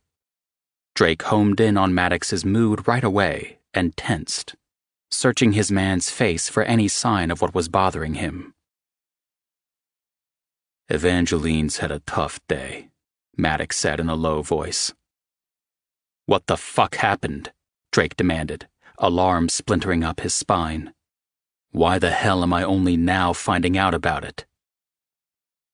"Her girl showed up here right as Justice and I were about to leave with her to go shopping. Justice and I stuck to her side, and they came up crying and making a fuss and apologizing for being bitches. Drake's gaze narrowed. And you don't buy it? Maddox shook his head. No, I don't. I upset Evangeline when I suggested as much, but the point I was trying to make was that I didn't want her entertaining her girls without one of us around. How upset is she? Drake asked. She seems to be okay now. Justice and I distracted her and we had a good time. When I left her in the apartment half an hour ago, she was going to go shower and get changed for dinner with you. She seemed to be relaxed and in good spirits, but when it all went down, it hit her like a freight train, and it pretty well knocked her on her ass. Fuck, Drake swore. She doesn't deserve this shit. On that we agree. Look, I'll keep an eye on her girls and see what they're up to. I called Silas a few minutes ago so he can put his ear to the ground. If they're up to something, Silas will find out. There isn't much that can be hidden from him. Drake nodded. I appreciate this, man. She's been hurt enough because of me as it is, and I'll be damned if she's going to be hurt by self-serving bitches who use her to get to me. Just make her happy, Maddox said bluntly. I'm certainly going to try, Drake returned in an even voice. Good night, and thanks for taking care of Evangeline today. Maddox crooked a grin. My pleasure. I got breakfast out of the deal. That was all the thanks I could ask for. Maddox shot him a salute and then sauntered out of the building, leaving Drake to get the elevator up to his apartment. As he rode up, he swore at the knowledge that Evangeline had been upset by her former roommates. Maddox had warned him about bitches being the ones to cut Evangeline to ribbons, but he hadn't considered it would come from her own friends. He should have seen it a mile away and made damn sure it never became an issue. But he'd let the matter drop when it appeared they were out of the picture. His mistake, and one he wouldn't be making again. He entered the apartment, his gaze immediately searching for Evangeline. His blood immediately surged when he heard her call his name as she entered the living room. She was fastening a pair of the diamond earrings he'd given her, and was wearing a sexy, feminine cocktail dress that just clipped the tops of her knees. She hurried toward him barefooted, a welcoming smile on her face. I thought I heard the elevator, she said breathlessly. I wasn't sure what time to expect you. I'm sorry I wasn't here to greet you properly. He lifted one eyebrow. Define properly, because from where I'm standing, the view is pretty damn sweet. Have to tell you, baby, that dress is definitely coming off you as soon as we get back home later. She shivered delicately against him as she wrapped her arms around him in welcome. Does it make me a terrible person to say that I'm suddenly very eager for dinner to be over with so we can get back home? She asked breathlessly. He smiled and captured her lips with his in a long, tender kiss. Have I mentioned how much I adore terrible women? Her expression became troubled, and she nibbled at her bottom lip. His eyes narrowed in question. What's wrong, Angel? He asked sharply. I have something to tell you, she said in a low voice. My friends Steph, Nikki, and Lana all came over today. It was a shock. I had no idea they were coming. He relaxed and hugged her to him, and then guided her toward the couch in the living room. Maddox told me what happened. Are you all right? She nodded slowly. I'm fine, now. At the time, I was caught completely off guard and had no idea how to react. What does your gut tell you? He asked, cupping her chin and looking her in the eyes. She looked surprised by his question. Then she pondered it for a moment before letting out her breath. I honestly don't know, she said truthfully. I think it's too soon yet. I think I need more time before I make up my mind. He nodded his approval. Good girl. It doesn't make you a bad person to reserve judgment until you have more evidence. It makes you smart. Her cheeks went rosy with her flush at his praise, and he kissed the tip of her nose. Give me 10 minutes to change, and I'll be ready to go if you are. I just need to get my shoes, she said in a breathless voice. Xander and Hartley will be accompanying us to and from the restaurant, he said as they walked toward the bedroom. We'll eat alone, but they'll be seated a short distance away. He said it in a casual tone, but watched closely for her reaction. She frowned slightly, her forehead wrinkling with worry. Is there really that much of a threat to you? He stopped and pulled her to him. I'm more concerned with there being a threat to you. It's why I insist on you being protected at all times and always having an escort when you leave our apartment. She looked at a loss for words as she stared up at him. Why would anyone threaten me? Because I care a great deal about you, and anyone with eyes can see that. I don't want to frighten you, Angel, and I damn sure don't want to give you any reason to not want to be with me. But I won't lie to you. You are in danger simply by being with me. He lifted her hand and pressed her soft palm to his lips. I won't allow anyone to harm you. I protect what is mine, and I treasure and value what is mine. You belong to me now, Angel. You are what is most important to me, and what I cherish above all else. She looked stunned by his declaration. A shimmer of tears reflected in her eyes as she stared at him in shock. Oh, Drake, she finally whispered.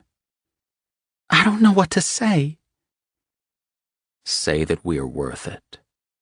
That the disruption to your normal routine and the irritation of always having someone shadowing your every move is worth the price of being with me.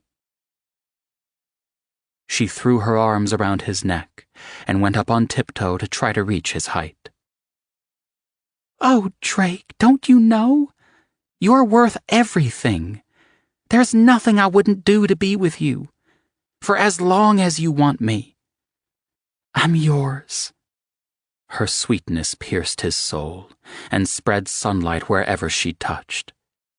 Pieces of him that hadn't felt warmth in so long came to life under her touch and bloomed like a wildflower. He held her tightly to him, simply absorbing the feel of something so very precious in his arms and against his heart. What would he do without her now? What had his barren existence been like before she'd barged into his life and turned everything on its head? God help him, but he couldn't bear the thought of ever losing her.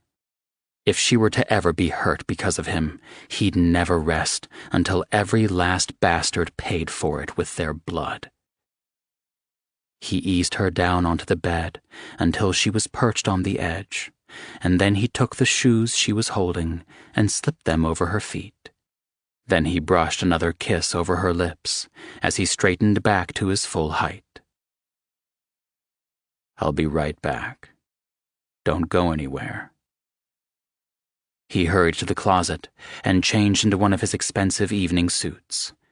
After sliding his feet into the Italian loafers arranged at the end of his closet, he returned to collect Evangeline. You ready, Angel? Where are we eating? Or rather, what are we eating tonight? She asked as he escorted her to the elevator. Seafood, he replied. It's an excellent restaurant in Midtown, one of my favorites. I have a standing reservation there and a table always available, so we won't have to wait. I love shrimp, she said with a smile. That's because you are one, he said, chucking her chin with his knuckles. When they reached the lobby, Xander and Hartley were waiting to escort them to the car. Both men slid into the front seat, with Hartley driving. Drake helped Evangeline into the back seat and then slid in next to her. "Good evening, Xander, Hartley," Evangeline acknowledged sweetly. "Evening, Evangeline," Xander returned. "You have a good day, sweetheart?" She smiled. "Yeah, you?" "It would have been better if we'd gotten the invite to breakfast," Hartley said dryly. Evangeline blushed, but her eyes shone with pleasure. "How about I get y'all next time?" "Deal," Xander pounced. "One would think you never feed your men," Evangeline teased Drake as she settled back against his body. He wrapped his arm around her, anchoring her against him, and settled in for the drive. "They just know a good thing when they see it," Drake said. "And they're jealous as hell that I saw it first." "That ain't no lie," Hartley said. They zipped through traffic in record time, and several minutes later, Hartley pulled up to the restaurant, and Xander hopped out to open the door for Drake. He got out and then reached back for Evangeline and helped her from the car.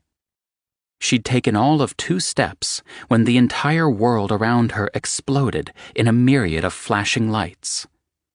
Drake let out a savage curse that was echoed by Xander. Evangeline stumbled, but both Xander and Drake were there surrounding her. "Get the goddamn camera out of her face," Drake ordered, "or I swear to God you'll be eating it." There was the sound of a scuffle, but Drake urged Evangeline forward into the restaurant and off the sidewalk where they were exposed. The maitre d' looked appalled and immediately escorted Drake and Evangeline back to a waiting table, apologizing profusely the entire way. "What happened?" Evangeline asked in bewilderment when she finally eased down into her chair. "Photographers," Drake spat. "They bother you?" she asked in bewilderment. He looked pained, but he nodded. "It will be worse now that I've been seen with you." She sent him a stricken look. "I'm so sorry, Drake. I don't want to be a problem for you." He reached across the table and picked up her hand, lifting it to his mouth. "Hush, you are not a problem. This will be a pain in your ass, Angel. They're bloodsuckers and they're relentless. Once they get their teeth into a bone, they refuse to let go. They'll follow us everywhere." "I don't care," she hissed. "They'll never make me regret being with you." Fire smoldered in his eyes, and he squeezed her hand, holding it between them on the table. "They won't bother us here. Our table is private, and we aren't seated where photographs can be taken through the windows." "Then let's enjoy our evening and forget about those leeches," she said. "I can't wait to get home and call Mama and Daddy. Oh, Drake, they're going to be so excited that they get to come to the city for Thanksgiving." "I'd say you're pretty excited yourself," Drake said indulgently. "You are so good to me, Drake. I'll never forget all you've done for me." A waiter appeared, and Drake ordered for both of them, choosing a shrimp variety platter for Evangeline. After pouring wine for both of them, the waiter disappeared, once more leaving them to their privacy. Evangeline shifted in her chair and looked questioningly at Drake. "Do you think I did the wrong thing by letting my girlfriends up to our apartment? Maddox insisted that I never let them up if I'm alone." "Evangeline, you don't have to ask my permission to invite someone up to our apartment," he said gently. "It's your home as well as mine. I hope it feels that way to you. I think you did just right by listening and taking what they said with a grain of salt. And I also agree with Maddox that you shouldn't allow anyone up unless I or some of my men are there with you. When it comes to you, I find it better to play safe." Evangeline sighed. "They probably think I'm an unforgiving bitch holding a grudge, and I've never been like that before." "I think they will consider their own part in all of this and realize that you are leery of being hurt again. No one can blame you for not immediately accepting their apologies or their wishes to pick up where the four of you left off. I think you know that isn't possible now. Too much has changed, Angel. You're right, of course, she said with a sigh. I, for one, am not sorry, he said in an unrepentant voice. Their loss is definitely my gain. Only you could make me feel like I did the right thing, she said with a grin. Clearly, I need to take more lessons from you. My girlfriends always despaired of me for being too nice and too forgiving. Somehow I don't think that's the case, now that they are the recipient of me suddenly being an unforgiving mean girl. I like your mean girl, Drake said with a lazy, sexy grin. Feel free to be as mean as you like later on tonight, when I get that dress off you. She arched one eyebrow at him. I thought that was your job to keep me in line. You're slacking lately, Mr. Donovan. I'm beginning to think you have secret fantasies about me being a dominatrix, and I have to tell you, that image is so not sexy. He burst into laughter, his eyes gleaming with amusement. So I'm not doing my duties, huh? Is that what you're saying, my angel? She sat primly in her chair, with her hands in her lap, as she looked across at him. Then she leaned forward, so her whispered words wouldn't carry farther than their table. You've been treating me like I'm made of glass. I won't break, Drake. I want your dominance. I need it. I can't even remember the last time you flogged me or spanked me. You've been exquisitely tender, and don't think I don't appreciate your regard. But what I want most is for things to go back the way they were before that night. Or is that not what you want anymore? She was completely vulnerable in that moment, having bared her secrets and her desires to him. She caught her bottom lip with her teeth because she was trembling, afraid she'd gone too far and angered him with her criticism. My darling angel, Drake said in a tender tone. His eyes were warm with desire and approval.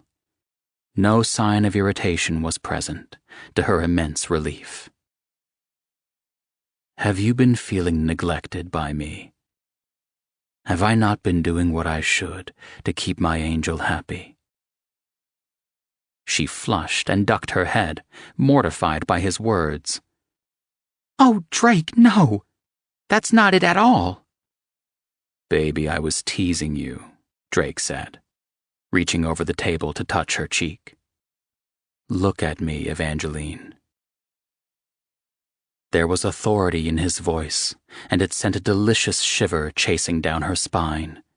Chill bumps danced down her arms, prickling the flesh as he caressed her face. Never hold back from me your thoughts, your needs, your desires. You are right. I have been discreet with you lately. I'm sorry for that. I couldn't bear the thought of pushing you too hard or doing anything that made you uncomfortable with me.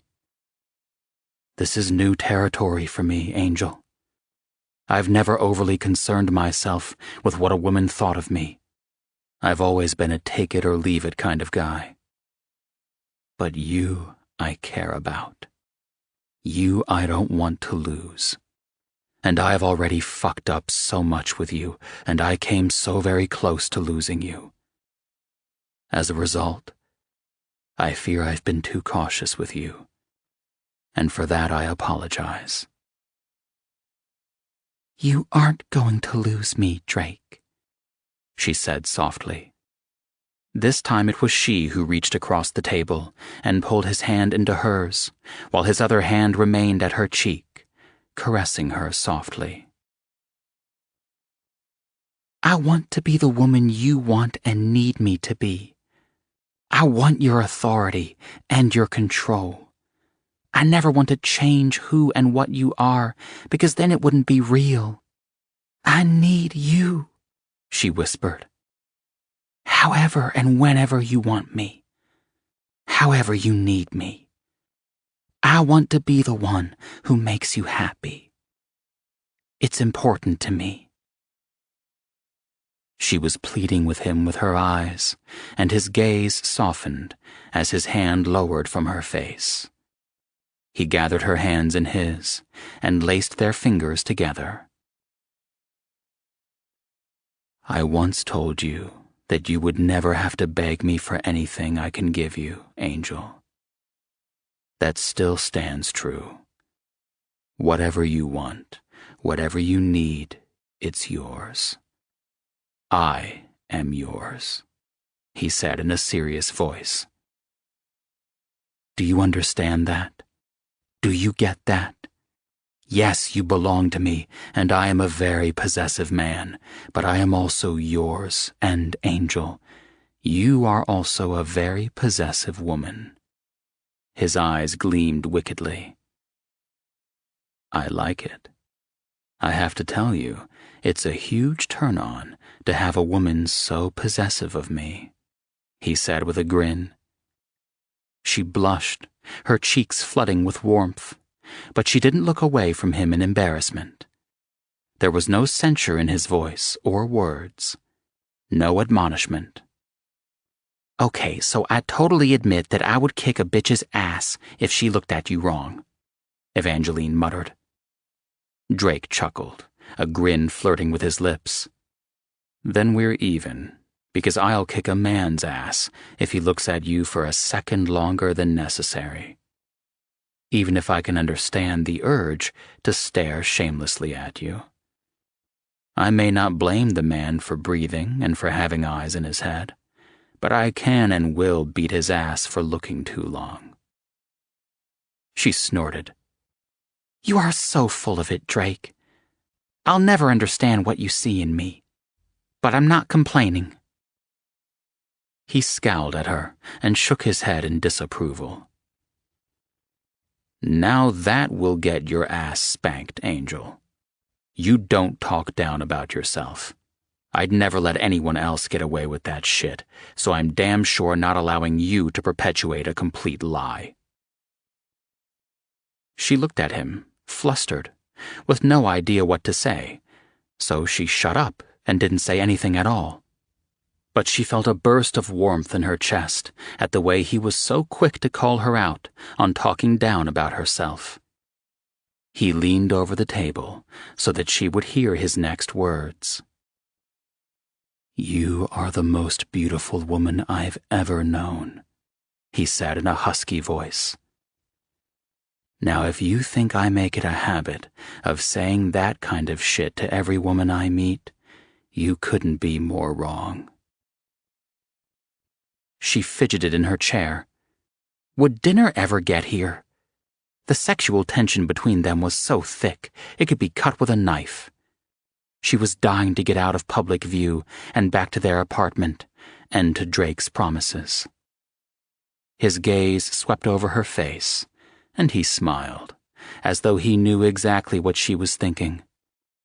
The damn man probably did. He knew everything else. Just then the waiter approached the table, and Evangeline nearly wilted in relief. The food looked and smelled delicious, but she couldn't keep her eyes or thoughts off Drake. Eat, baby, Drake said with a smile. I'll take care of all my angel's needs later. Promise. She sighed and glanced down at her plate. It was going to be a long night. 14.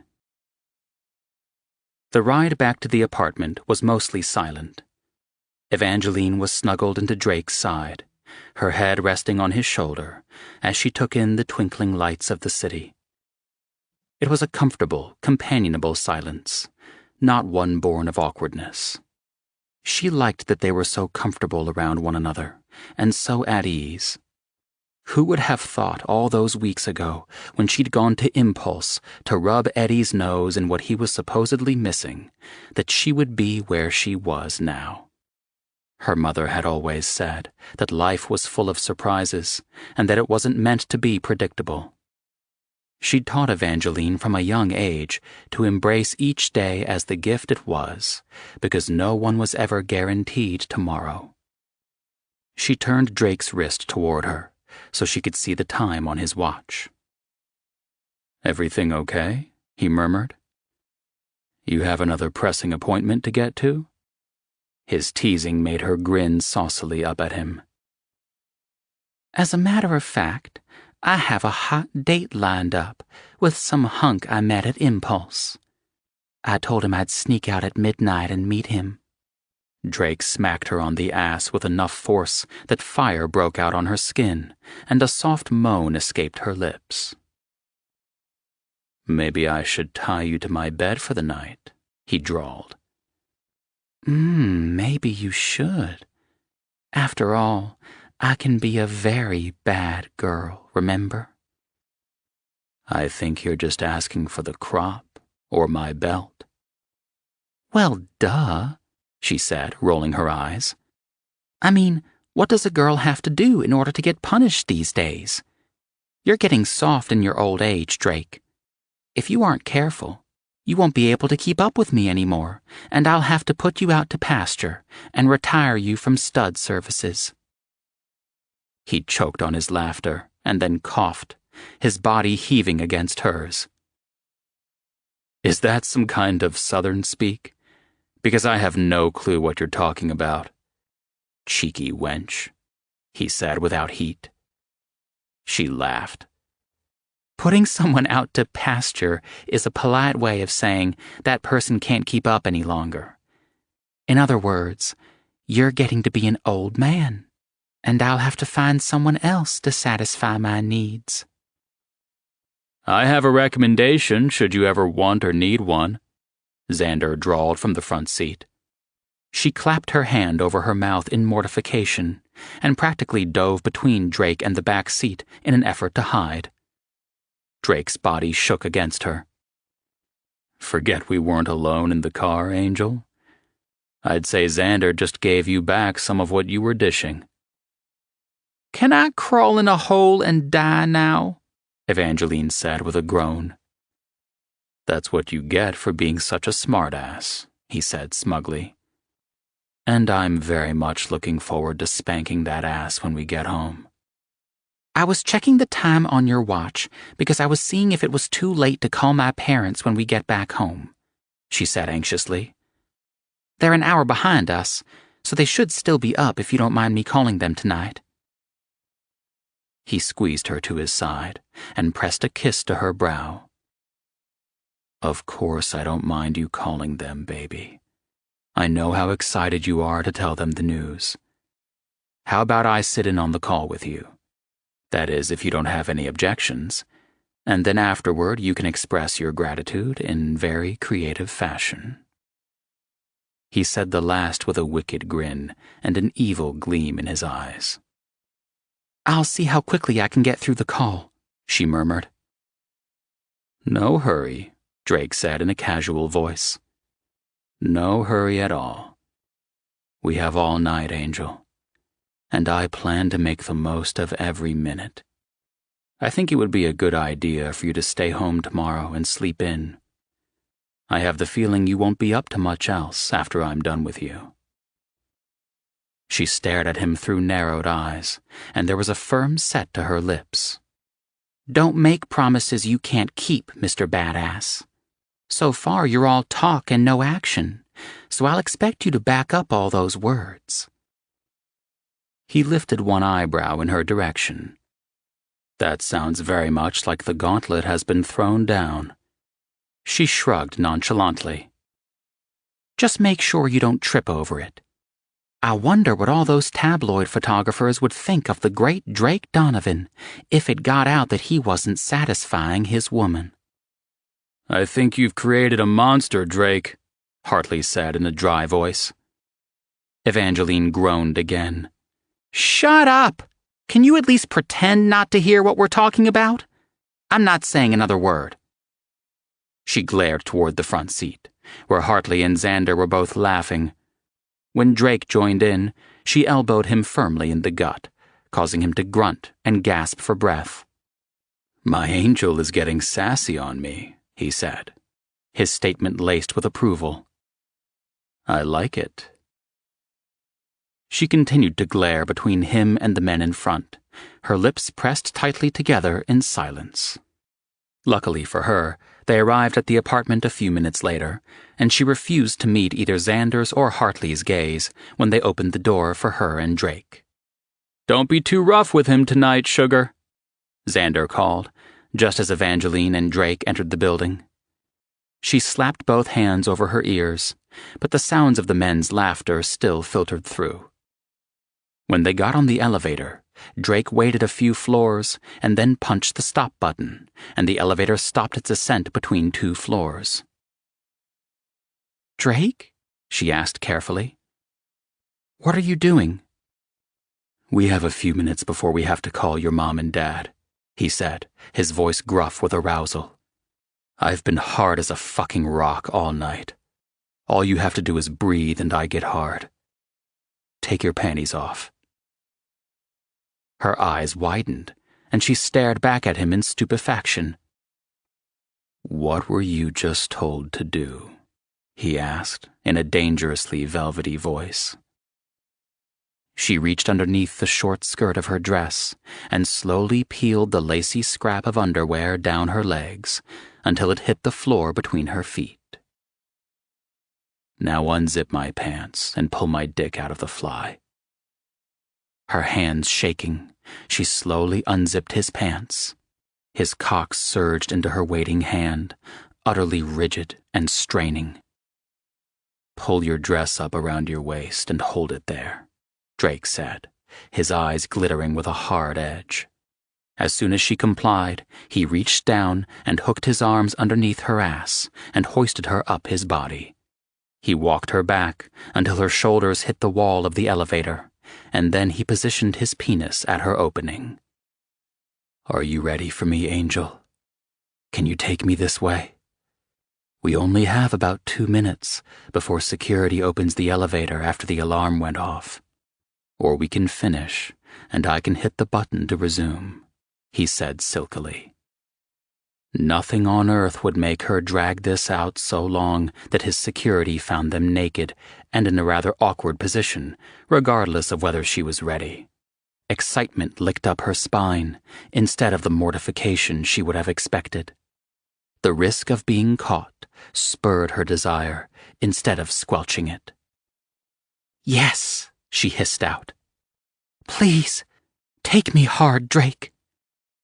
In one brutal push, he was balls deep inside her, and her gasps echoed through the elevator.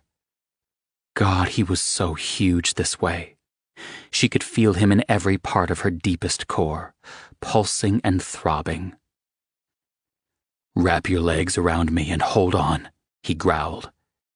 She curled her legs around his waist and hooked her ankles together, and then clutched at both his shoulders with her hands as he began slamming into her. Her head rolled back to rest against the wall, and she closed her eyes as he continued to power back and forth into her damp heat. "So damn beautiful," Drake said through clenched teeth. "Never seen anything so beautiful in my life." "Then you must not ever look in the mirror," she said between gasps. "I'm not going to last. How close are you, Angel?" She was already fluttering wildly around him, clutching at his erection. "Close," she managed to get out. "So close. Please, I need—" And then he let go of his carefully cultivated control. He pumped into her with forceful, long thrusts, burying himself to the hilt over and over until the world blurred and the walls seemed to spin and rotate around her. She let out a sharp cry just as the first flood of his release bathed the walls of her vagina.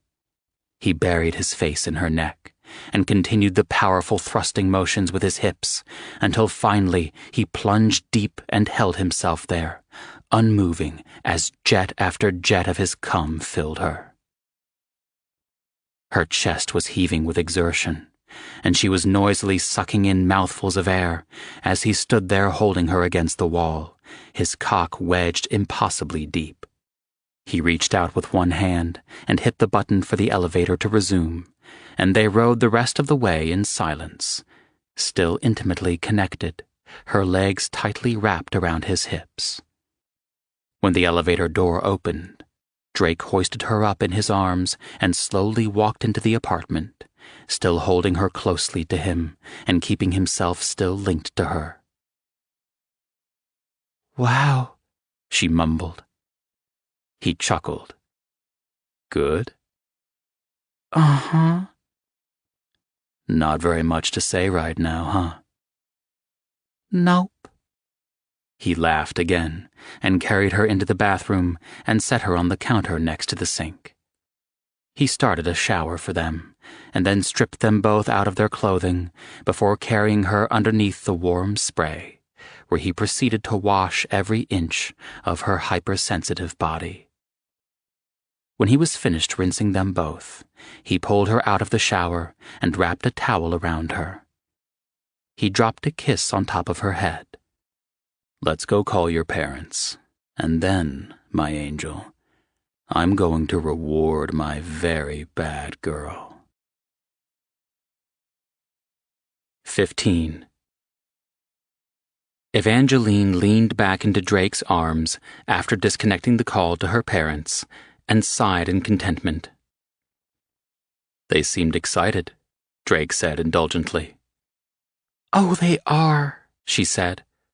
"I'm excited, Drake. I still can't believe you're going to so much trouble to bring them here for Thanksgiving. Thank you." He smiled warmly at her. "It's such a small thing, Angel.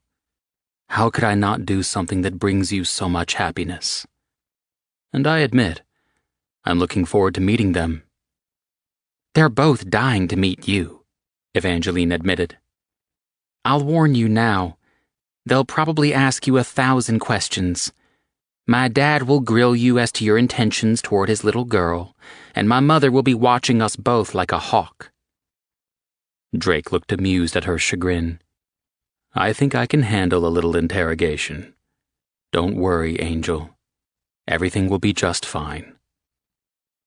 She snuggled further into his embrace and nuzzled her face into his chest. "So tell me, just how bad have I been, and what's my reward?" she asked innocently. "It should be here any time now." She pushed herself off him and stared down into his eyes. "What will be here any time?" He smiled. "Your punishment, my reward, your reward as well." "What is it?" she demanded. He captured one of her hands and brought it to his mouth, kissing her open palm. "You remember Manuel?"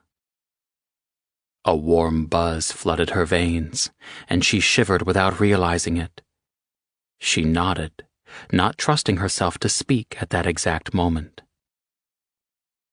"He will be paying us a visit tonight. I expect you to be a very good girl tonight and obey my commands without hesitation." "I would never shame you in front of another man," she said quietly. "I know that well, Angel. Now go into the bedroom and prepare yourself. But hurry. He will be here shortly, and I want you here in the living room on your knees when he arrives." She immediately got up and hurried to the bathroom to brush her teeth and her hair and to clean up. Mindful of Drake's instructions, she took only a few minutes and then hurried back to the living room to stand before Drake and await his command. His eyes were full of approval as his gaze stroked over her naked body. "Go and kneel on the carpet in the middle of the living room," he said in a husky voice. Manuel is on his way up now. Dutifully, she positioned herself where he'd directed, and then slowly eased down to her knees so she faced the foyer, and she would be the first thing Manuel saw when the doors opened. She swallowed nervously, trying to recall as much as possible about that night. So much had been a pleasurable blur. She could barely recall Manuel's features, how he looked. She seemed to recall placing him around Drake's age, perhaps a few years older. He was a handsome man with midnight black, short-cut hair with a tinge of salt and pepper, just enough to give him a distinguished look. He'd been well-spoken and very solicitous of Evangeline that night. But her focus had been solely on Drake and his pleasure. Just what did Drake plan for tonight? Would he want to watch her being dominated by another man as he had before? Or would he want to participate more this time? The doors slid open, and Manuel saw her immediately. Desire and approval flickered in his dark gaze as he stepped forward into the apartment. Drake rose from the couch to greet Manuel, and the two men shook hands. "Evangeline, you remember Manuel," Drake said. "Yes," Evangeline said, in a hushed, submissive tone. "I hope you've been doing well, sir." "Such a sweet and respectful submissive you have, Drake," Manuel said, his gaze unapologetically devouring Evangeline. "I count myself among the most fortunate of men to be given such a gift." "She is yours tonight," Drake said simply. "I will watch and even participate, but you will direct her, not me. As was the case the first night, the only thing you may not do is kiss her lips. Everything else is fair game." "What are her limits?" Manuel asked bluntly. "She has none," Drake replied. Manuel lifted one eyebrow in surprise. "You will use your judgment, and I trust you to know how far is too far, and as I trust you, so too then will Evangeline trust you. She knows I would never let her come to harm." Manuel turned his attention to Evangeline, and her pulse accelerated. Her nostrils flared from the expulsion of air trapped in her chest. "Tell me, Evangeline, how rough do you like it? How rough can you take it? I have no desire to hurt you. I want to make this as pleasurable for you as it is for me and Drake." "I want whatever you choose to do to me," she said, meeting his gaze without hesitation. "I want it to be real. I don't like fake." Drake's eyes glowed with pride, and that gave her an infusion of confidence. "You and I will get along quite well then," Manuel said with a smile.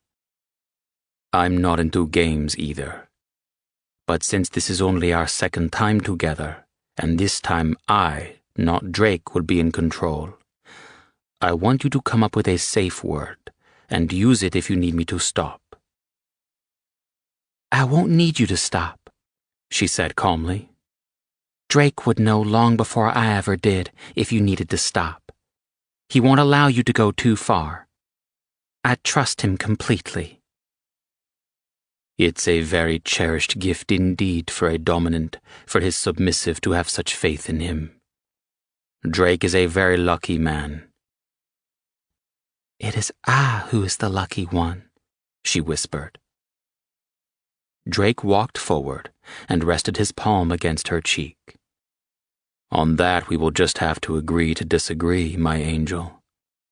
I am well aware of who is the fortunate one. But you are right. I will never let anyone take things too far with you and hurt you. But at the same time, if at any time for any reason you want Manuel to stop, then you say the words. You got me?"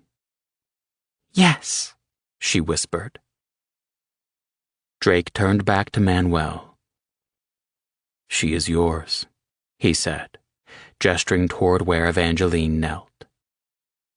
Manuel stood for a moment, staring, his hungry gaze roving possessively over Evangeline's nude body. She shivered in response, her nipples puckering into taut buds. Her vagina clenched, and her clit throbbed, pulsing. She was excited, more excited than she'd been the first time Drake had invited Manuel over, because now she knew the pleasures that awaited her. The first time, she'd been nervous and unsure, apprehensive and worried that Drake would be angry if she responded to another man. But he'd reveled in watching her response to a man he'd handpicked for her, and when she'd seen that, recognized it, she'd relaxed and let go, immersing herself in the wickedly decadent ecstasy Manuel and Drake had given her. And judging by the gleam in Manuel's eyes, that had only been the tip of the iceberg. She had a feeling that the first night had been a test of sorts, one that she'd passed, and that tonight there would be no holding back. She couldn't wait. Manuel unzipped his slacks and pulled out his huge erection, pumping it to further rigidity with his hand. Then he closed the distance between them until his cock bobbed deliciously before her lips. "Suck my dick, Evangeline," he said, using coarse language that excited her. "I hope you're prepared, because I'm going to deep-throat you. I'm going to fuck your throat until all you can taste, feel, and smell is me. But first, I'm going to ask Drake to restrain you, because I want you completely at my mercy, so I can exert my will on you, and there'll be nothing you can do about it except take what I give you." She moaned softly, her body twitching and tingling as her desire heightened. Unconsciously, she arched forward, thrusting her breasts outward, her nipples so hard that it bordered on pain. As Manuel stood there, slowly sliding his hand up and down his length, teasing her with what was to come, Drake roughly pulled her arms behind her and tied her wrists tightly together.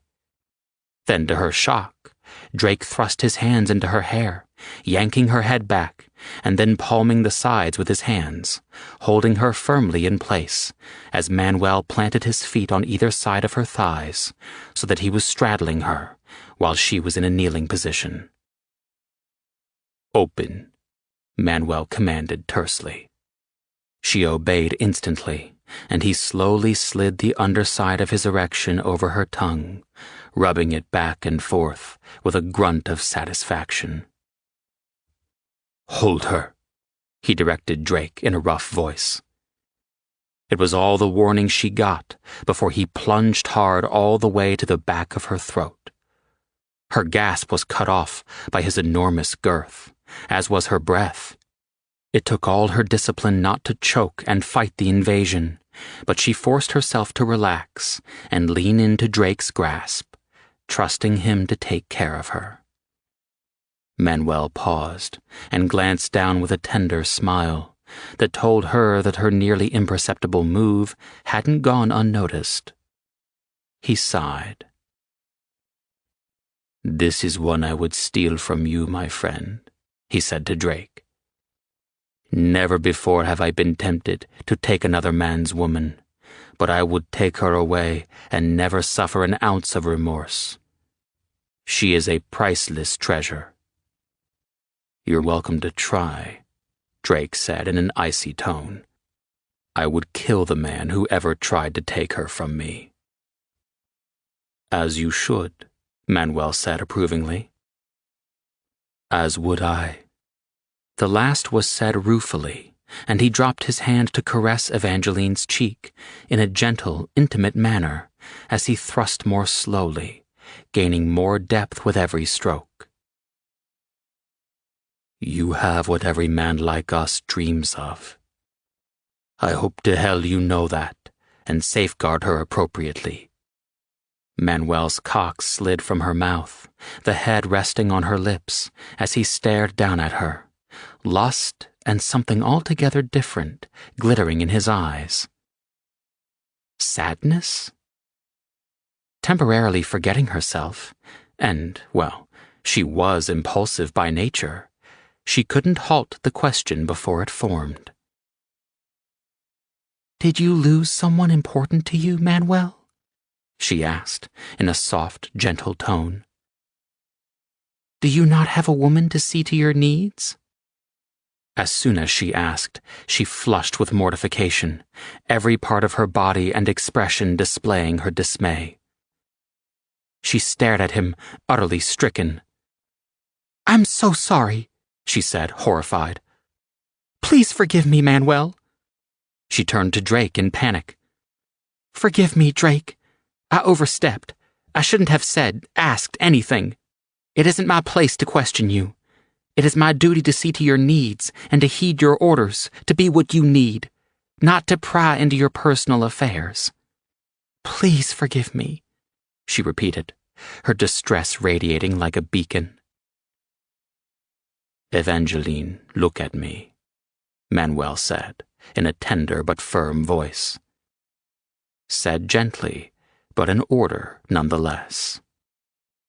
She looked up at him in dread, sorrow over failing him, but most of all failing Drake, crushing her chest.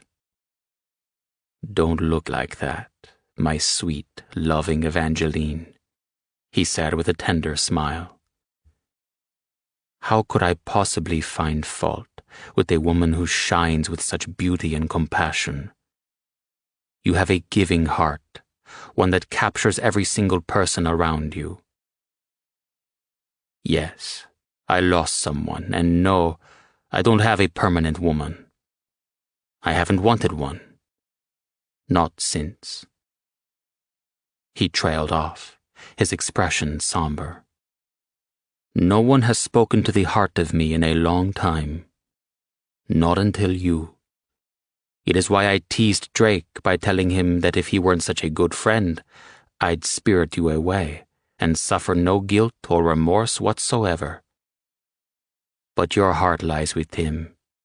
Any fool can see that. You'd never be happy with any other man." "No," she whispered. "Only Drake." Drake's hands tightened in her hair, his body trembling against her back.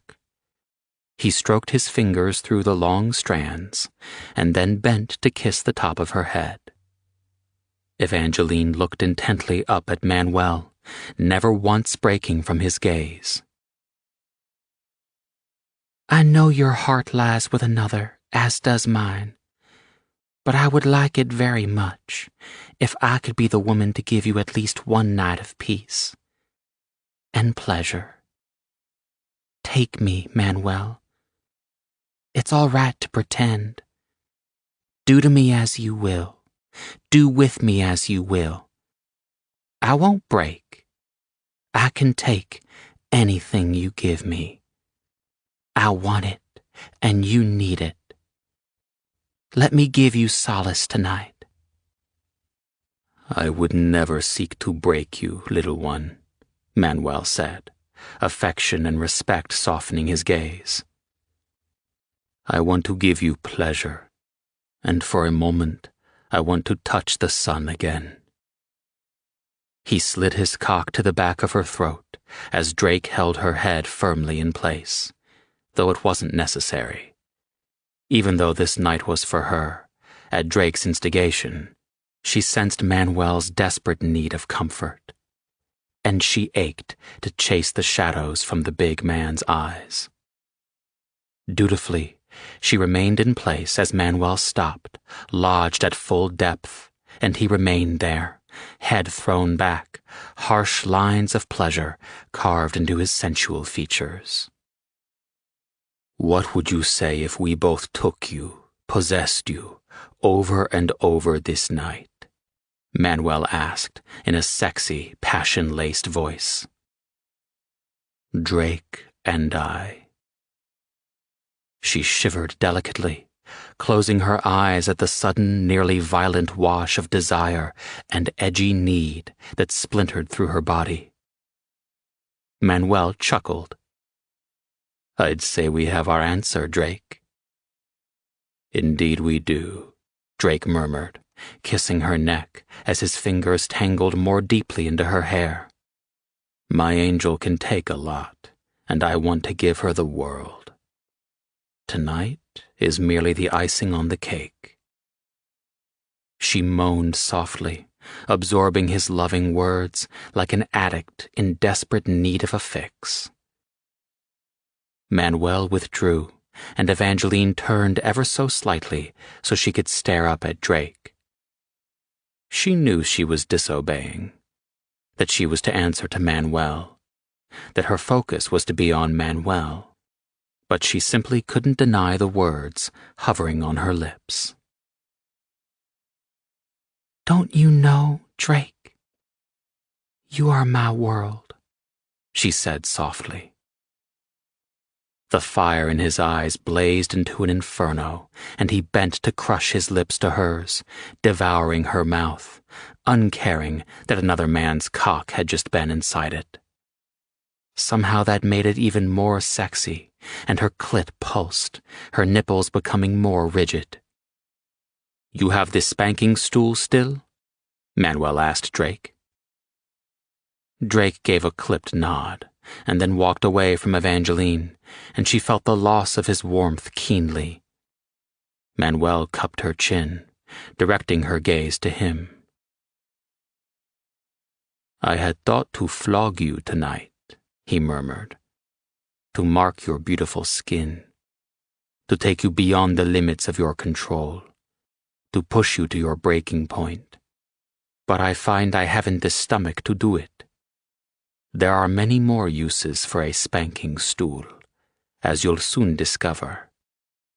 The gleam in his eyes promised her untold pleasure, and chill bumps erupted over her flesh, dancing in waves over her body. Drake returned a moment later, pushing an apparatus that resembled in some ways a saddle turned sideways on what looked like a sawhorse. But it was plush, not at all like the wooden, splintered sawhorses her father had used in his shop before he'd been injured. This was obviously an apparatus made for comfort and kink. The saddle indentation meant to cradle a person's stomach was leather, thick and soft. There were metal hoops at the bottoms of the front and back legs of the apparatus, and she puzzled over what they could be used for. Manuel was extremely solicitous of her as he helped her to her feet and unfastened the bonds around her wrists. He held her a moment until he was certain she was ready, but his arm remained around her, stroking, caressing, only heightening her pleasure. For men as rough and dominant as Manuel and Drake, they were exceedingly gentle with her, treating her like spun glass that would break if handled too harshly. It puzzled her, because these were men who took unapologetically, who didn't ask. They simply possessed. He cupped one full breast with one palm, rubbing his thumb over her nipple until she was nearly gasping at the exquisite sensation. But then he slid his other hand down her abdomen, lower, and plunged his fingers into her sensitive folds, stroking and petting her feminine flesh. He circled her clit, rolling it between his fingers, careful not to exert too much pressure and hurt her. Then he slid his middle finger downward and plunged inside her opening, caressing the walls of her vagina. She went up on tiptoe, her face a wreath of tortured pleasure. She was already so close to orgasm, and he'd barely touched her. He slid deeper, pressing carefully against her G-spot, and she nearly came right then. Her legs trembled, her knees shook and buckled, and if he hadn't caught her, she would have collapsed. "Easy, little one," he said. "We have the entire night ahead of us. No need to rush, is there?" He pulled both hands away, and she groaned in dismay, He laughed softly, and then guided her toward the spanking stool Drake had positioned in the middle of the living room. Where on earth did he keep this anyway? She'd never seen it. What else did he have hidden in his vast apartment that she didn't know about? Drake's eyes were smoldering as his gaze raked over her naked body and Manuel's hands resting possessively on them. Approval, lust, and desire were reflected in those dark orbs, and it gave her a heady thrill. She felt confident, sexy, desirable even. Her eyes met his, and she smiled a mysterious, sultry smile that promised the world, and it was a message he didn't miss. He nodded to Manuel, and then she found herself positioned belly down over the luxurious leather cutout of the bench. Manuel spread her legs, while Drake took her arms and spread them. They tied her ankles and wrists to the mysterious loops she'd wondered about. Now she realized their purpose, and her pulse accelerated with excitement, because she was utterly helpless to take whatever they chose to do to her. She couldn't wait. Manuel rubbed lightly over her ass, petting and caressing, spreading the cheeks, allowing cooler air to blow over the now exposed intimate areas. "I want that pussy first," he purred. "Then I'm going to fuck that sweet ass. And while I'm fucking you, and Evangeline, I'm going to fuck you hard. You're going to suck Drake's dick. You don't get to come until you get us both off.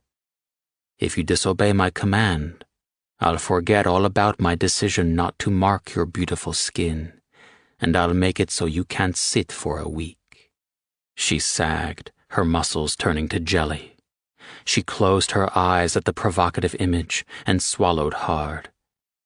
She didn't want mercy. She wanted it all, hard, rough. She wanted the edgy pain that transformed to the most exquisite pleasure. She stirred restlessly, soft sighs escaping her lips, impatient for them to begin.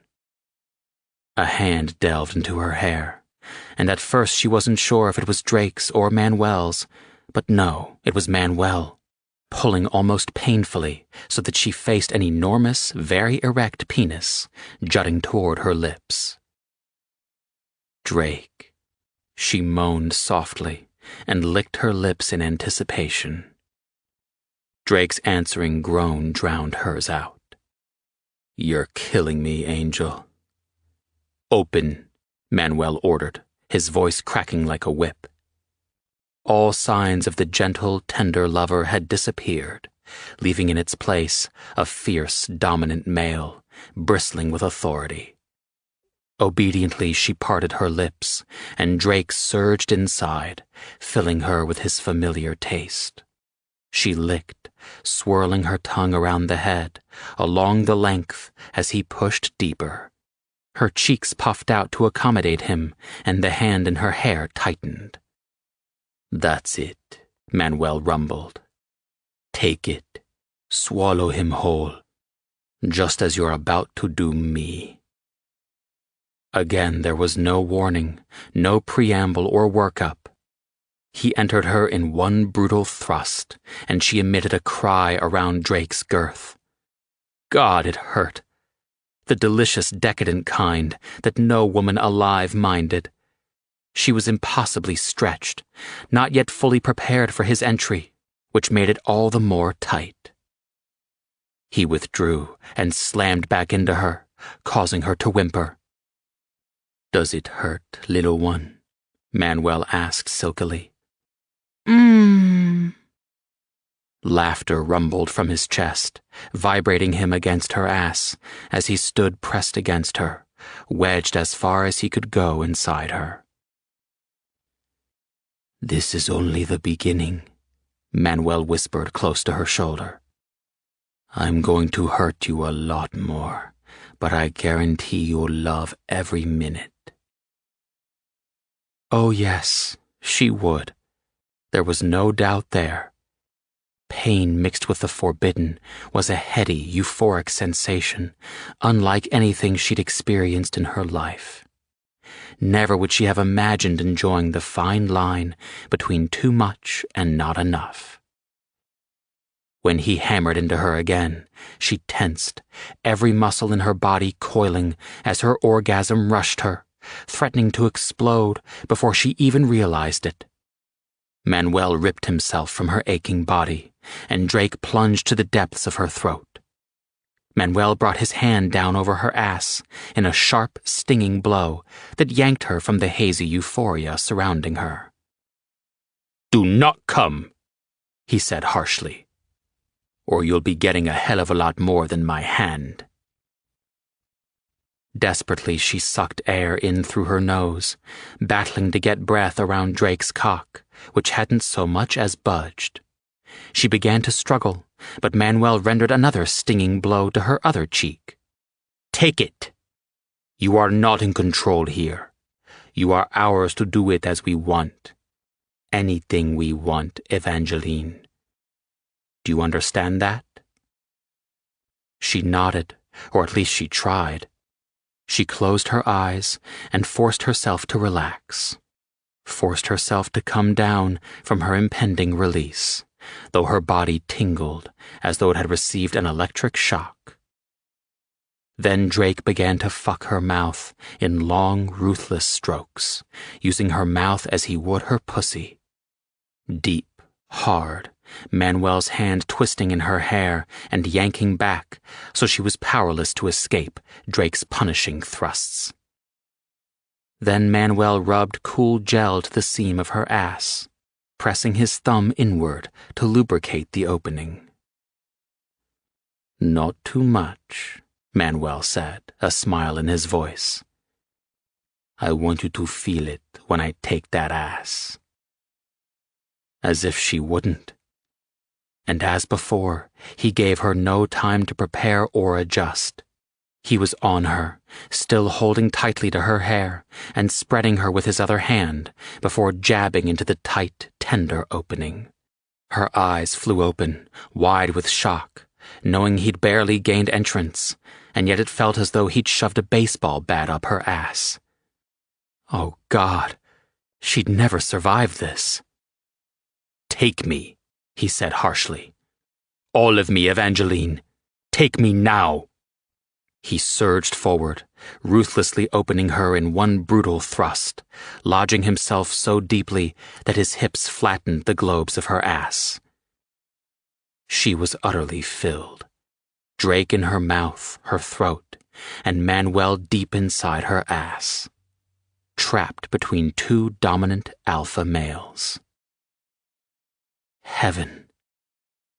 Remembering Manuel's directive that she didn't get to come until she'd gotten both men off, she went to work on Drake, lavishing him with her tongue, tightening the suction of her mouth until his hands gripped her head, holding her tightly as he fucked her in long, hard thrusts. "That's a good girl," Manuel purred. "Your woman wants to come, Drake." "Yes, she does indeed. And she's been a very, very good girl. So I say we give her what she wants," Drake said, in a husky, silky tone that sent shivers cascading over her back. Without further words, the men set a relentless pace, one that had Evangeline gasping for breath, her senses reeling, the entire room blurring around her. Her orgasm bloomed, unfurling like the softest petals of a rose in summer, but she staved it off, focusing all her attention on giving Drake as much pleasure as he would soon give her. Manuel swelled impossibly larger, his thrusts hard, frenzied, his hips slapping loudly against her behind. His hands gripped her hips, holding her so tightly she knew she'd wear the marks for days. And then with a shout, he ripped himself out of her, causing her to whimper at the sudden loss of the overwhelming fullness. Drake also yanked from her mouth, and then she felt the hot splatter of semen from two directions spurting onto her lower and upper back. It was the most sinfully naughty sensation she'd ever experienced. Who would have thought that she, who'd until recently had no sexual experience at all, would be having a decadent menage a trois with two of the hottest men she'd ever met in her life? And one of them belonged to her. Her breath caught in her throat when she felt the blunt tip of something nudge her vaginal opening, and then Manuel's fingers gently caressing and stroking her throbbing clitoris. Her eyes went wide with shock when the object slid inside her, thick and hard, and she realized it must be a vibrator or dildo, or whatever the sexual toy was called. "How do you want it, Evangeline? Soft and slow, or fast and rough?" Manuel asked, stilling his motions. It was hard to form a coherent thought, much less put it into words. "Soft and slow with your hand, hard and rough with the—" She choked, unsure of what he was using exactly. Manuel chuckled. "Dildo, Evangeline. You have a dildo stuffed into your sweet pussy. And your wish is my command." He began stroking her softly and slowly as she'd requested, but then he began thrusting fast and hard with the dildo, making her cry out as her body strained against the bonds securing her. Drake knelt in front of her, his hands tangling in her hair, tilting her chin up to meet his kiss. His tongue swept in, tasting and ravaging her mouth. He swallowed her cries, inhaled her breaths, and gave her his own. And when she came screaming into his mouth, the sound muffled by his tongue and lips.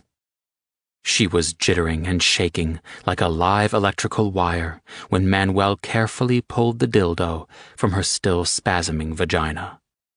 The walls clutched greedily at it, not wanting to let go of the delicious sensation of being stuffed so full. But it was nothing compared to the real thing, and she wanted Manuel's and Drake's cocks, deep inside her, coming inside her, branding her, possessing her, owning her. With Drake still kissing her and stroking his hands through her hair and caressing her face with gentle fingers, Manuel loosened the ropes and freed her. She sagged over the bench, too boneless to move. Lucky for her, she didn't have to. Drake swept her into his arms and sat on the couch holding her on his lap, while Manuel appeared with a drink, pressing it to Evangeline's lips. "Drink," Manuel said gently. "You must be thirsty. We must take care of Our Lady tonight. Can't have her wearing out on us." She smiled, peeking at him from underneath her lashes. "No chance of that happening." She drank thirstily, and Drake watched her in fascination, in awe that the act of her drinking was sexy as fuck. Everything about her just did it for him. He knew he was in some deep shit, but for the first time in his life, he didn't give one damn. Sometimes a man didn't mind being well and truly captured and trussed like a Thanksgiving turkey. What man had a woman like his angel? She sensed Manuel's desperation and his loneliness, and she responded just as he would have expected her to, with compassion and such sweetness that one could get a toothache from it. The very best kind. The night was young, and he had in no way exhausted his own need of Evangeline. Some might say he was one fucked up man, to not only allow, but to actively seek out another man to command and fuck his woman. He gave a mental shrug. He'd long since stopped making excuses, or trying to come up with explanations for the dark needs and desires that drove him. Some things just were, and this was one of them. His allowing another man to touch his woman under his close watch in no way diminished his fierce protectiveness when it came to Evangeline. If anything, it made him more so because he knew how very lucky he was to find a woman who understood him, one who willingly gave in to his sexual kinks. Hell, reveled in them just as much as he did. And he knew Manuel was in no way sated either. Nor would he be when the night was over, but that was all his friend would have. A night. Never a regular arrangement. Only at Drake's discretion and whim. Both men had in common the desire to please and pleasure Evangeline, to bring her to orgasm over and over, to hear her soft moans of ecstasy, her cries of pleasure, and the warm glow of contentment in her beautiful blue eyes, hazy with passion. Drake exchanged glances with Manuel, and Manuel simply nodded. It was time. Manuel extended his hand to Evangeline, and she slid her fingers over his palm to allow him to assist her up.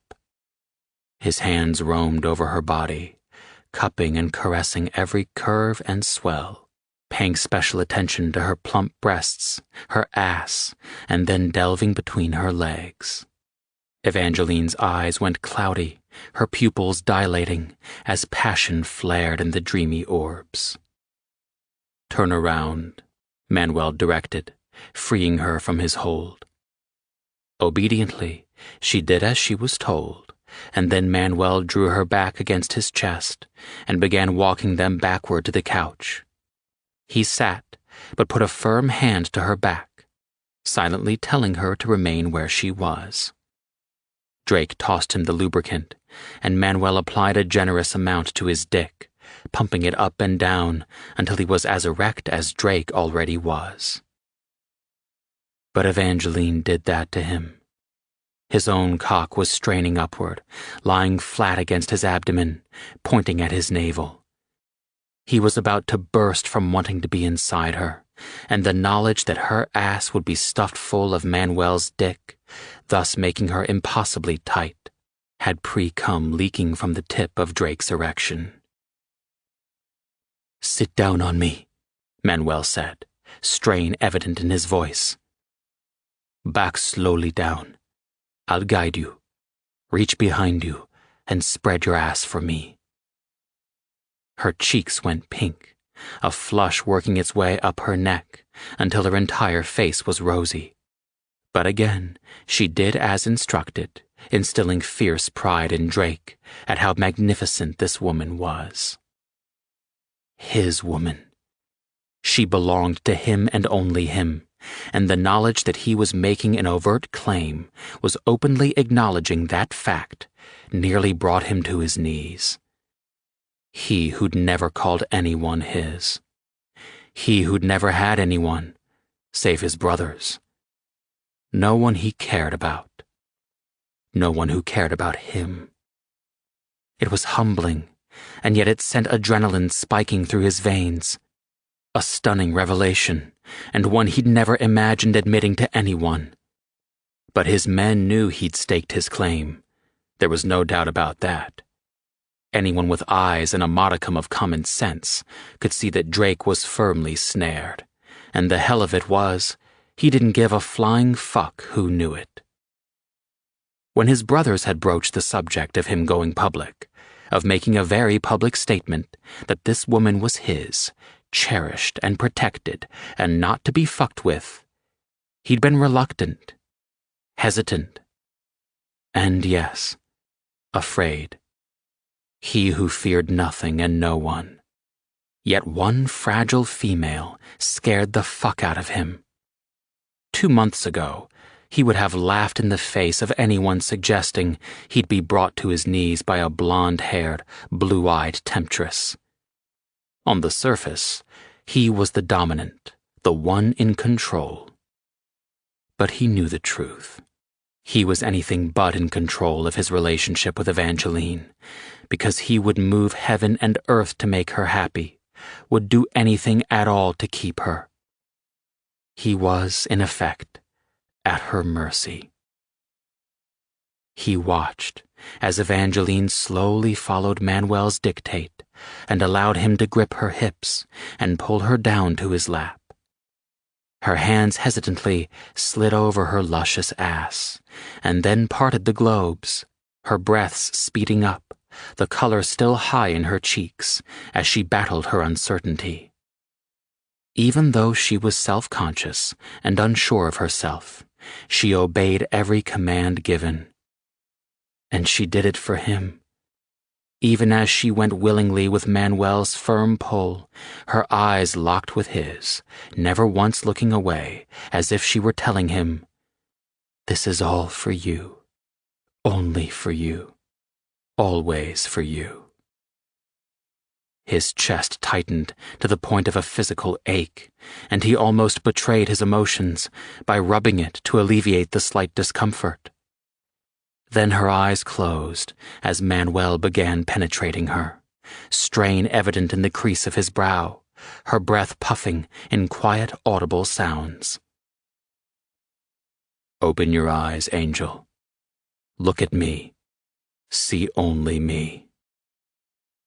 She readily complied, and he lost himself in the smoky haze swirling in her eyes, the blue more brilliant, beckoning him to lose himself further.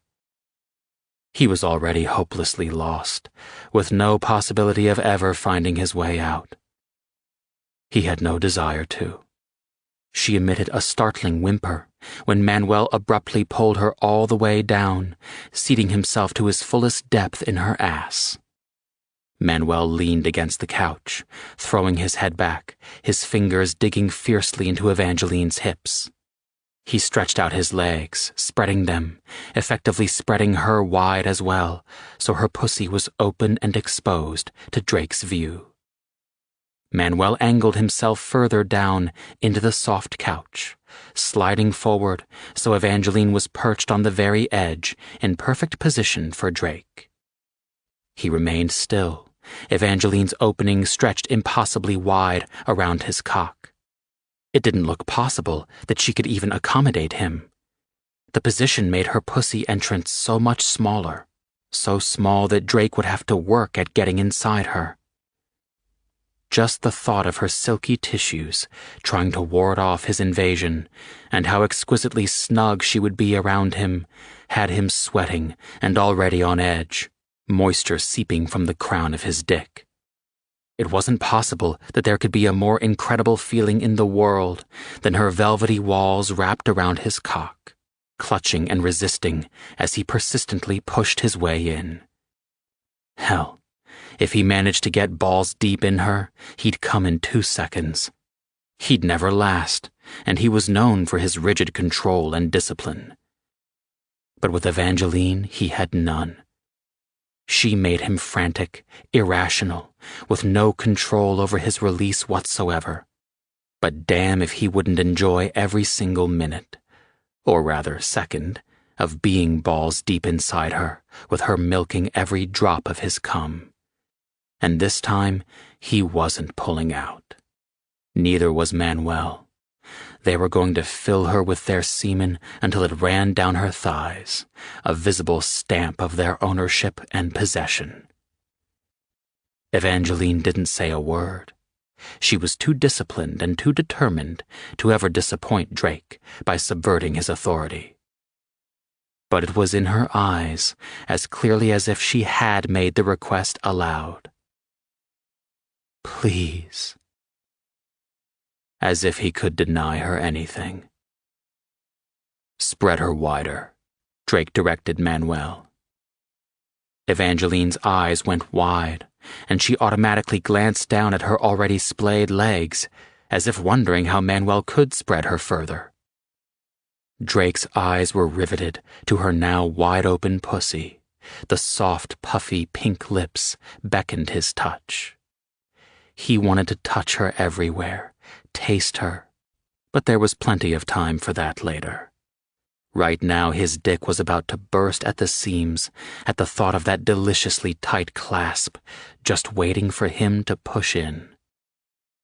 The silky flesh glistened with moisture, making it shiny and so very inviting. She was wet, very wet. But even so, it was going to be a difficult task to get inside her. He was going to have to take it slow or risk tearing her, and the last thing he wanted to do was cause her pain. There was pain that was pleasure, and then there was pain. Never would he cause harm to her while satisfying his own selfish desires. He moved in between her spread legs, grasping his thick erection with one hand. He rubbed the weeping head up and down her satiny opening to her clit, and then back down again to tease her entrance. She moaned desperately as her hips, though firmly in Manuel's grasp, bucked upward as if trying to sheathe him herself.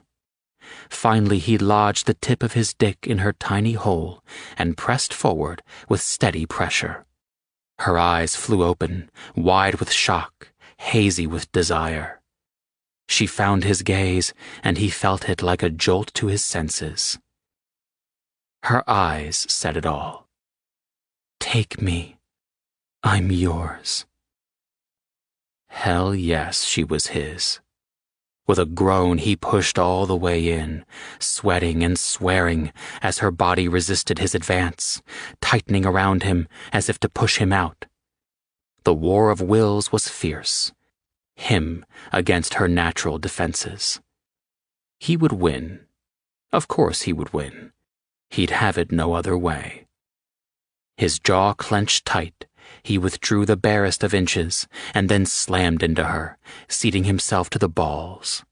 There was a chorus of moans and sighs, a mixture of reactions from Evangeline, Manuel, and himself, as the three struggled against the wicked edge of heady pain mixed with the sweetest of pleasures.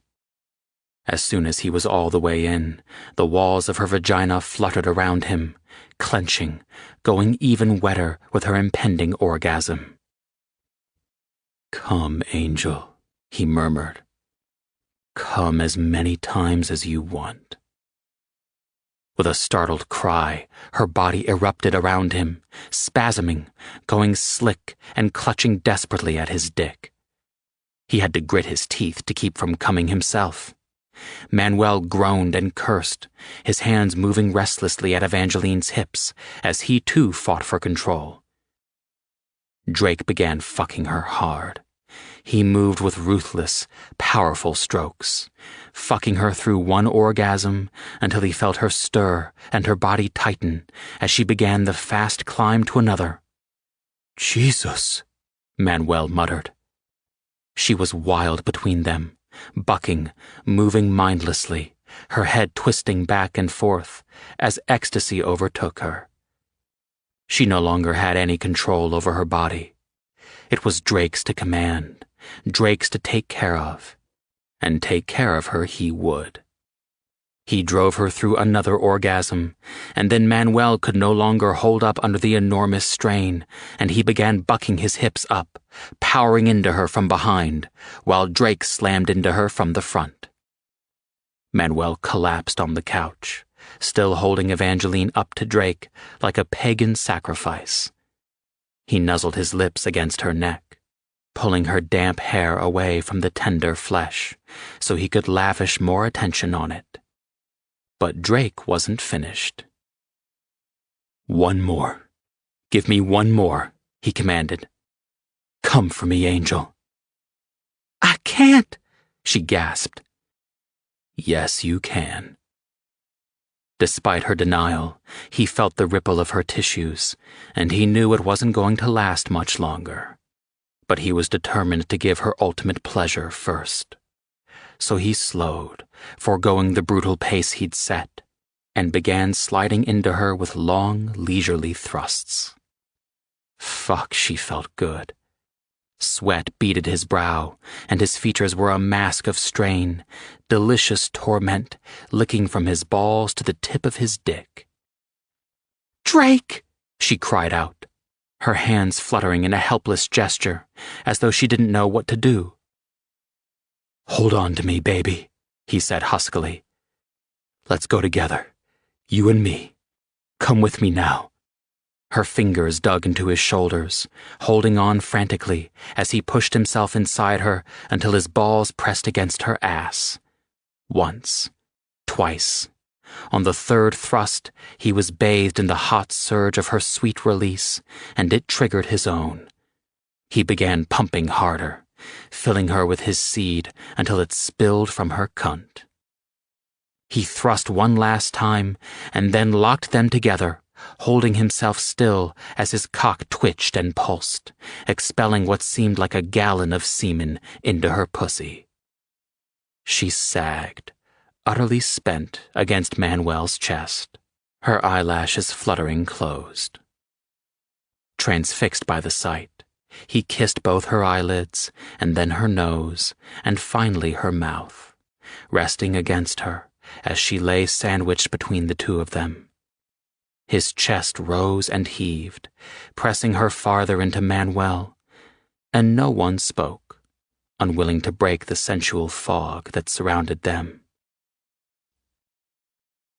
Wow, she mumbled, her words slurring, her eyes only able to open part way. I think y'all killed me, but I can't think of a better way to go. That was amazing. Manuel nipped at her neck, and Drake kissed her delectable mouth. Glad you enjoyed it, Angel, but I assure you, the honor was all ours. You gave us something very precious tonight, and don't think we don't know it, or that we'll forget it. Never, Manuel vowed in a somber voice. You are a very special woman, Evangeline, and Drake is one lucky son of a bitch who better be glad he saw you and claimed you first, or you'd be in my bed right now. Evangeline smiled crookedly, looking intoxicated, drunk on passion. She never reacted to Manuel's statement, one that Drake knew to be absolutely sincere. Manuel wasn't a man who said shit he didn't mean. But instead, she focused on Drake, her eyes warm and bright with love and affection. She reached out to cup his jaw, caressing his much rougher skin with baby-soft fingertips. Do I get a shower before we start all over again? I seem to recall a promise of having all night, and by my math, we still have several hours left. 16. Evangeline paced the living room floor in agitation. Tonight was the benefit at Carnegie Hall, and, other than knowing what she was going to wear, she had no idea how to pull off hair and makeup. Drake had warned her about the media and that photographers would be everywhere, and the last thing she wanted was to embarrass Drake by looking like the gauche girl just off the farm that she was. She picked up her cell phone and plucked up the courage to punch Silas's contact. She nearly hung up the minute the call connected, but she forced herself to put the phone to her ear and waited for him to answer. Evangeline? He said on the second ring. Everything okay? Yes. No. Nothing's wrong. It's just... She broke off with a sigh and sank onto the couch. Are you at the apartment? He asked. Yeah, she said lamely. I'm only 5 minutes away. I'll be right there. The call ended, and the line went silent. All righty then.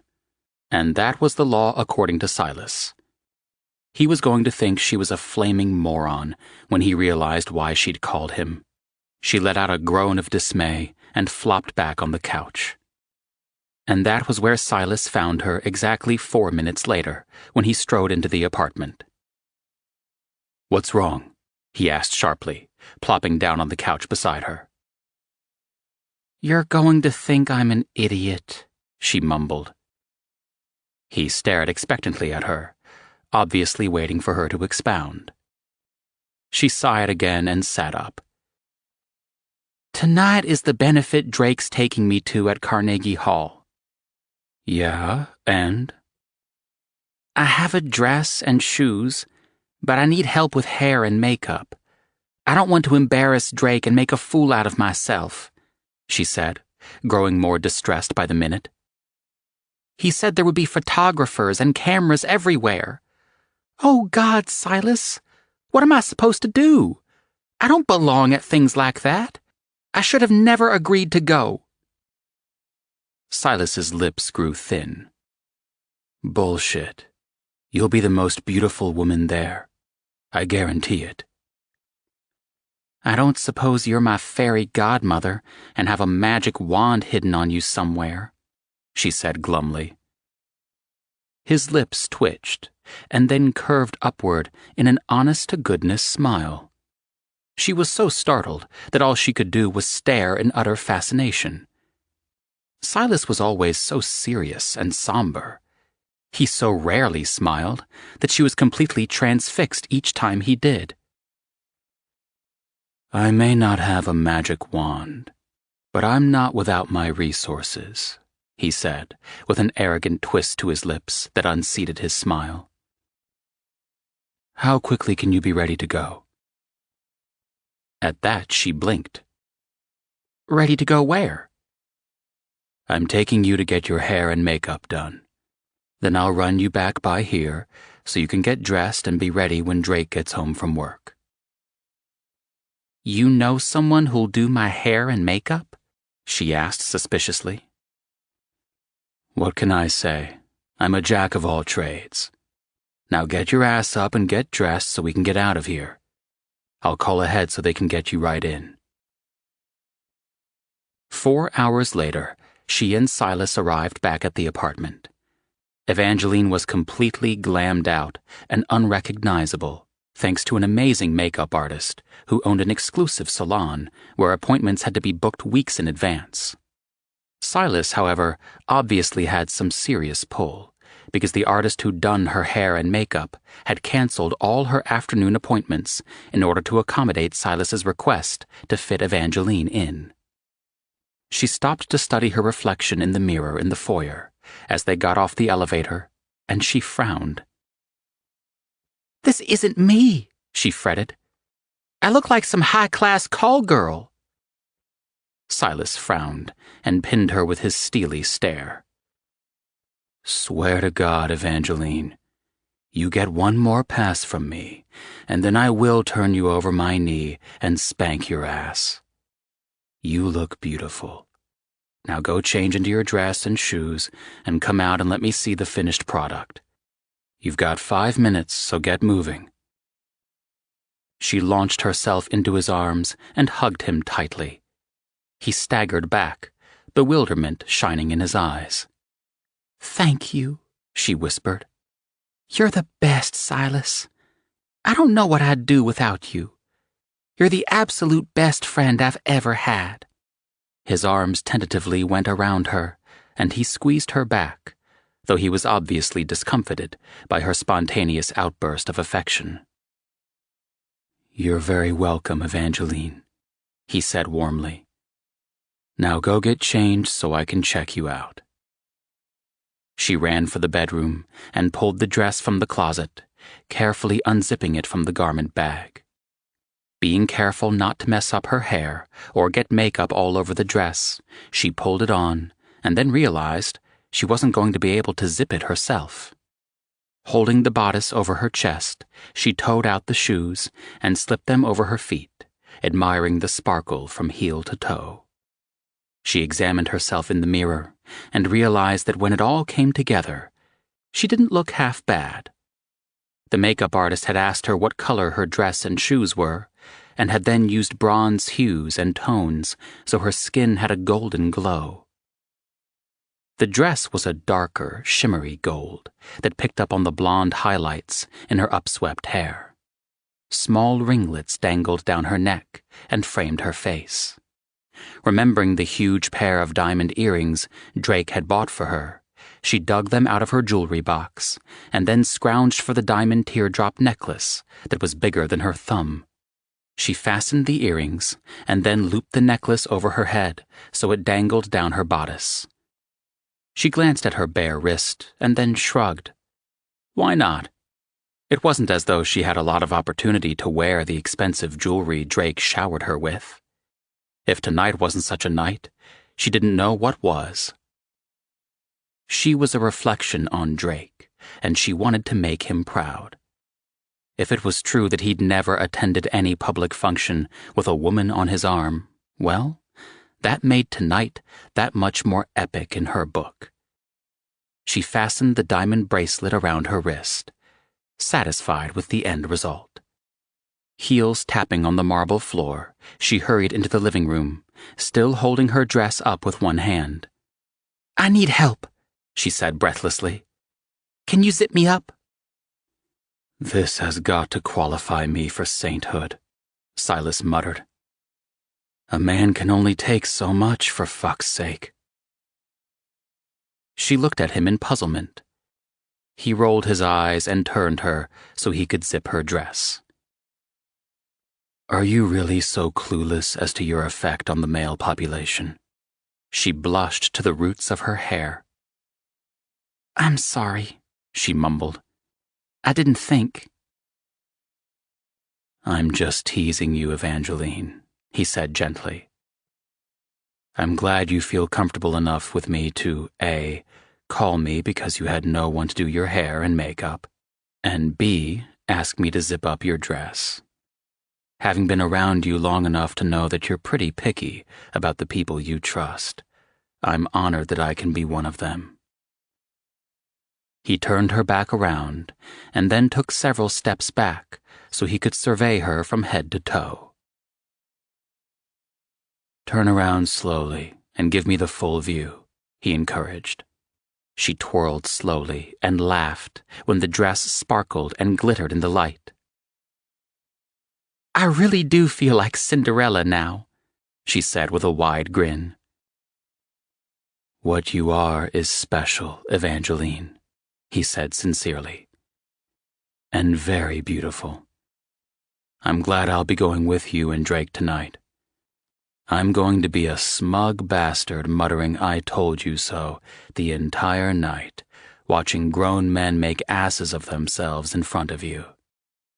"Oh, that's right," Evangeline exclaimed. "I had forgotten you're going. I'm so glad. That makes me feel so much better now that you'll be there." She hugged him again, and he carefully held her away from him by her shoulders so she didn't mess up her hair and makeup. Then, to her surprise, he lowered his head and kissed her on the cheek. "I've got to go now so I can change and get back in time to accompany you and Drake to the benefit. Do not allow anyone up unless it's Drake or one of us. Got me?" "Yes, O Lord and Master," Evangeline drawled. His dark gaze smoldered. "If you were in my bed, you'd know I was exactly that, and you wouldn't joke about who was your master." Butterflies scuttled around in her belly, but she refused to let him shake her. "Out," she ordered. "You're just trying to rattle me. I have quite enough Lord and Master to deal with already, thank you very much." Silas winked and then sauntered to the elevator. "See you in a few, doll. Don't mess up my work of art." Evangeline went in search of her phone, hoping Drake had texted to let her know when he'd be home. When she didn't find a notification, she nibbled at her lip and briefly pondered whether to text him or not. They'd never had an actual discussion about her texting or calling him when he was at work. She just took it on herself never to do so because she didn't want to be a distraction or bother. But couples texted one another all the time. In the beginning, she had reason to doubt her place in Drake's life, but he'd made it clear ever since their reconciliation that he had no intention of her going anywhere. "Quit being a chicken," she muttered. She could have asked Silas whether it was a good idea for her to text Drake at work, but she hadn't thought of it until after he'd left. Shaking her head at her cowardice, she typed in a quick text and hit send before she could change her mind. "Hi. Hope you had a good day at work. Just wondering what time you'll be home. I'll be ready and waiting. XOXO, Evangeline. Her face grew hot. She felt like a complete idiot. What was with the XOXO? Jesus, what was she, in high school? Her phone pinged, and she hurriedly punched in her code so she could read the return message. Will be home in 15 minutes. Day was good. Will be better when I get home to my angel. XOXO back at you. D. A million tiny flutters assaulted her chest, and she felt her lips split wide open as a huge smile attacked her face. Who knew a text message could be so sweet? She read it twice more, savoring each word. Lord, but she was in so deep, she had no hope of ever finding her way out. For that matter, she had no desire to. She squeezed herself and then danced across the living room floor in her sparkly princess heels. It was going to be a perfect night. She loved Christmas and the holidays, loved Christmas music and decorations and lights. A night at Carnegie Hall with a kickoff to the holiday season was about as awesome as it could get. But being there on Drake's arm, to boldly go where no woman had ever gone before.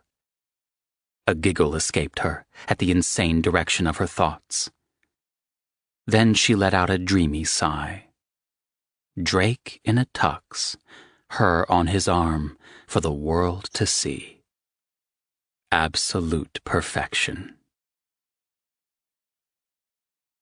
17. Drake squeezed Evangeline's hand as the car came to a stop behind several others, waiting to drop off passengers on the red carpet entrance to Carnegie Hall. You look stunning, baby, he said in a warm voice. Her gaze was riveted to the mass of people at the entrance and at all the news cameras and photographers. Flashbulbs were cascading in waves as people got out of their vehicles. Oh, God. Drake had warned her, yes, but she hadn't expected this. Like they were freaking celebrities or something. Breathe, Angel, Drake whispered. Maddox, Silas, and I are all with you. We won't let anything happen. I promise. She swallowed the knot in her throat, but it promptly got lodged when their car moved ahead and was next to disembark. The door swung open, and Drake got out, shielding the inside of the car with his big body. Immediately, Maddox and Silas both pressed in on either side of him as he reached inside for Evangeline's hand. He pulled her to stand next to him in the chilly night air, and she shivered, dazzled and dazed by the flood of bright lights and the flash of cameras going off in 40 different directions. She flinched when people began shouting questions at Drake. Maddox caught Evangeline's other hand in his and squeezed reassuringly as he pinned her securely between himself and Drake, with Silas directly in front of her. They formed an impenetrable barrier to anyone seeking access, thank God. Smile, Maddox said next to her ear.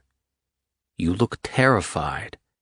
Flash them a gorgeous smile and show them those beautiful baby blue eyes.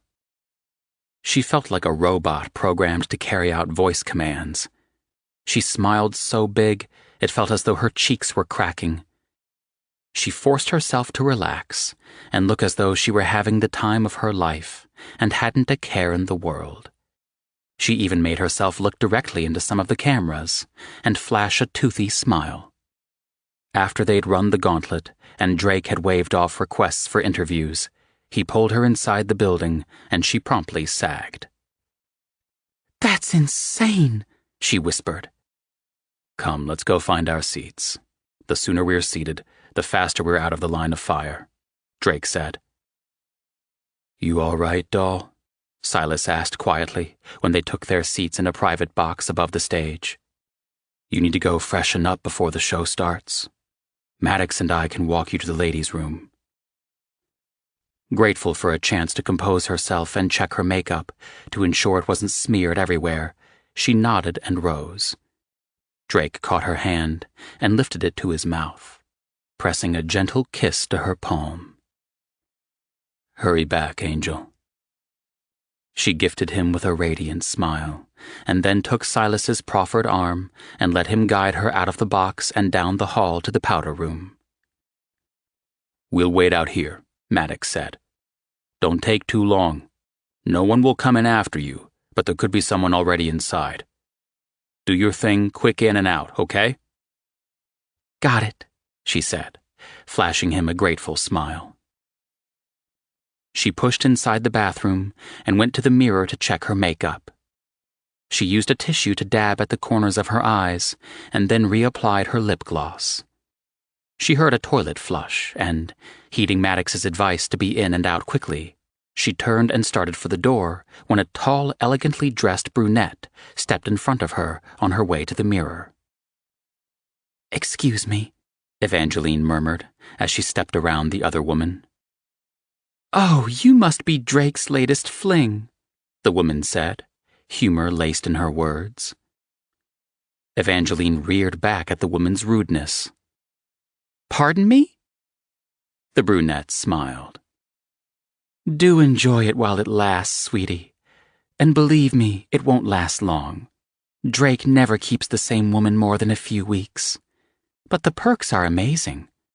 And between you and me, if he ever invites Manuel over, be prepared for a very good time," she purred. Her words fell on Evangeline like well-aimed daggers. Nausea swirled in her stomach until she was afraid of losing its contents, but pride was too ingrained in Evangeline to go down like that. She gathered herself together and managed to calmly stare the other woman down. "I have no idea what you're talking about. Who is Manuel?" The other woman's tinkly laughter was abrasive and annoying. "Oh, he's a friend of Drake's. They share the same kinks, if you will. And as luck would have it, they share their women on occasion as well." Evangeline fought against the cold sweat that was fast breaking out on her forehead. Oh, hell no. She wasn't letting this woman take her down like this. She fixed the woman with a contemptuous and pitying look. "You don't know Drake very well at all, do you?" Evangeline said scornfully. "Well enough," the woman defended with a laugh. "No," Evangeline snapped. "You don't. Because if you did, then you'd know that Drake is an extremely possessive man, and he never shares what he considers his. So if he shared you, then I guess that speaks to what he didn't consider you. And if you do know Drake as well as you say, then you'd also know the significance of my being on his arm tonight, when you should know perfectly well that he never takes a woman out with him anywhere. Now if you'll excuse me, Drake's men are outside waiting for me. But I doubt you ever met them either, did you?" The woman's pale, shocked face was the last thing Evangeline saw on her way out the door. She should be doing a fist pump for scoring a strike against the catty bitch trying to take her down a few notches. But all she wanted to do was weep. Silas and Maddox immediately zeroed in on Evangeline's distress and demanded to know what was wrong. "Nothing," she said sharply. "Let's just get back, please." She stalked ahead, leaving them to fall in behind her or be left behind. They escorted her back into the box, and she slid into the seat next to Drake, her heart pounding. She saw Drake look curiously at her from her periphery.